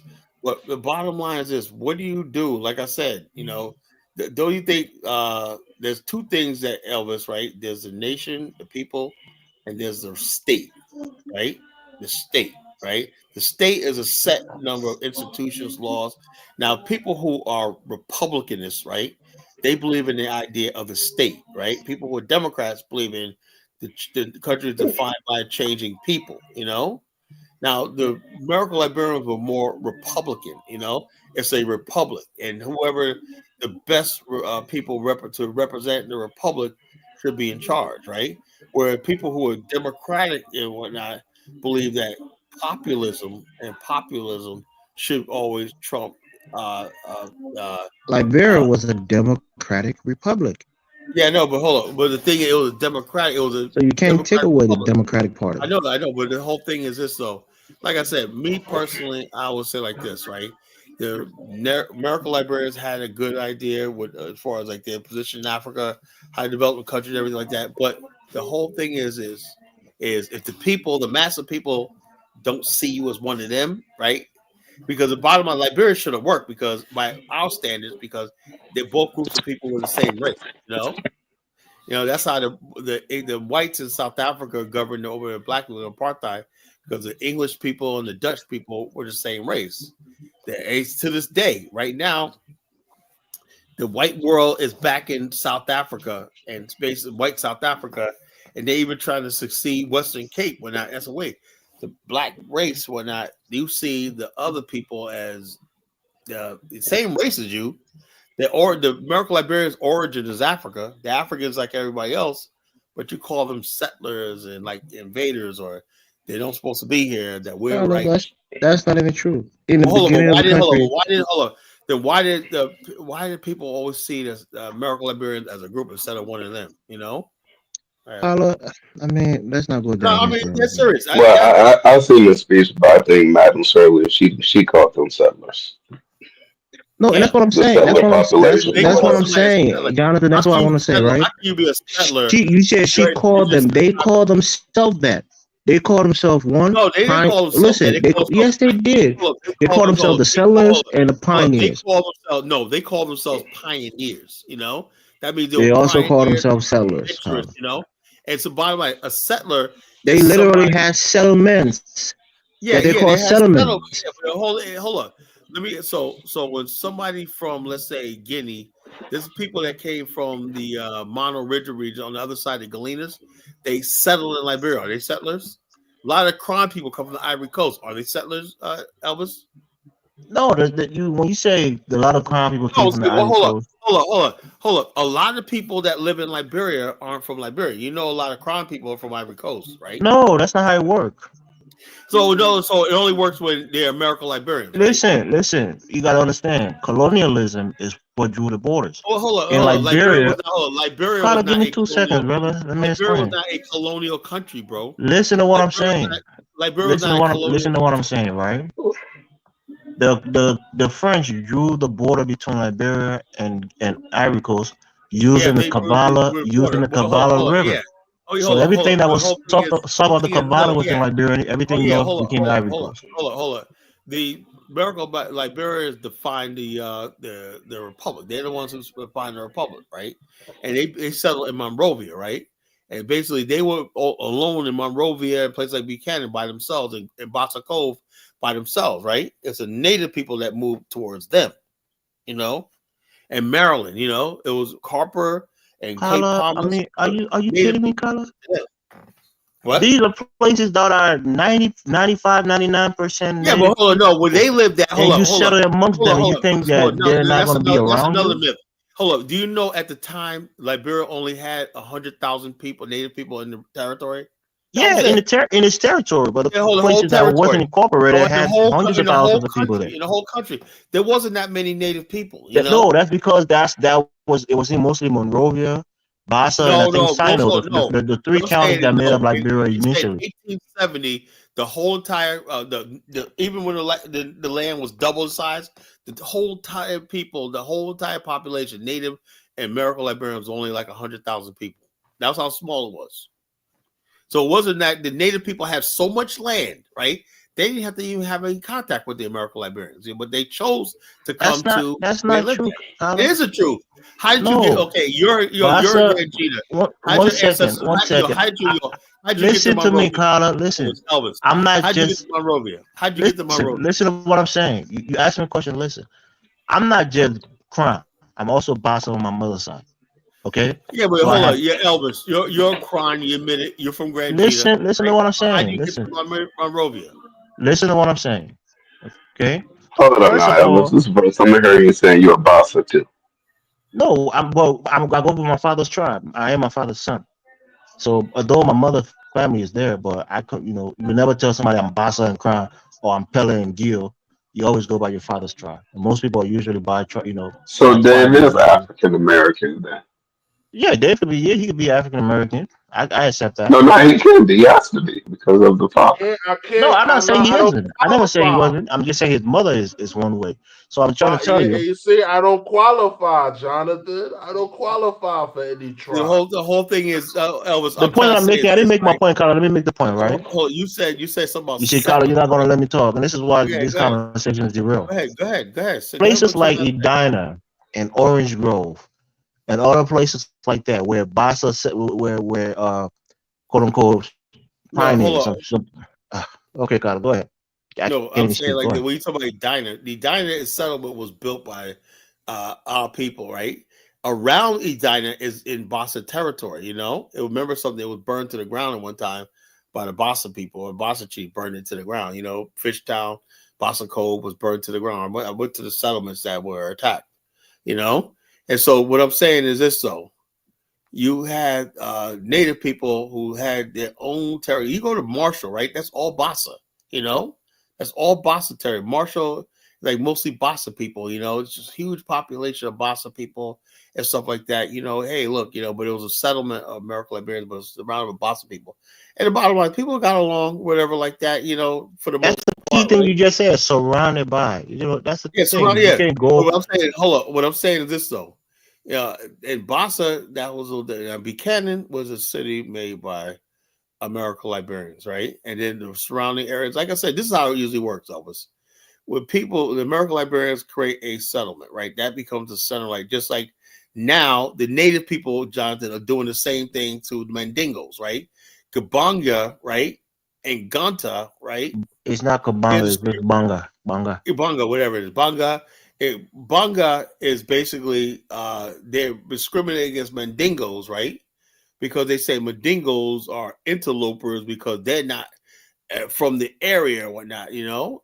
And so the bottom line is Banga was created by, it was settled mostly by most American Liberians at first, but native people moved there and whatnot, and they became like the middle class, whatever like that. I mean, are you serious about this? So hold up. And now Mandingos are moving in, and y'all don't want the Mandingos in. Am I lying, Dave? Kala. Look, yeah, but hold on. Let me break it dynamic down to you. You know a few things, but it's not everything you know. Elvis, you guys are doing the same thing to the Mandingos. Kala, listen. Let me break it down. Where the Mandingos from? They don't like. Wait, Dave, give me a second here. Let me break it down, Kala. I'll let you talk. Give me, please, afford me a minute to break this down, right? Oh, the Mandingos from Muslim. Yeah. But they're not from Liberia. No, 1 second, Jonathan. Let me break it down. Like Mali. They're from Mali and whatnot, but they not even true. You guys gotta let me speak, man. In Banga, this is the Pella people. The place you're talking about, Jonathan, the family you're talking about, one of their family members is in the news and it's not very good. But Banga is based on the Pella people in Bone County. It's a Pella settlement, right? American Liberians settle amongst two groups: the Pella people and the Bassa people.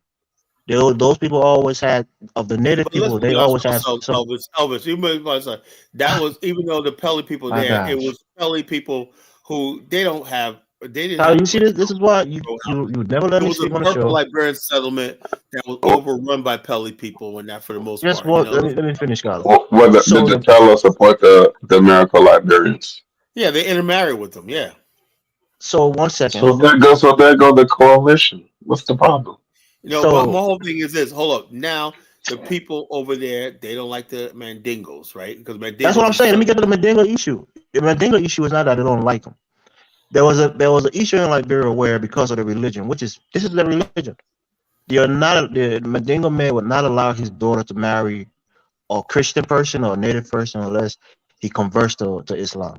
So they never used to let their daughter marry other groups of people who are not Muslims. And then vice versa, a Muslim can marry a Christian woman, you know, but a Christian man can't marry a Muslim woman unless he converts. The father won't allow it. In African that's normal. What's the problem with that? No, that's the religion, and that's discriminatory because but that's not discriminatory. A Christian father will let him. That's religion. Jewish guy, hold on. In America, that's what I'm saying. That's where the problem came from. Jewish guys, a lot of white guys, Jewish guys don't let their daughters marry out. That's where the problem came from in the African context, because Mandingos are African first and foremost. That's a reason to but they allow their religion. Daughters for people to get mad about that. Yeah, they allow their religion to take away their Africanness and left the African tradition and started to discriminate against people because of religion. So they too, in turn, the Mandingo woman be at. Yeah. You go to Lofa, got the Vi. The Mandingos that are in Liberia predominantly come from Guinea. Not Mali. The Mandingos in Mali and Senegal, but the ones in Liberia. They all descended from Mali and some empires. They come from Guinea, and the Mandingos have been in Liberia as long as many of the other tribes. They've been there, but the thing about them, they're traders.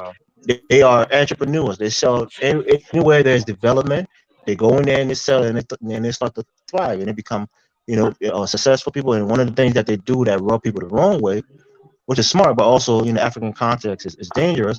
They start buying up land. They start buying up a lot of land from the proceeds of the business success, and people start to feel, the natives of that area start to feel. I'm starting to realize that the natives just get jealous of other successful people. That's exactly what it is. That's what it sounds like. Right? My so guy in places like Ganta and other places, Mandingos have been targeted because They My bought up guy a lot of Muhammad, land. right, who I buy my jewelry from when I go to Liberia, he's on Michelin Street, man. Every time he sees me, he goes, I was wondering when you gonna come, because he knows I come March or at the same time. Because I knew you, I'm gonna see you. We always hug one night. Hey, I always get a lot of stuff from him when I go there. He gave me a free keychain. Anyway, he's Dingo one night. This guy, man, is so cool, man. He's like, I'm gonna be buying a lot of stuff. He's gonna be my main supplier of the stuff where we get our art gallery going, And so basically, what I'm saying is that this guy works at his shop from sun up to friggin' sundown, and he makes a killing, man, with his leather works and stuff like that, masks, everything, It's a Mandingo man, So the bottom line is in Monrovia, you got a lot of Mandingos out there. They come from far away as Guinea, Mali, and everybody, Ivory Coast. Yeah, but there's a lot of resentment towards these people. The Fula people, they call them Fulas, and they're basically just good businessmen. They people that say you study history of the Fula and the Mandingos, the Dayula, they go back centuries in trade. The Mandingos are industrious people. They're like the Jews of Africa. My whole thing is we and I have no issue with them and stuff like that.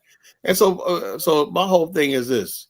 It only flares up, right, when people take one thing against you, right? It's like most of them they all get along, For the most part, most Africans, Liberians get along, But all it takes is that one person to be like, feeling some sort of way, or he feels like somebody slighted him a little bit, whatever like that. And next thing you know, his Mandingo-ness or his American Liberian-ness is an issue, Carla, who is this Dusty Brother guy? He really talks like one of these girls trying to be, acting like a guy. Talks like a Chantel. He's one of my frequent listeners, Anyway, the bottom line is this about Liberia. I just think basically if the government of Liberia, right, unfortunately, right, and like this government right here, the executive branch is really attracting a lot of attention. Negative attention, Carl. I mean, that's the thing about people. You look at things from the outside, but you don't look at what's going on domestically in the country. There's a lot of tension in the country right now. What are you talking about, man? What are you talking about? There's a lot of people, investors in Liberia. I've seen you look. A lot of tension, Elvis. From where? Dave, do you follow Liberian politics? No, look, hold on. Only tension is. Check this out. Are you freaking degenerates? That's what I'm saying. You guys don't know. You just see something and you don't really know the in and outs. I do a weekly show on Liberian politics every week. Check this out. Look, when you're on that plane and you get off of Liberia, there's so many people from all over the world coming and investing in Liberia. I've seen so many. The risk of a coup in Liberia right now is really, really high. You don't even know what's going on. Look, the bottom line is this: that's the military coup is not going to happen. These people can talk all they want. They're not going to. I look at the way Liberia's structured, right? You only got the airports like 30 miles from Monrovia. There's no way of getting out of the country. Yeah, people were saying that about 1980. There would be no coup. The government the 1980 coup only happened because the progressive got in the head of the military. That's it. Yeah. And that not happened. The coup it never happened. The progressive got into the military and told our president bought a $1.3 million Lexus bulletproof truck. Well, you gotta protect yourself. Let him protect yourself. He's an 80-year-old man who's fearful of his life. Well, all I'm saying is this: you guys, instead of Liberians saying what's more important, we as young people, we need to get to the country, right, and get in where we fit in and start building something, right? Instead of what they want to do is you got guys that's in Congress in Liberia that should be in vocational school, getting a trade. They're up there fucking. And the world's looking at that, Trust me, the world is fucking looking at that, right? The world wants Liberia to succeed, As a historic country, Africa wants Liberia to succeed. Jonathan. It's a historical country, man. The world don't give a damn about Liberia. Right. I mean, that's what I want to say. But I think the world does. I'm looking at looking at Liberia, man. The world sees a Liberia. The world looking at the top 10 poorest countries in Africa. They're not looking there. The world's trying to progress. They're not looking back at the past. Have we got aka the Black Putin? I think that's Afrodamus or Rod Moise or Prince of P. One of them got blocked. Dumbass. Hey, after dumbass, just use your regular profile. I'm not gonna kick you out, man. He thinks I'm gonna kick him out. No, I think it's either probably one of these guys, either Rod Moise. If one of them got black, not Rod's up here. It might be Prince of P. I don't know if what his name blocked one of them, Dark Migo. They probably did a burner account. Well, kind of you need to unblock everybody, man. I'm still blocked. Dollarville blocked me on my main account. You gotta unblock me, man. Well, I found out how to unblock people, but I can only block people when I can click on your name. You can't click on your name, I can't unblock you. You know. Why can't you click on my name? What? No, if it's in the chat, it's in the chat, then I can click on your name. I realized that, Ross Moisha told me that how to do it. I unblocked O'Shea, but I blocked him by accident. I don't believe the world is looking at any African country. No, what I'm saying is this, though. There's not the world, but there's certain people who basically are looking at Liberia and West Africa, because West Africa is like the last really holdout. There's not a lot of white presence there. So there's white people don't want to leave. And I do believe a lot of white Americans want a foothold in West Africa. I do believe that, because I'm seeing more and more white people from the first time I went to Liberia to now in the country. There's a lot of white Americans there. Wasn't like that the first time I went there. There's a lot of white Americans there, man. It's like shit, man. Like, damn. I mean, literally, there's a lot of white people there in Liberia now. Well, God, that's probably because they read your book and they look at your YouTube channel. The bottom line is this: hey, look, it is what it is. But I tell people all the time, hey, look, people say, what are we gonna do? Look, the whole thing is this: Liberia is an excellent country to visit. I like visiting there and everything like that. And it's like, okay, but don't get sick there because you'll die, and don't get in trouble by the police. So it is what it is. College doesn't stand that blocking people stops its channel. I don't block people, moron. I don't block people. I block trolls and whatnot. If you're a regular person here, if that's the case, then I would have blocked Ross Moise and them a long time ago. I don't block people. That's how I block people is when I don't know who you are. You just come here saying belligerent shit. Other than that, I don't block people. You come over here saying one thing I noticed though, Carla, is that when you look at Liberia and South Africa and Rhodesia or Zimbabwe, once they have the coup or they remove the person in power that generally had all the connections, they started damn near just drastically declining. Yeah, but unfortunately, nations aren't perfect, right? Same thing with South Africa. Nations aren't perfect, right? The thing is, though, right? We in the West have bought into this idea of democracy and what's right. And what's right is, you can't discriminate against people because of their religion, tribal background, race, and stuff like that. And this idea of majority rule, that's the way the world works. Like I said, we should have done like the Americans did, and became the majority in Liberia. And we didn't do that. So we suffered from the inevitable. It was what it was. Like we became the majority, we wouldn't be having this conversation. We'd be over there right now. Or they should have had coalitions with certain tribes and probably use them against other tribes. The way it works in Liberia, bro, is like Liberians basically see themselves by their tribe. They don't fucking they what it is this. When you look at Liberian culture, they most Liberians, for the most part, have Liberian culture. That's the dominant culture in Liberia, all of them, right? But when you look at it, right, you would think that culture that they have is theirs or not. You say, look, wait a minute. How will you have stone ability? How would you have houses that look like houses in North Carolina? They swear to God that is their culture. They had completely adopted. Like you go to a place like Brewerville, a lot of the people there are Bassa, right? They got houses, brick houses, wood frame houses, and whatnot. You think you was in rural South Carolina, right?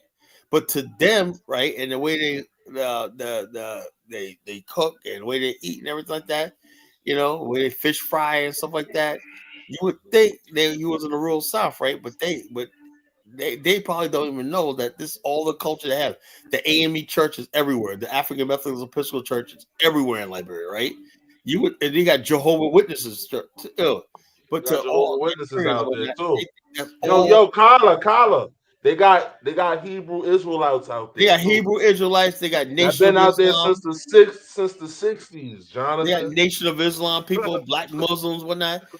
But the bottom of to them, that is their culture. They don't know they came from Black America and everything like that. You know, No, that's perfectly fine. That means they're willing to drop their culture to adopt something new. they don't even think it's like that. There's a blurred line between what's native and what's American. Like it's all like fused together, and like no one even knows where native starts and American Liberian starts. You know, that's the problem. You know, and so therefore, Well, then why don't the Liberians from outside of Liberia that grew up in the West, that got Western resources, they go back to Liberia and take it over?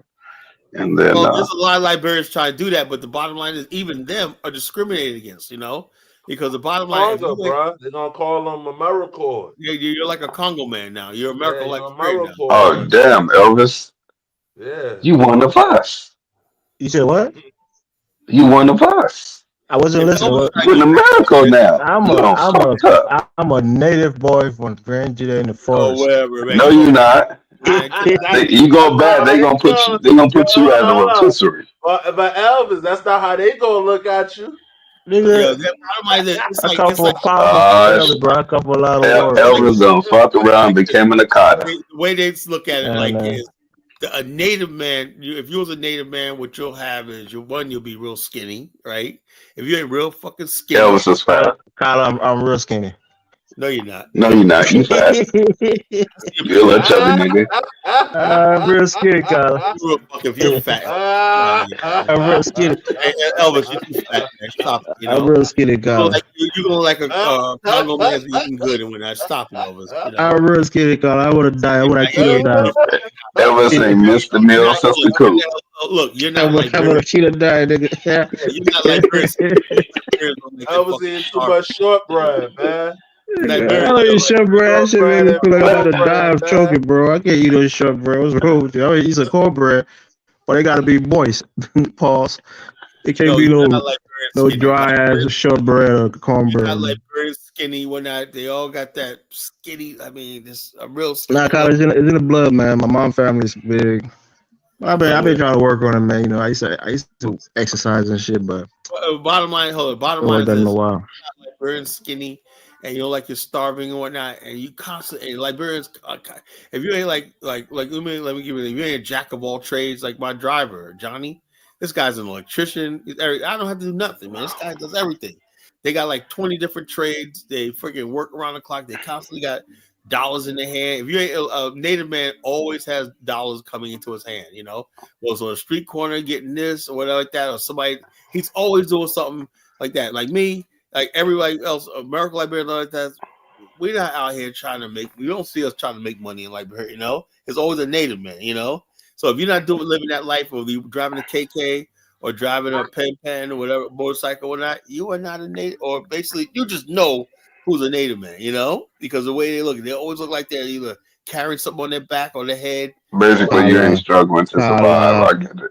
They're in survival mode, you know. They're in survival mode. There are a lot of native people who are doing well, Kyle. Yeah, but I'm saying they don't consider those people aren't considered natives no more, you know. Not true. They're all native. Yeah, but back to the question I had. Now, Elvis, you a bossa? Half bossa or something like that? My mother's bossa. Yeah, my father is. And Dave, ain't you half bossa too? Yeah, mom does bossa. So y'all over here bossa cousins acting. Y'all can't come together and go back and stage a coup in Liberia? There is Riverside bossa. I'm Grand bossa. What's the difference? It's different. It's different. Why y'all over here gangbanging and shit? No, but I'm letting you know that it's different over. That's how they look at it. You got Mama Bossa, Riverside Bossa. You got different bosses. The Riverside bossa on civilized bossa. Jonathan, that's their shit. That's what it is. Riverside bossa on civilized bossa because they're farther away from the coast. So the Grand bossa in the coast, they are more exposed to trade and other, you know. Same thing with the Gribbles. The Grand Jita Gribbles. But at the end of the day, y'all both bossa. Yeah, both bossa, but it's the same thing. But Dave's a country on civilized bossa. So basically, Dave's a New York crib and you're a California crib. Nah. But you're both Crips. The people who are That's closer, crazy, the people man. who are closer to That's the some dumb coastal shit. areas, So No wonder why feel more Africa can't civilized as they rise up. interacted with How Africa Westerners. gonna rise up with this type of dumb shit taking place? Okay, African goddess says, African goddess says, Elvis said the country's on the verge of coup. No, just because of discontents in America, they want way back in power. You know what I'm saying? No, Carla, that's not what it is. Every time I try to talk about They want way back in power for what? They didn't get better with him. that's not what it is. I know. Dave, you see that video I put up with George Ware from like 2 years ago? George Weah just held a rally, right? A dupe-in rally for his CDC party. And it was jam-packed. It made international news. You're still 5 years away from the elections. The guy lost by 17,000 votes in a country of 6 million people. God forbid, ever take the reins of power and whatnot. I think the military in Liberia, back in the United States, they had Donald Trump in power. No, let me elaborate on why I say that, right, Carla? The military will take over. One second. Elvis, let me tell you Carla. something, right? You talk about a coup. If the CDC ever let me elaborate. It has nothing to do with the CDC. That's why you're not listening. The president, our current president, he made a ridiculous statement that he's so humble, he's so poor. The guy was vice president for 12 years, made a base salary of $3 million just in base salary over those 12 years, and was living on loans and had to borrow money from banks to sustain himself and his family, and said that on public radio and television that he's living on loan. Wait.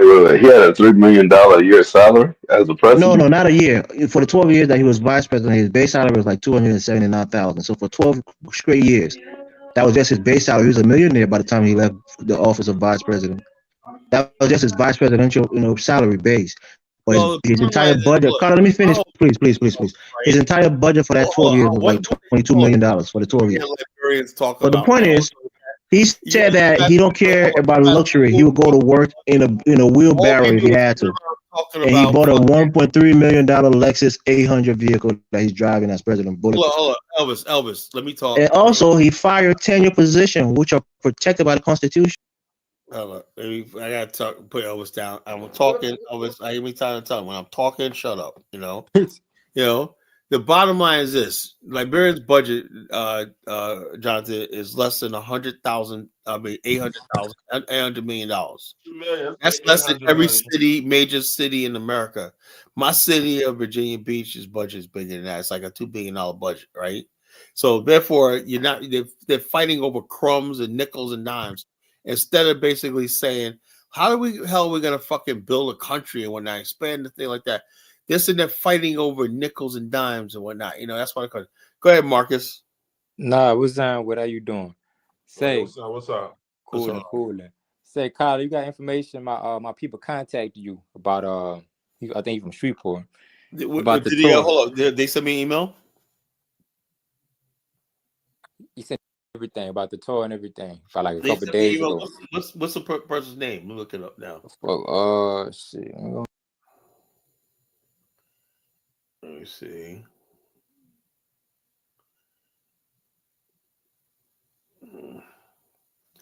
I ain't got no new emails. Hold up. Somebody says, is BAO Global Pie owned by you? I said, is that you? It says info Puerto Rock. Is that him? Yes.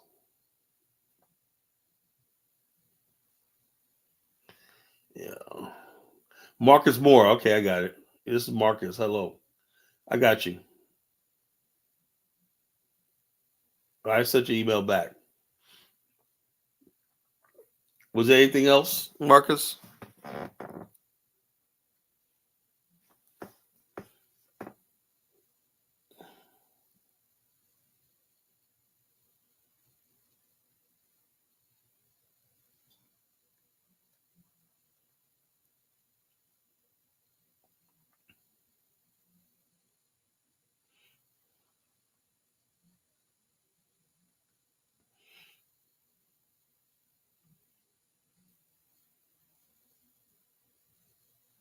Are y'all talking or y'all muted?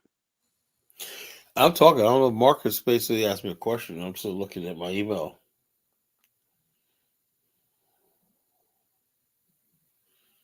So okay, back to the topic. Like I said, I don't know what Elvis talking about. Elvis basically always up here trying to fucking native mansplaining. It's like a pattern, right? No matter who's in power, these people always feel like they need power or not. I never see anything like this in my life. You got a country that's fucking barely put together, and you got people sitting there arguing over fucking a position or whatever. I don't know. I don't understand the Liberian mind. Maybe Dave could. Can you explain I us? don't understand it either, Carla. I don't understand it either. I don't understand. Like I said, you I can't explain it. so crazy. I said things that's logical to us and whatnot. When you deal with the African mind, man, it's just something else. I can't explain it to you, Carla. I've been trying to figure it out for the longest, man. I can't. Fucking like I said, that's why I said I do not believe Africans are capable of ever building any great civilization. I don't believe it. I'm sorry. It's just a dog eat dog government, man. They're Everybody, not. it's a dog. Dave and Elvis are actual cousins, but they divided each other based on who lives by the river and who lives by the bushes. It doesn't make any But sense. I didn't make it up, bruh. I didn't make this up, Johnny. My That's some crazy shit. My grandmother's from Riverside. And maybe he's a different type of bossa. They got different bossas over there, bruh. I'm telling you, straight up. They got the bush bossa, the coastal bossa. They got different sections. Man, That's how they got it. I might as well go and call some of my family and be like, listen, man, y'all live in the snow, man. I live in the sunshine, man. Nah, man, we ain't family like that. Liberia. That's crazy. You look at Liberia. There's so. I mean, when you take the trip to Liberia, if you're going next year, Jonathan, and we go up the Grand Cape Mountain, whatnot, you see all that beautiful virgin land over by Mount Piso. African American mind could see towns, nice villas and stuff. Nice like that, the African mind don't even fucking appreciate the natural beauty they got, and and also Liberia is the only country in Africa that's not never colonized, so that's free land. You don't have to worry about no colonialism and shit like that, or some tribal chief. And all. We settled that shit in Liberia. We said no, this is gonna be a land of free people, no tribal chief, none of that shit that goes on in West Africa. But they ruined it. But the bottom line is the African mind, like Elvis, he much rather, like he said, he much rather be in America, the greatest country in the world. Instead of having his own shit. Can you believe, Jonathan? Everybody, the average Liberian right now wants to travel. They don't want to be in. They don't want to build anything there. They don't want to do nothing there. They just want to travel. How can I get out? So that's perfectly fine. So you should support them. Yeah, I support. Because the miracle Liberians to stay and then help the other ones get out. Enough of them. Not enough of them, man. The bottom line is they hold on to that government like fucking dear life. Trust me, that's the only thing. Look, that's the only thing in the country they think is worth is a political position. That's sad. That not business, not farming, not anything else, not anything else. Only thing that's worth anything. You could be a businessman in Liberia. They got five nightclubs on that. You still don't got no status in a junior senator or something like that. That's sad, right? They made that brother on Calabar, I'm cool with, right? He should be like, oh yeah, he's a man on Calabar. But even though he's a millionaire and everything, even the guy Musa that owns Grant that goes Nana Lodge or whatnot, they don't have no status in the country. Top businessmen have no status in the country, right? The only people that Liberians worship are politicians, the whole country that worships politicians, it's like sad, Yaka, he'll be selling plantains on the road, got plantains on his head. Yeah, the fucking idiot, a politician. You got literally idiots running a country, retarded dudes that are barely almost retarded. Can barely speak, no public speaking skills, they can't dress, no decorum. These guys are nuts. Yeah, so when you look at that and they say, Colin, why don't you move to Liberia? I'm like, man, I give them the middle finger. These motherfuckers are governing me. Get the fuck out of here, I could deal with a month or two, but that's about it, Yeah, t-shirts. Some of these guys come to the house with t-shirts on. They don't care. They don't care. Oh, let's have some fun, Dave. Let's play a Liberian Parliament in action. Show them Yeke coming with the kung fu. Oh yeah, that's funny, Oh. right? Yeah, it's just madness. It's just madness, man. Where Elvis at? I don't know. Colin took a while. I don't know why. Colin said he was talking. Yeke, his name is Yeke Kulaba, right? Yeah. So let's see what the latest. As our famous friend, let me disclose the House of Representatives. Disclose. Okay, let's see. That's fine. Yeke, we're gonna have the best of Yeke. I'll play some short clips. They got a nerve to use the term "sweet land of liberty."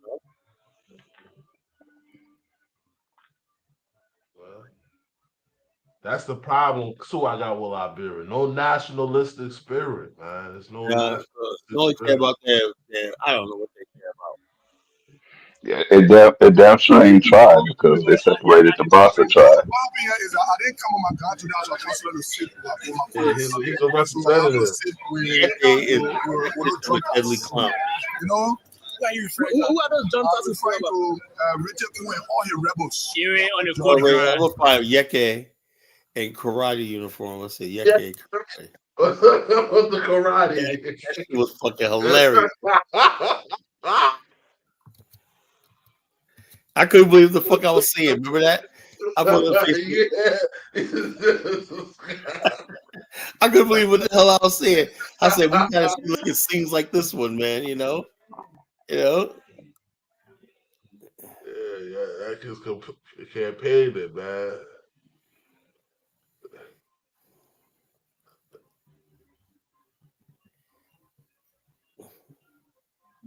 They put him in a house or something, in a house karate or something. This guy.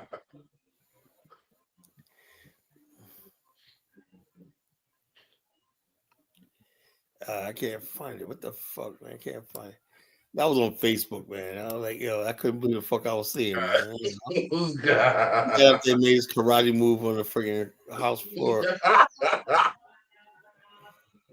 This guy, man. He did it on the congressional floor. Yeah, he came in with a white karate suit with the black belt. He wanted to chop everybody up.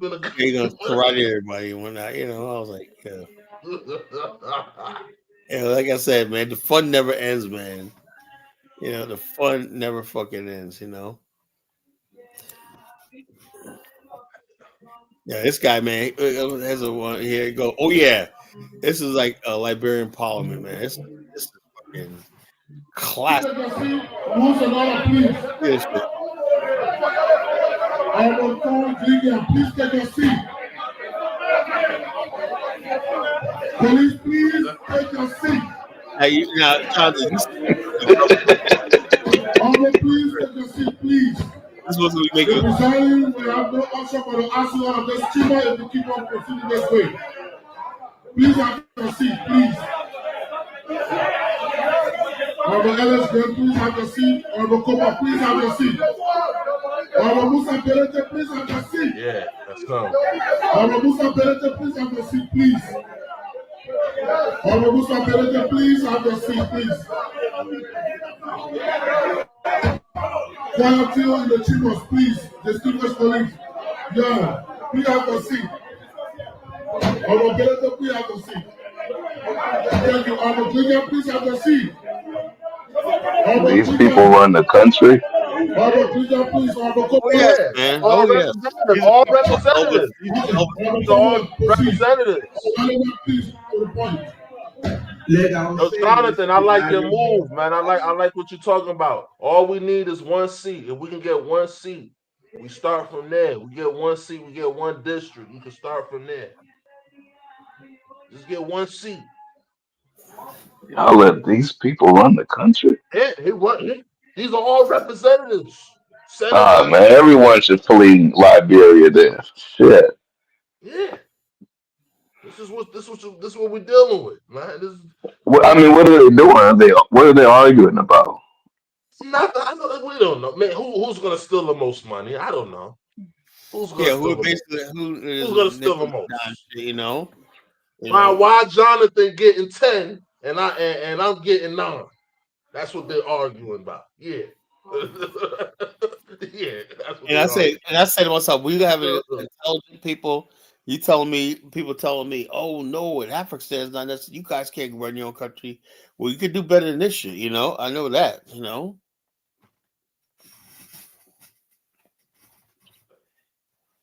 This is what we're dealing with. These guys be fighting each other. Some of these guys be going in each other offices, putting juju on each other. They set fire to the Capitol building, man. Yeah, Jonathan, it's real. Go to your office, put something on your chair, juju. You know what I'm saying? What you call it? And Elvis still keeps saying, well, time change. Look, they understand what it was. You got primitive fucking people. That's why you have now primitive fucking people running the country for 45 years. That's what it is. You know? They ran out the educated native people. Ran them out. The native people that was educated, all these years, whatever like that. They said, "Oh, the coup was necessary; it had to happen." Yeah, okay, you know. And then this was okay. The coup had to happen, but notice how you're in the country of America, right? And you're not living with the reality. People over there are living with the reality. They're really suffering in that country, you know. They really are. They're really suffering in that country, right? You know, and while the Lebanese just take fucking money out every day, I don't even mad at the Lebanese, you know, because the bottom line, but Colin, they're keeping up the country. They're keeping things up. Because the bottom line, as much as the Lebanese are bleeding the country, they're the ones keeping the country afloat. Because I'm telling you right now, if it wasn't for the Lebanese and their business with that, Liberia wouldn't be shit, you know. The Indians, the Fulahs, if it ain't for those three, like this. All the people that hate are was making the country work, you know. No, that's what it is, you know. So it is what it is, you know. So like I said, just that means this Congress is the real representation of Africa. It's a whole fucking continent, man. You know, so just black people in general. You know, whole continent just fucked. You know, and so like I said, these are things I like to talk about, right? That's why I said when you got black Americans going over there, of course they gotta make mistakes. Look what you're going to, you know. We get one district seat. That's all we need. Get one district seat in there. That's how you start it off, Jonathan. What we have to do is you have to build. In order for Liberia to be saved, we have to build a micro African there. You know. If you start with that one district seat, we get somebody in there. One district seat, right? And we have to build. We have to build a nice friggin' city or a town. I think it's long overdue that the Native Africans be thrown out of all of these countries, and then the diaspora go back, and then sort all the problems out. Because I don't think the Native Africans can get the job done. Someplace like Angola, where we started from, and carve out a state. You know, carve out a state, or in the Congo or Angola, carve out a state and say, let's be done with it. Leave us the fuck alone. And everything like that. But then you got still Africans like, well, we got to be a part of it. They'll try to come. Well, we can't. Get the fuck out of here. You know, get the fuck out of here. We want to build our own. We have to have a situation where we black people in America are the majority. We got the power. That's the only way we're gonna survive. You know, we have to be the majority someplace on this planet. You know, and no more minority group, whatever like that. I don't want to play that game. I want to be the majority. You know, I can't stand being a minority. You know, I don't care whether it's race or ethnicity or tribe, whatever like that. I do not want to be a minority anymore. You know, be a minority. I wouldn't mind maybe a Jamaican or a Belizean or a Barbados person being that. Oh yeah, I know. Even that, right? I just not African. Just not African. I envision Jamaicans, these people coming with us, right? But still, even though we still should be the bulk of it. Black Americans from America should be the bulk. We could be the bulk. We have bigger numbers than them by default. We'll always be the bigger bulk. So that's what I say. That's all I care about. So we got more numbers, whatnot. And then like 90% of the people are people coming from the diaspora, slave descendants, you know?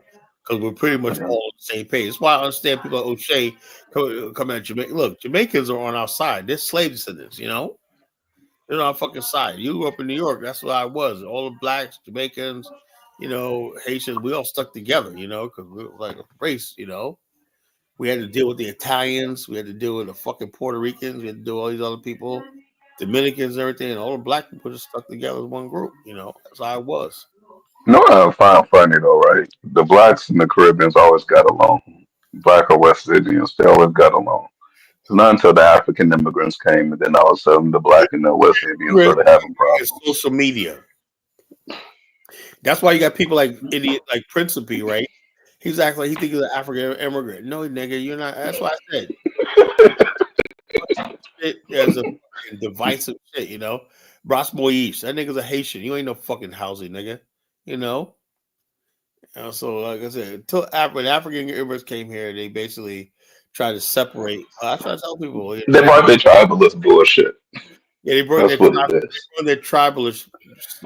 They brought their I'm Bossa from New York, well, I'm Bossa from Jersey. That's crazy. They brought their tribalism to our shores. You know, that's how it is. You know, and so people got people tribalized, whatnot. You know, like I said, you got some black people in America like Dynasty. I'm a yard nigga. I ain't no damn yard, but I'm gonna shit like that. I'm black African American. Dying to say no damn Europe either. I don't know why he pretended.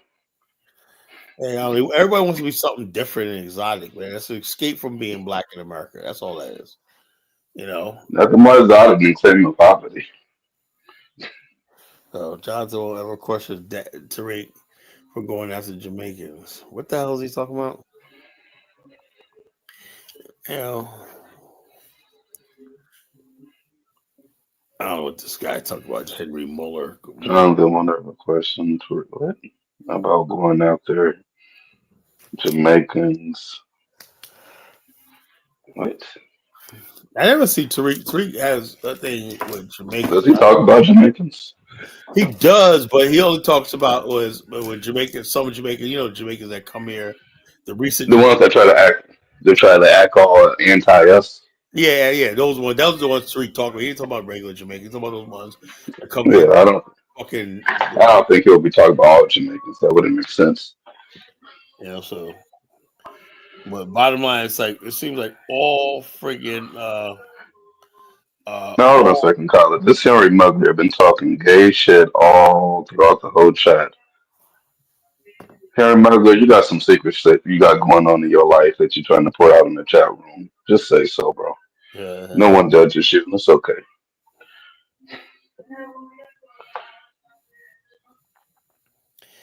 Yeah.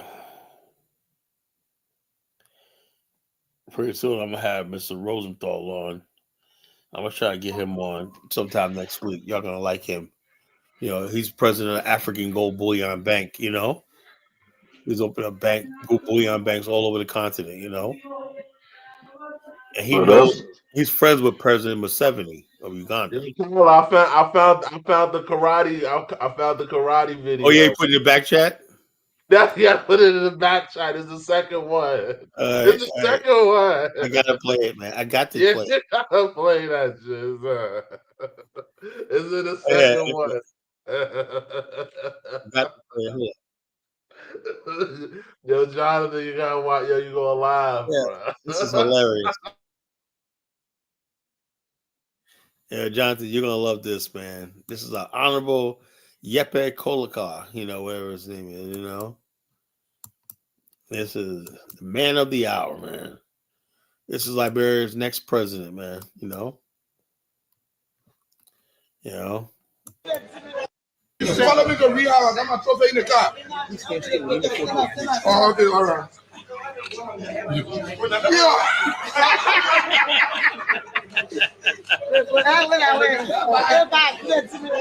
Follow me to Rio. I got my trophy in the On the congressional floor. Oh yeah, man. You know, man, y'all vote for any damn body. That's crazy. Yeah.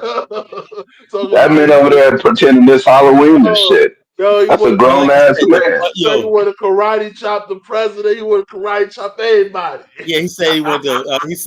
He said a book guy's gonna feel his cutlass. You know, you gonna feel my cutlass, threatening the president's life, man. I'm like, God damn, man. You know.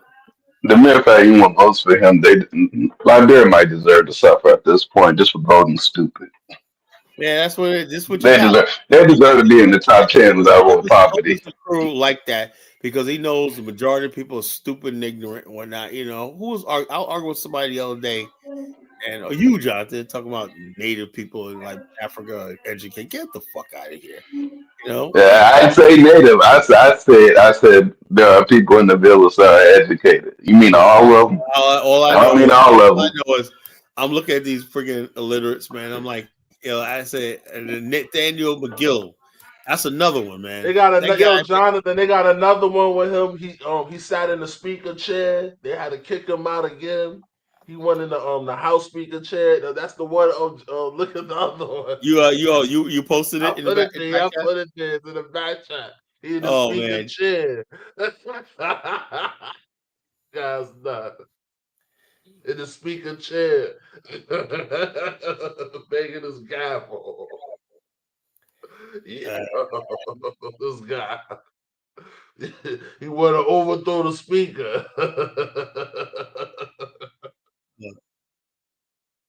Hold up. Give me a second.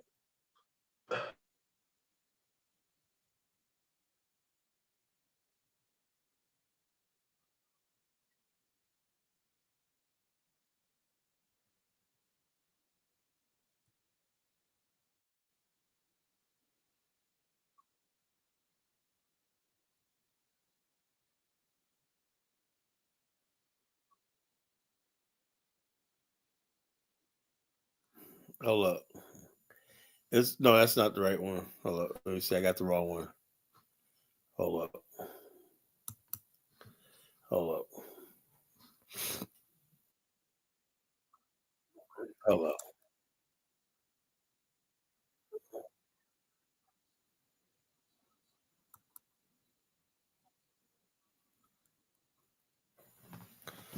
All right.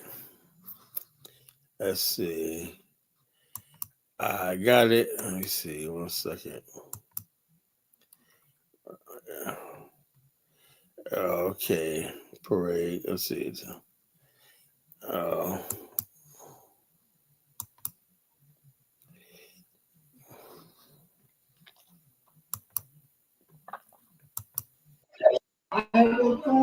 That's not the one. Hold up. Let me give me a second. Let me post this again. Hold up.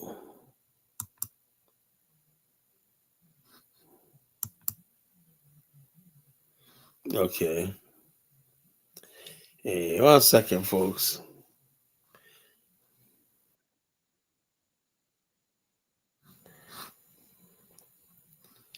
It wasn't a time there was no speaker. There was no speaker, right? And that's what they're arguing about. They was arguing over the speakership. It was arguing over this. It was no speaker. These fucking people got a speakers gavel. God help us, you know. Now, what kind of world allows this shit? You know, fucking idiots running a fucking black country, man. What the hell? The white man thinks we're a joke, you know.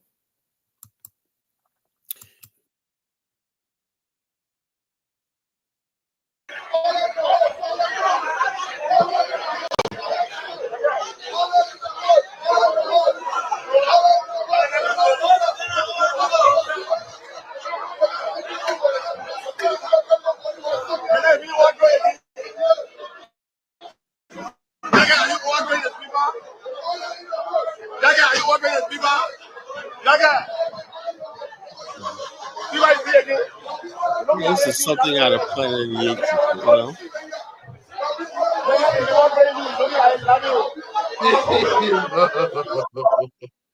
Yeah, it's something out of fucking Planet of the Apes and shit, you know. So they ain't got no dress code. They ain't got no civil code. They ain't got shit. Jonathan.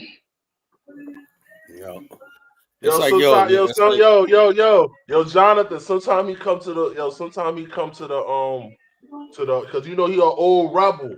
Sometimes he come to the house, right, with his bulletproof vest. He fought with fucking in the war. army uniform on and shit, you know. Army fatigue, yeah, like he's ready to go back in the bush and shit, you know.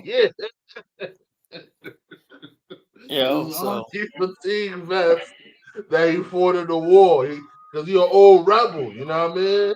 So sometimes he come to the parliament with his old bulletproof vest, the fatigue vest. Yo, He my come guy through, you know Flo, what I my mean? guy Chilling. Flo, right? In Area 2, he just got promoted to chairman. He has Amani Beach right there in Area 2. He got promoted to elected chairman of Area 2. You know, that's my guy Flo. So he's on his way to government. Flo's a big motherfucker, muscular motherfucker. This guy's weasel. He used to be one of Charles Taylor's top soldiers, you know? Yeah. And what Flo, he lived in South Africa for years one night. So he got Amani Beach. That's why I was staying at before I got my place, you know? You know, so it's a nice beach. I get up in the morning and go to the beach and whatnot. You know, nice. He rents it out. He has villas he rent out, you know? Yeah, man. That's an Area 2, you know, right there in McGreevy, you know, right on the border. Yeah, I know what you're talking about. I know Area 2. Yeah, well, Carl, I'm surprised you even tried to live there with that bullshit. That's dangerous. Yeah, why would you want to live in Liberia? That's crazy. No, because Liberia is actually very peaceful, you know? It's a place you can walk the streets. Man, with morons running the country like that, it won't be peaceful for good. That's the strangest fucking thing, you know? You never anybody commit a crime or anything like that. It's a fucking peaceful place on the fucking planet. But the government is like this. I don't know how long it's gonna hold up because the people there are very, very patient. They're very law-abiding and patient, you know? It's the lawmakers, man. The lawmakers, bro. The government is a problem, you know. And let me tell you something. This guy too that we're showing you, Jonathan, he caused a lot of problems too, man. He's a hellraiser, man. This guy, he's got a whole bunch of hellraisers there. They don't care. And what they do is they go rounding up people, problems with food for the day, you know. And this next thing they got a mob. They rent a mob, you know. They show up there with people and they say, yeah. They get them high and whatnot, and they get out there. They put signs in their hands, and they act like they got some big protest and whatnot. And it's a mess, you know. Because America, Liberians, they don't have nobody that they can work with, that they can just. They don't hold any seats. That's why I said. I mean, I'm not even talking about just like seats. I'm talking about like in general. Like maybe that's like some other minority tribes that they got no chance at getting power. The bottom line is this: the Liberians don't give a shit about that. It's about tribalism. It's just the fact that they know if their tribe is in power, they eat. You know, so they've been in the top 10 poorest countries for like the last 30 years. They're not eating at all. Well, I don't know if they're eating. What are they eating? So whatever little they get, right? Each other.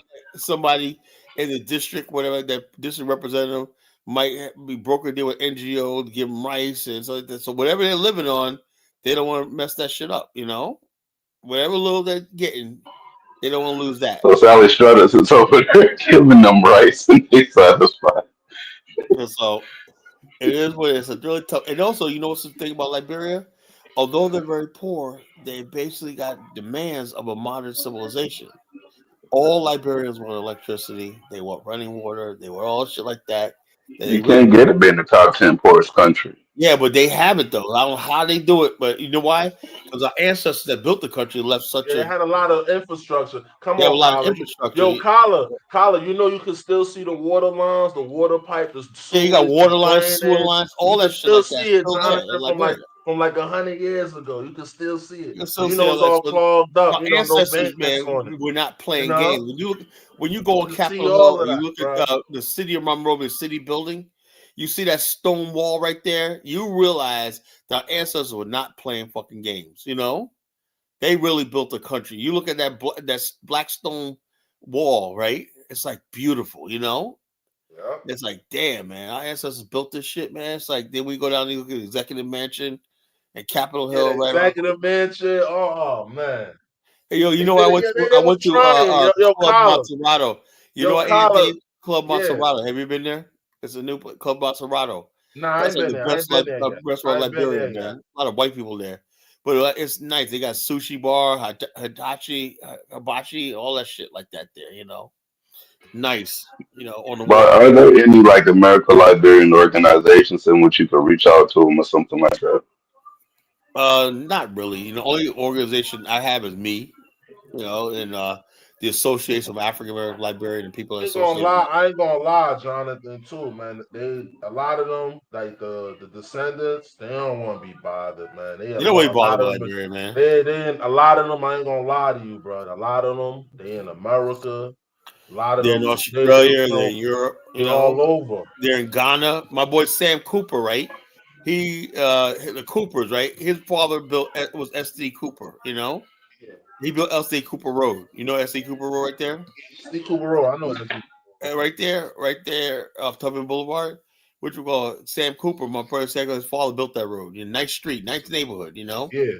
Anyway, but he's in Ghana. He don't want nothing. He said, "Man, I'm done with these." Yo, you and shit here. I'm Nothing gonna to do with Sam it, bro. I'm telling see you. what Sam has to And say then, about Liberians. He hates them all. All right. Well, is there a chance to reset? Maybe we could get some land and resettle the Liberian population somewhere else, Bottom line, they're like this. That's that. Look, they don't want and nothing. then let the rest of Liberia just Sam tank is like, and crumble. he does not trust Native. He like he works with them one night, but them in power when they got power of the police and stuff like that, they're fucking something else with their power when they have it. You know, it is what it is. Yeah, they're like regular Africans at that point. Then. Yeah. So what do you do about that? You know, what do you do when they got the absolute power of the police in the state? You gave these motherfuckers state power. You know. The only way That's what I'm saying. They can have it. Maybe they can just be resettled somewhere we else. built a settlement, a concession settlement, and we basically and it was basically secured, and we had our own police and security, and nobody could come there, you know, without permission or land. And we only us would be completely restricted. You know, if that could work, that'll work. You know, but them people coming around us frequently and stuff like that. And the LNP police, no hell fucking no. If you live in Liberia, we need to build a community, you know. And probably a lot of black people, African Americans, American Liberians, they don't want to do that, you know. They don't want to come together and build a community, you know. Hard work, Kyla. That's a lot of hard work. Yeah, it takes hard work, but we could be done though, you know. And don't know what it is. People always will say, "Oh, you don't want to be around the native people, right?" Now I think it will work now, right? Because I think even black people, Pan Africans, realize that, yeah. Because when we first talk about the Africans, oh, y'all going to Africa to segregate yourself from the Africans, you know. And now that idea is resonating with a lot of people, even repats. You know, we need to build our own community. We need to be, you know, we like Africa, but we need our space from them. You know, we can't have them all up on us, you know, like that, you know? Yeah. We can never be, we're two different people, you know, we need our own space, you know? If Africans ever accepted that, we can have peace, you know? But people like Elvis and all of them, they don't want us to have our own shit, you know? They want to be right there in the middle of our shit. You know, it's fair, Carla. I said this before, man. We're gonna go out there and outperform, man. We industrial people. You're gonna go out there and so they don't want that. Like it's what you call like Lewis, right? Lewis only wants us because what we could bring there. He's you guys are great benefit to Ghana, but what about us? We're benefiting Ghana in those countries, but we're not benefiting. You know, you know. So the bottom line, they always want. It's always like them what they can benefit from us. You know, if we ever get to the point where we can say, okay, you know, like you said, Sino, man, we could build like a 20 square mile city, you know, area in Sino. Carla, the fact of the matter is they have nothing to offer. What do you say? They don't have anything to offer. Yeah, like I said, yeah, but like I We said, just have to deal with their reality. They don't have nothing to offer. We understand labor, that. It's their okay. labor is good, you know. Yeah, that's it. Well, then we'll give us labor. Other than that, they got nothing to offer. They can't help us with anything. Labor and stuff like that. That's about it, you know. That you're definitely gonna need them for their labor, you know. But that's about Yeah, it. that's it. You know, I was actually talking to this Chinese woman earlier about Africa potentially, like how Africa would talk about the Trump tariffs and shit. And she was like, maybe the Chinese can do business in Africa and use Africa's labor to try to evade Trump's tariffs. I'm like, yeah, but they didn't put themselves in the position to be able to do something like that. yeah, Liberia, Africa should be right there with the Trump tariffs on there and furniture and They should have seen that as an opportunity. Africa, Liberia makes the best furniture in the world, I think, you know, as far as everything, you know, cabinets, everything. They make the best. Yeah, but they don't mass produce. I just say they don't mass produce. If they were in a position where they could say, look, let's mass produce this stuff like that, the government basically support the private sector. There's no private sector in Africa, in Liberia, Yeah, no private sector. There's no direction because at some point they should have said, "Hey, you know what? We see that y'all don't like the Chinese. Move your industrial relation from them. Give it to us. We'll figure it out, and we'll even charge you less money." Because Yeah. $2 an hour in China, forget that. If I was in We'll charge, go ahead and we'll just take 50 cents an hour or some shit like that. I'm gonna put that trade mission that's going to Liberia. One of the things I'm gonna basically send a letter to them and whatnot. I'm gonna say, look, what you need to do is just let's find out ways that we can replace or compete with China manufacturing in Liberia. In order for Black people to come in America to come to Liberia, we need major jobs, industries that we're bringing. Then you could build a nice community. Yeah, I envision a community with nice houses, a shopping district, or maybe a movie theater, or all this many, a bowling alley, all in a vicinity, a hospital, all the basic things we know, in our life here, bringing strip malls and office buildings and stuff like that, apartment buildings, condominiums.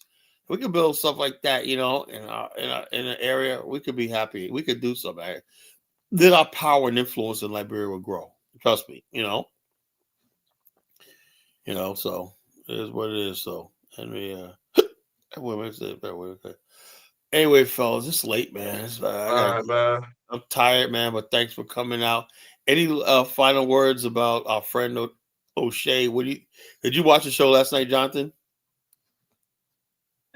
No, I haven't seen that. I watched some of it, Kyla, but I don't watch. Yeah, I was like, basically, I know you was going in. You was going in on it, man. Yeah, I was going in on O'Shea last night, man. I was like, I had enough, man. I was like, did he come on the show or something? No, he was in the chat room, man. He was in the chat though, talking shit. In the chat.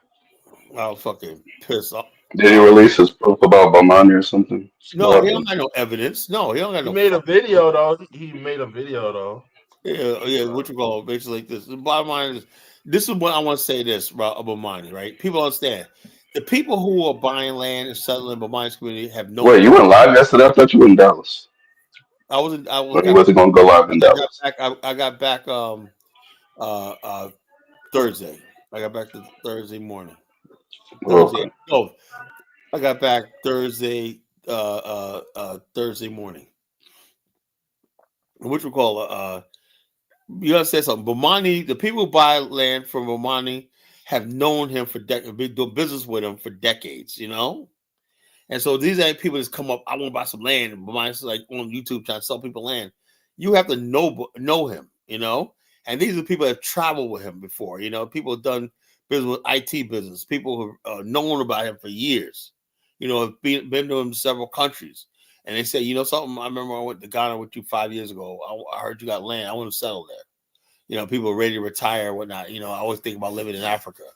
These are the people. These ain't just random people talking about what land and whatnot, So O'Shea makes it like he's on scamming people out of land.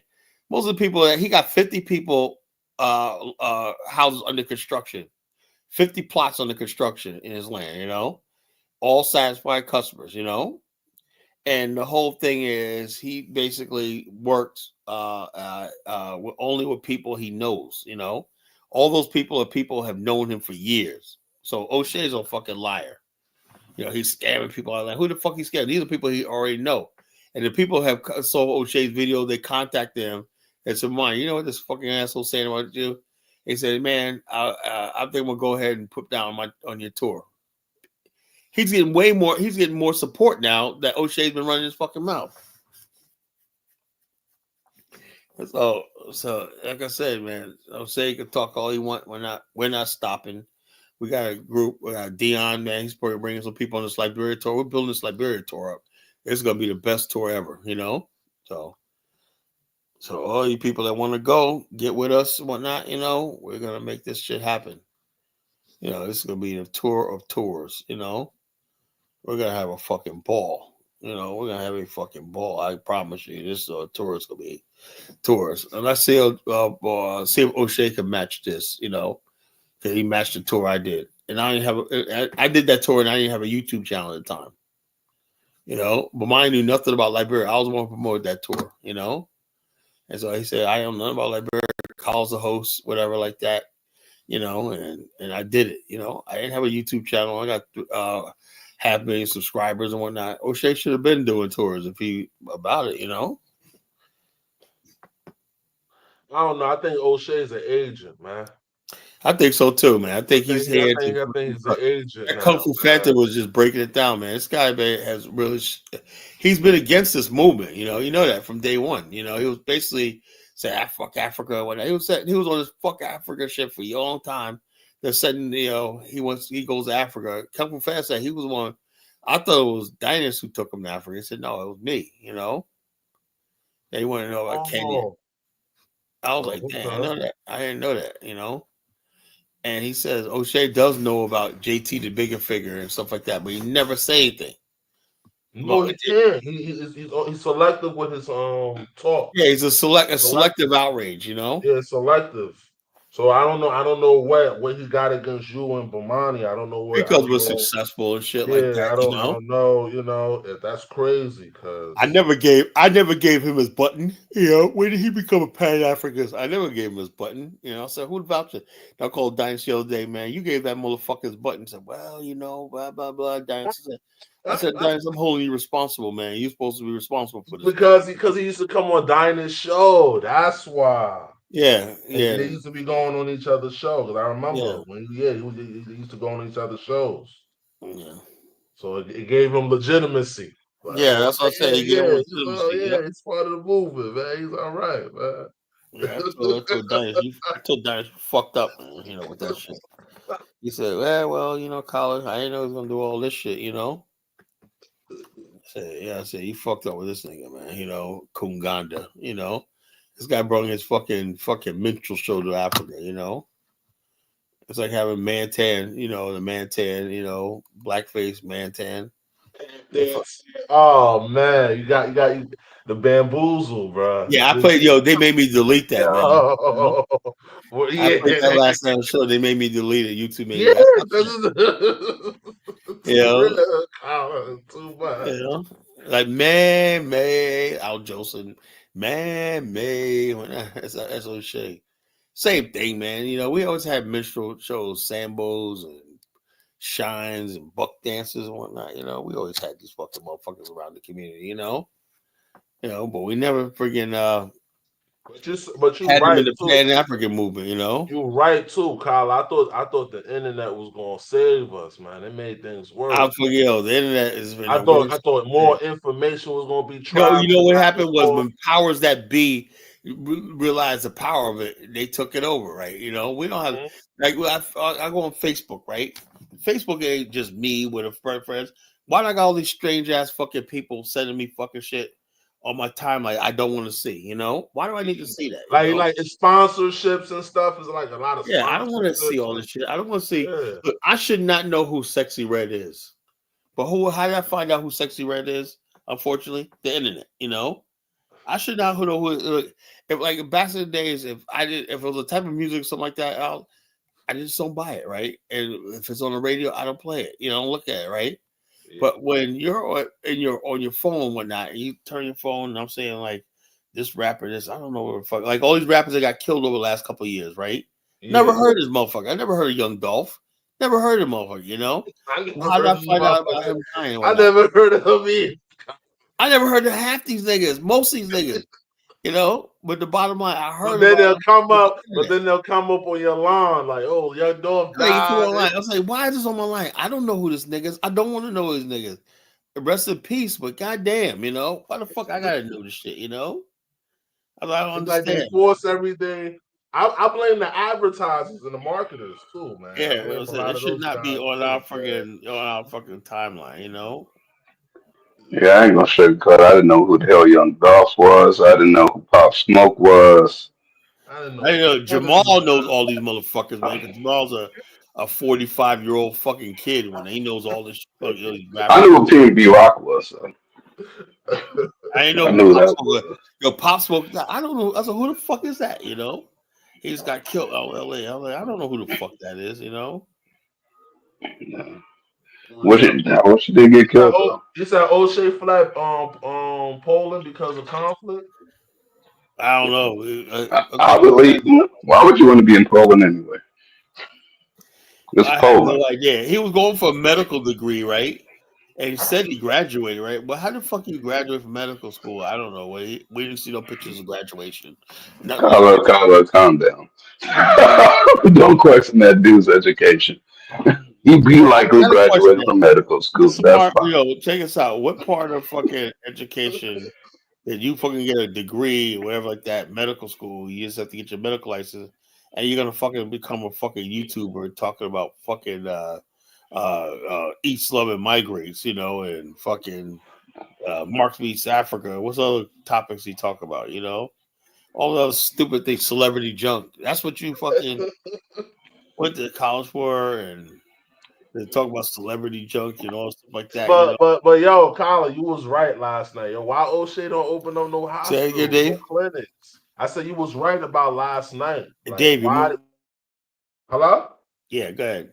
I said you was right about last night with O'Shea. Why you don't open up no clinics or nothing like that in Uganda? If I had $1 million, at least basically, at least he'll make money like that too. Got nurses working for him. Right? Yeah, he could make a medical facility and uses YouTube or whatever like that to promote that, and so like that. And basically, man, he could have made a difference in Uganda by building a medical facility and causing attention. He could have got people volunteer to come out there, earn student credits to friggin' do work on medical work. There's so much he could have done, right?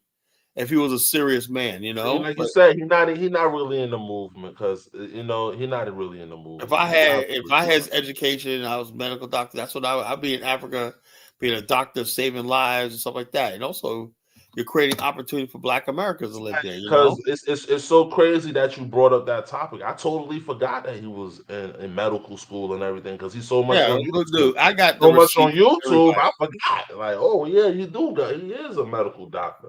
Forgot because he's so much on YouTube. Yeah, Kung Fu Fan just said something interesting, right? And I don't think anybody peeped this. How did he graduate? And he was on YouTube sometimes almost 12 hours a day. It was 24 hours, 7 days a week. He's on fucking YouTube. How the fuck? I'd be like, how the fuck he go? And then he have this board in the back of his room, right? And the board has the same thing on it every fucking. Maybe he has some medical codes, whatever like that. But the board never changed. I was like, damn, same writing is on it every fucking day. Like what the hell is he teaching? Like, okay, he's getting medical. I don't know. Like I said, I don't know. Well, but I just take him at his word. He graduated from school, whatever like that. I take him at his word. But this does seem a little bit strange. Yeah. But it does seem a little bit strange. How the fuck you in medical school one night and you fucking on YouTube 24 hours a day, 7 days a week? I don't know. But what do I know? I'm just a culture critic / geopolitical pundit, But yeah, so first, look at the bottom thing, folks. If you're interested in the tour, in my email, nation.collar5@gmail.com, and go to africaforafricans.org if you want for more information and stuff like that. That's our website, africaforafricans.org. I'll also put my name site up there too one of these days. I'm gonna put that up there too as a matter of fact. I'm gonna add that on there tomorrow. But the bottom line is this: we are going to Liberia. If you're interested, I'll still say, what I want to do is, I know Liberia, if we're going to build a community in Africa, that's the ideal place for it. Only thing we have to do is just somehow find a way how to get these government people, these fucking degenerates out of our way, That's easy, Carlo. It's just just money. That's all. Yeah. Just get the fuck away from me. Okay. Yeah, well, what about your police? We're gonna form our own police unit. We're gonna form our magistrate's office, district court, whatever like that. Just do it. I say we just do it. Just money. put the Money. It's just money. That's all. Yeah, we're gonna raise the initial capital, and then we're gonna basically get security. Money and lobbyists. That's it. Money and lobbyists. So like we have lawyers. We have a team of lawyers that basically, and also not just lobbyists. Right? We're gonna fight this in the Liberian court system, because what I'm hearing, their court system is actually pretty good. Yeah. Because the bottom line is there's people out there winning their cases with their land back and stuff like that, Yeah. According to the Constitution, where we could actually settle that, So that's what I'm saying, It's all money and lobbying, Colin. Hold on. We got a good lawyer. We could I'm basically say, oh, why these African Americans, and like you and why are they building a city? And Why are they building Liberia, a city? And we can't be a part of it because that's in the Constitution. Any black person can settle here and go to the city. We found this country. What the fuck, a lot of African American lawyers could practice in Liberia. So So the bottom line is we're gonna have a team of lawyers on retainer. It's all it is just like I said, Colin, just money and lobbying, just being that's what I'm saying, man. Thing is, I wouldn't even mess with the legislature. Just a joke. I would just basically just go with the executive and the judicial, and get shit done, because the bottom line is this: the legislature is weak anyway. They can't pass anything, You just get in the court system, basically saying, look, we're in court. Our court case says this is our land, blah, blah, blah. We're doing this. We have autonomy, like that. Okay, can you have guns? Yes, we can have guns, right? They say, no, you can't have guns. We're going to go to court. Everything we do, we're going to go to court. Yeah, that's all it is, Colin.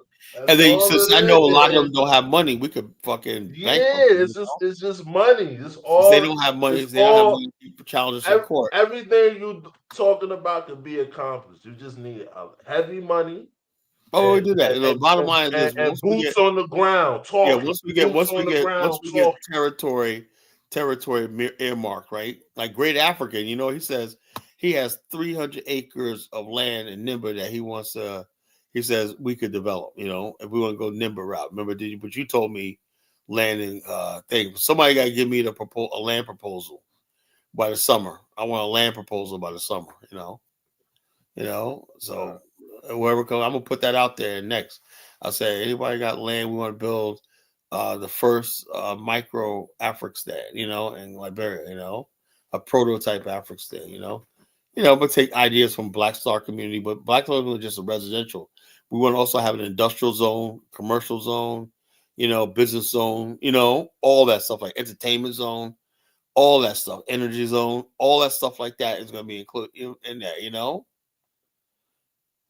so at that land, he goes, and they go, you ain't doing nothing with that land, man. Do it. You know how many land, land proposals I got in Liberia? You know how empty Liberia is.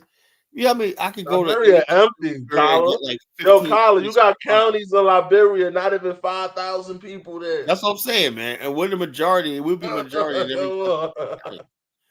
That's what I'm trying to tell Elvis. Liberia, Liberia in the 1800s, the whole territory was less than 100,000 people. But they still chose to move where we were. Isn't that something? Yeah, man. Come on, man. They know better. Colin, show your work. All you just talk for the last decade. Aunt Nam's a hater. We're gonna do it, Aunt Nam. Don't worry about it. You just be lucky we're not trying to take your rusty land in Nigeria. The coast is not crowded. Liberia has 200 miles of virgin land, nothing there. I'm in Liberia. I be in Liberia. The coastline is empty. Tell them, Dave. Yeah, the coastline empty. Ain't nothing going on. Coastline empty. Ain't nothing in Liberia, bro. Ain't nothing going on. So the coast is full. It's not. Most of the coast is I don't want no land in most Nigeria. Most of the coast is bush. The grass ain't been cut. There, man, You got. What do you mean? Some of the coastline, you got abandoned ships there, Kala. I'm telling you, man. Nothing there. Please. You can't afford land in Nigeria. Oh, please. What Jonathan said. Jonathan said you can fucking get land for $200, Jonathan. I can't afford land in Nigeria. Whatever. Ant-Man.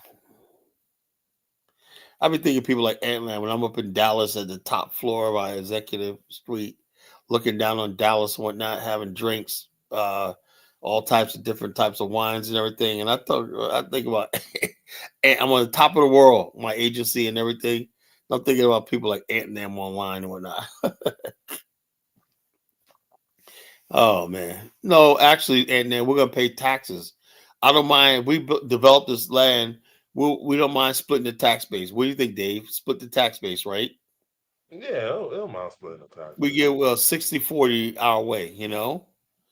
We're gonna generate a lot of tax revenue. Through sales tax, everything. When we generate a lot of revenue, they're gonna want us to do something else.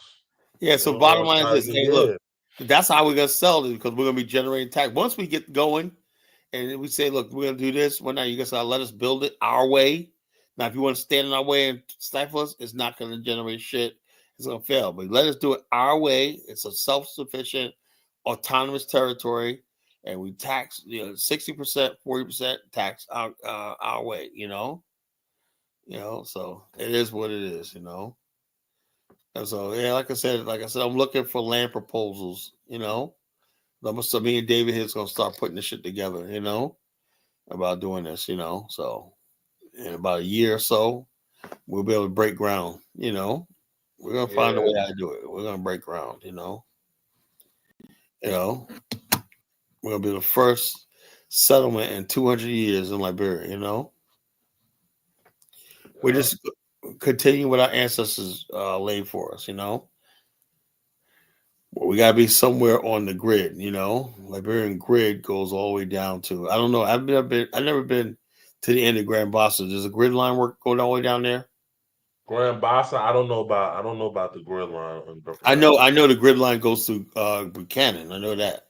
Yeah, but I don't know if it goes. And it goes all the way up to Cape Mountain. Because I know they get some of their electricity from Ivory Coast. That's in Maryland. That's in Maryland. And it's a pool, Yeah, so I'm not too sure about that too much. So I talk about this multi-story building because it's truly amazing what I came from. The fact that I'm up there with top executives and shit. I'm still reeling, man. Like did this really happen, man? Damn, What? Agency is getting chosen. It's getting considered for partnership. I'm like, wow, man, it's like a dream come true. I don't know. Like I said, it's dark time because that means I got to put this stuff on hold. I have to hand this over to Dave. I have to hand the BAO and all Dave and Jonathan. Yeah, we'll put it together. Yeah, I'm saying. Now you gonna be good, Colin. You gonna be good, man. I have to put this. Let you rock out. They should let you rock out. If it don't happen in a year or so, I just keep doing what I'm doing. Hey, you know what I'm saying? It don't happen. I'm making money in my agency right now, but partnership means I'm like an ambassador. I can't be freaking doing crazy shit. I can't do it. That's just what the world is, man. That's one reason why a lot of black people don't get involved in Pan-Africanism. That's successful. Now, what happened was there was a lot of black people, like with Blacks Without Borders. I basically, when I got into this back 20 years ago, right? I thought that I was going to be like Blacks Without Borders. Okay, we're going to Africa. We're building like that, right? I didn't know this shit was going to be so divisive, people, why are you going to Africa? Well, look at I look at Blacks Without Borders. They don't say like, they're basically like saying, okay, we want a new outlet. The world said, okay, Black America, Africa, going to Africa. Ain't no big deal with that. Call it the Blacks Without Borders. What country did they primarily focus on? That was South Africa. There's your answer. Yeah, but the bottom line is this. Okay, I get that. But what I'm saying is, we should be able to go to any country in Africa and basically build, right? Why do people make a fucking big deal about that shit? I don't get it, Like we're doing something fucking wrong when South Africa was set up by the whites. And so they still operate within the whites, framework. Yeah, but they also unfortunately, yeah. Go ahead. The rest of Africa don't operate like that. They operate like yeah, but like a whole bunch of people that was forced together because that's what they are. Yeah, but the thing is, they don't have no regular mindset. They're pretty much just like I don't know. I don't want to be like you, like jungle people, but they just I don't know. It's too complicated to really do anything unless you're going to treat them exactly like I don't know. Well, I jungle still think, people. I still think we have enough Black people in America on the continent to make a community like we're trying to build in Liberia work, you know, because that's who the people you're going to target. People dissatisfied with Ghana, you know, people maybe get in trouble in Kenya or have shortcomings in Nigeria. We want to make a nice community that people know that this is controlled by African Americans and blah, blah, blah. I got everything you need here. You know what Africa needs is a civil war between people who want to unite the continent and people who want to stay divided with this stupid tribe shit. And then just duke it out. Because other than that, there's never going to be any kind of progress that's going to take place. It has to be a civil. All the other countries that we talk about, they all had civil wars in some kind of way, whether it was the Korean War, good thing about it was Africans feel when we talk like this, and when Kidola may not like it, but we're actually putting pressure on them, you know?